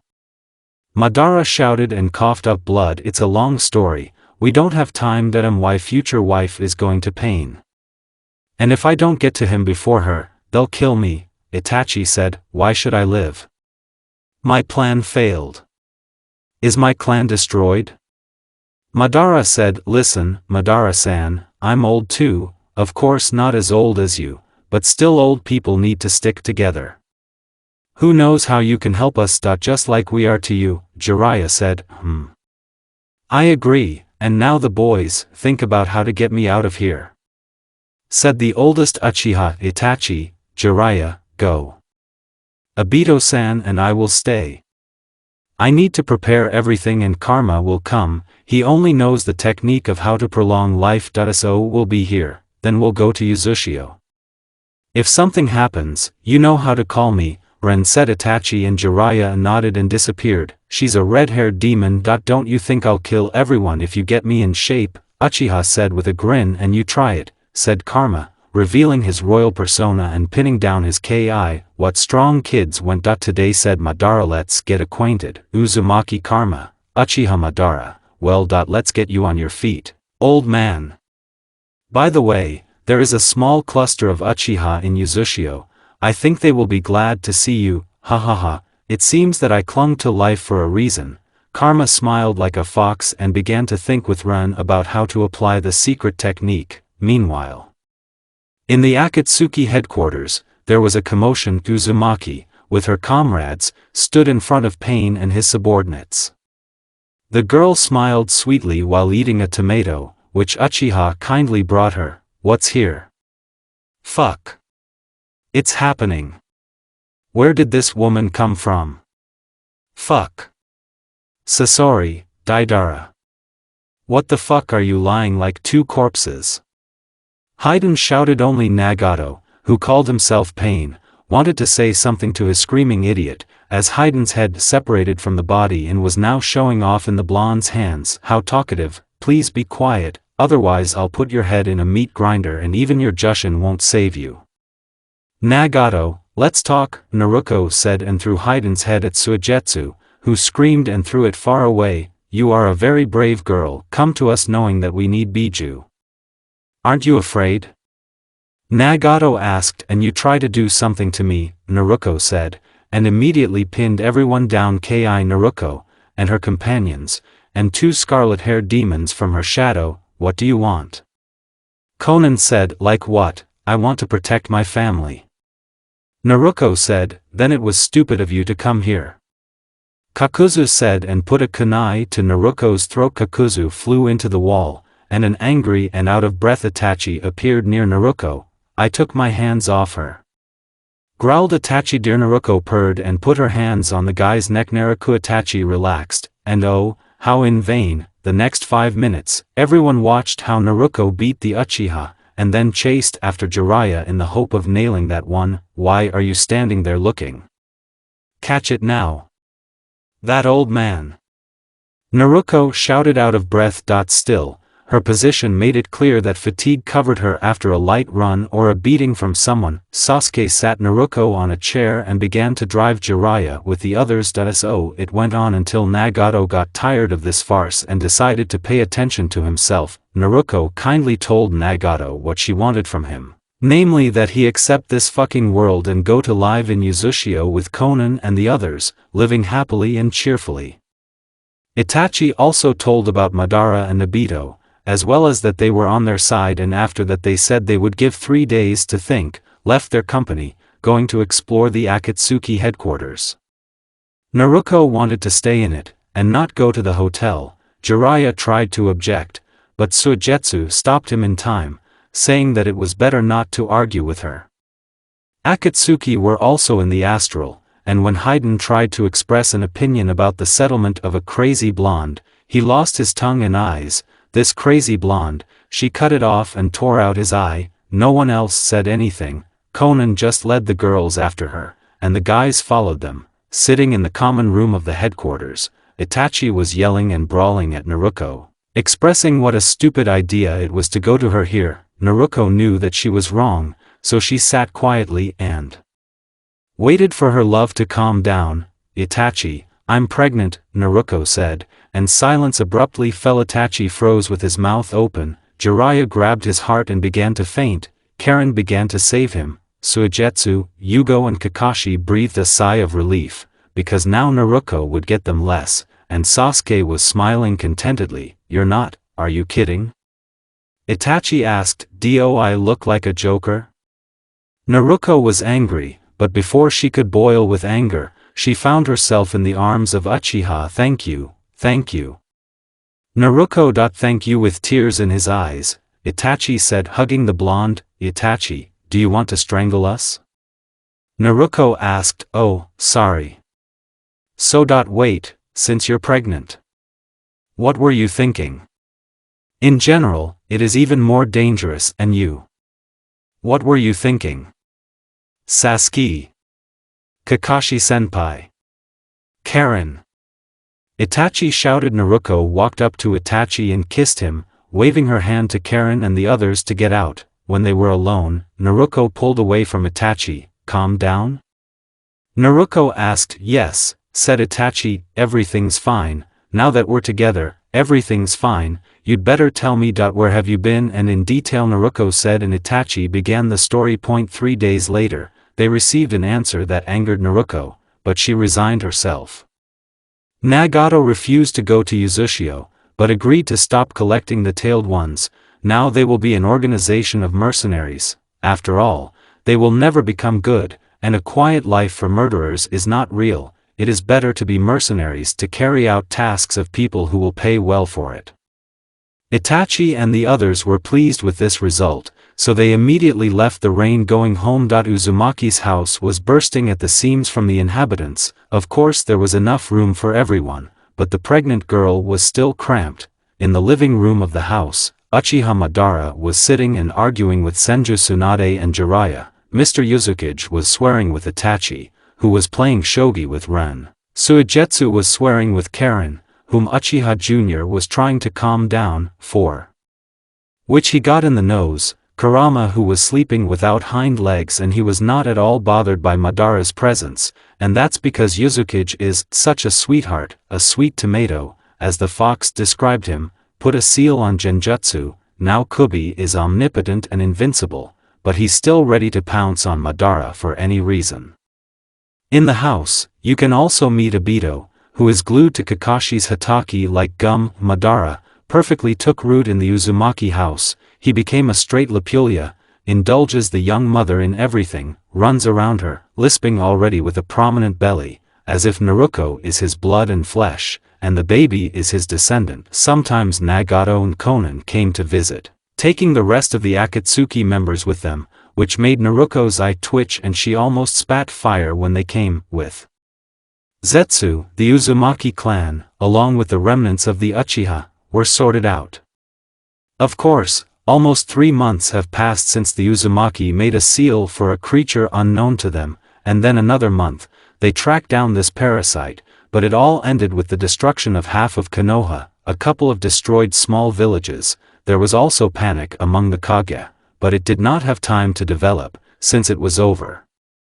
For another month, the Uzumaki were full of questions about what was happening, and she was pregnant and violent. So, at one of the meetings, she broke her arm, and destroyed the entire residence in the cloud. After that they decided to leave her alone. The Uchiha clan police is thriving. Itachi is often late at work, but there is Sasuke, who generally sits there for days, helps his brother, who is preparing for the wedding, and the younger Uchiha himself does not really want to be alone with Uzumaki. She will bring him to the grave. He imagined a couple of times if Karen got pregnant, so he almost turned gray, so now he's nowhere without a condom, to which Karen snorts, but only for show. She has seen enough of Naruto, she doesn't really want a child, there will never be peace around Uzumaki, that's why she is Uzumaki. Naruto crawled out of the kitchen, showing herself to the rest of the residents. Madara, seeing the young mother, rushed to her. It's like his grandfather's or father's instinct turned on. About the blonde, you will yell for a long time. Bullied. Databao. Go to hell. Naruto yelled at the residents of the house. Naruto, well, what are you? Itachi said, going up to his future wife and kissed her on the cheek. Itachi, don't touch me. We have a wedding tomorrow, I don't fit into a dress, they're yelling here, I'm sick, I don't know what I want. Naruto screamed in tears, she didn't want to cry at all, but the tears flowed by themselves. Hush, hush, Naruto, everyone will leave now. I'm going to get Dango, Madara said, glaring at the others with his little eyes. You screw your eyes, or I'll rip them out. Why are you yelling and roaring again? You don't let me sleep. The sleepy Kurama grumbled. Kurama, honey, come here. No longer crying, but smiling sweetly, the expectant mother said and beckoned the fox with her hand. Kurama already twitched, he knows what awaits him. Oh, how he knows. She squeezes him until he loses consciousness, but he could not contradict, so the drooping crept up and found himself in the strong arms of the blonde. Naruto, can we take a walk? Itachi suggested, thereby saving the fox from suffocation. Come on. Releasing the fox, the blonde replied and grabbed her husband by the hand and dragged him for a walk. I'm going to work, Sasuke said wearily and left, followed by Karen. Shall we have a drink? Said Tsunade. Yes. Shouted Karma, and the rest arranged a drinking party. Uzumaki, arm in arm with Uchiha, was walking around the village, complaining about the huge crowd of people in the house, how tired she was of them, and how she wanted to kill someone. Her bloodlust increased with pregnancy. Oh, how it has increased. Suigetsu with Sasuke and Obito, they felt for themselves. They spent a month in the hospital. You yourself don't want Madara with Obito and Sasuke with Karen to live separately. You don't want Yugo and Suigetsu to move in with their girls, but on the contrary, you tell them to invite Hinata and Tenten to the house already. Itachi said. Itachi, I know what I'm saying without you. I forget some things, but not everything. I'm pregnant, but not sclerotic. Naruto grumbled. That's it, that's enough. We're getting married tomorrow, and you're going to be my wife. How to address you now? Wife? Dear? Husband, if I hear from you wife. I'll kill you. I don't know, it sounds ugly. How about darling, darling, darling? That's better. Cute. And have you already thought about the name for the child? The girl is Kumiko, but it's harder with a boy. Kumiko, a beautiful name, then she should have scars on her cheeks like mine, so that she looks more like a fox, but at the expense of the boy. How do you like Kurama? Seriously? No, I don't mind naming the baby after Kyubi, but imagine how proud he will be. Kurama means a lot to me, and the name is beautiful and delicious, like dried apricots. Honey, Kurama and dried apricots are not alike. If you already have to choose between Kurama and dried apricots, why not dried apricots? There's a smart guy here. I want dried apricots, whatever you say. After buying dried apricots, the future young family continued to walk, discussing the name for the child. They reached the playground, where they noticed the younger Uchiha, Karen and Obito, who was shabby, and there was a child in front of them and he was crying. Karen tried to calm the child down, but he roared even more. Sasuke was angry. Obito jumped around the child, trying to distract him, but the child only roared harder than he attracted the attention of the other children, and they saw the oppressive younger Uchiha started crying. I will not let your brother near our child, Naruto said, and walked towards the house. "I won't let him in myself," Itachi replied, watching Sasuke try to kill the child with his eyes because he was crying. Returning home, Naruto was not even angry at the chaos that the residents of the house had caused. Madara, seeing the blonde, climbed to hug, shouting that he would be the best grandfather. Jiraiya climbed to be indignant that he would be the best grandfather. Tsunade knocked them out and fussed with Naruto's stomach, until Kurama intervened and sent everyone, saying that he would not let her near the child. Suigetsu and Yugo disappeared altogether. After the third bottle, Ren was in the bedroom, which was strange, how much it was necessary to drink to knock Arien out himself, and Karma, who saw Itachi, ran into him again, shouting that he would kill him and not give Naruto the wedding of Uzumaki, and now a full-fledged Uchiha, was numerous. All the Kage gathered, even all the Biju, because of which many turned gray. Konoha, where everyone gathered, drank for 3 days without waking up. Naruto and Itachi spent all these 3 days alone. It was the best honeymoon for them. No one touched them. They were clearly forgotten on the wedding day when it ended. The first case of alcohol from Uzushio. Of course, the hangover was terrible. There was a feeling that the whole village died out, but after a couple of days, life reigned again. Everyone left, and in the house of Yuzu, already Uchiha, there was more space. Karma and Ren returned to Uzushio, and Jiraiya and Tsunade went home, but this is not the end. The birth is coming soon.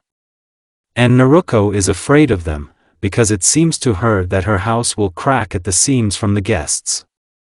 After all, there will be all Akatsuki. Uzushio can be the whole herd. She is sure of their abnormality, plus, friends from other villages, so also Biju. There are too many Kuramas here, and there are 8 more of them. Naruto was slowly losing her mind, and the mega guardianship of Uchiha Madara and Senju Tsunade with Jiraiya made her howl in horror. Naruto came to the conclusion that apart from Yugo, there is no one normal in the house, because even her beloved husband takes care of her and annoys her to the point of horror, and Yugo is cute and so calm, just a darling, helps her in everything, so he also took Hinata for himself. They are the perfect couple. Naruto is sitting right there and sees their future. The time has come for childbirth. It all started calmly and casually.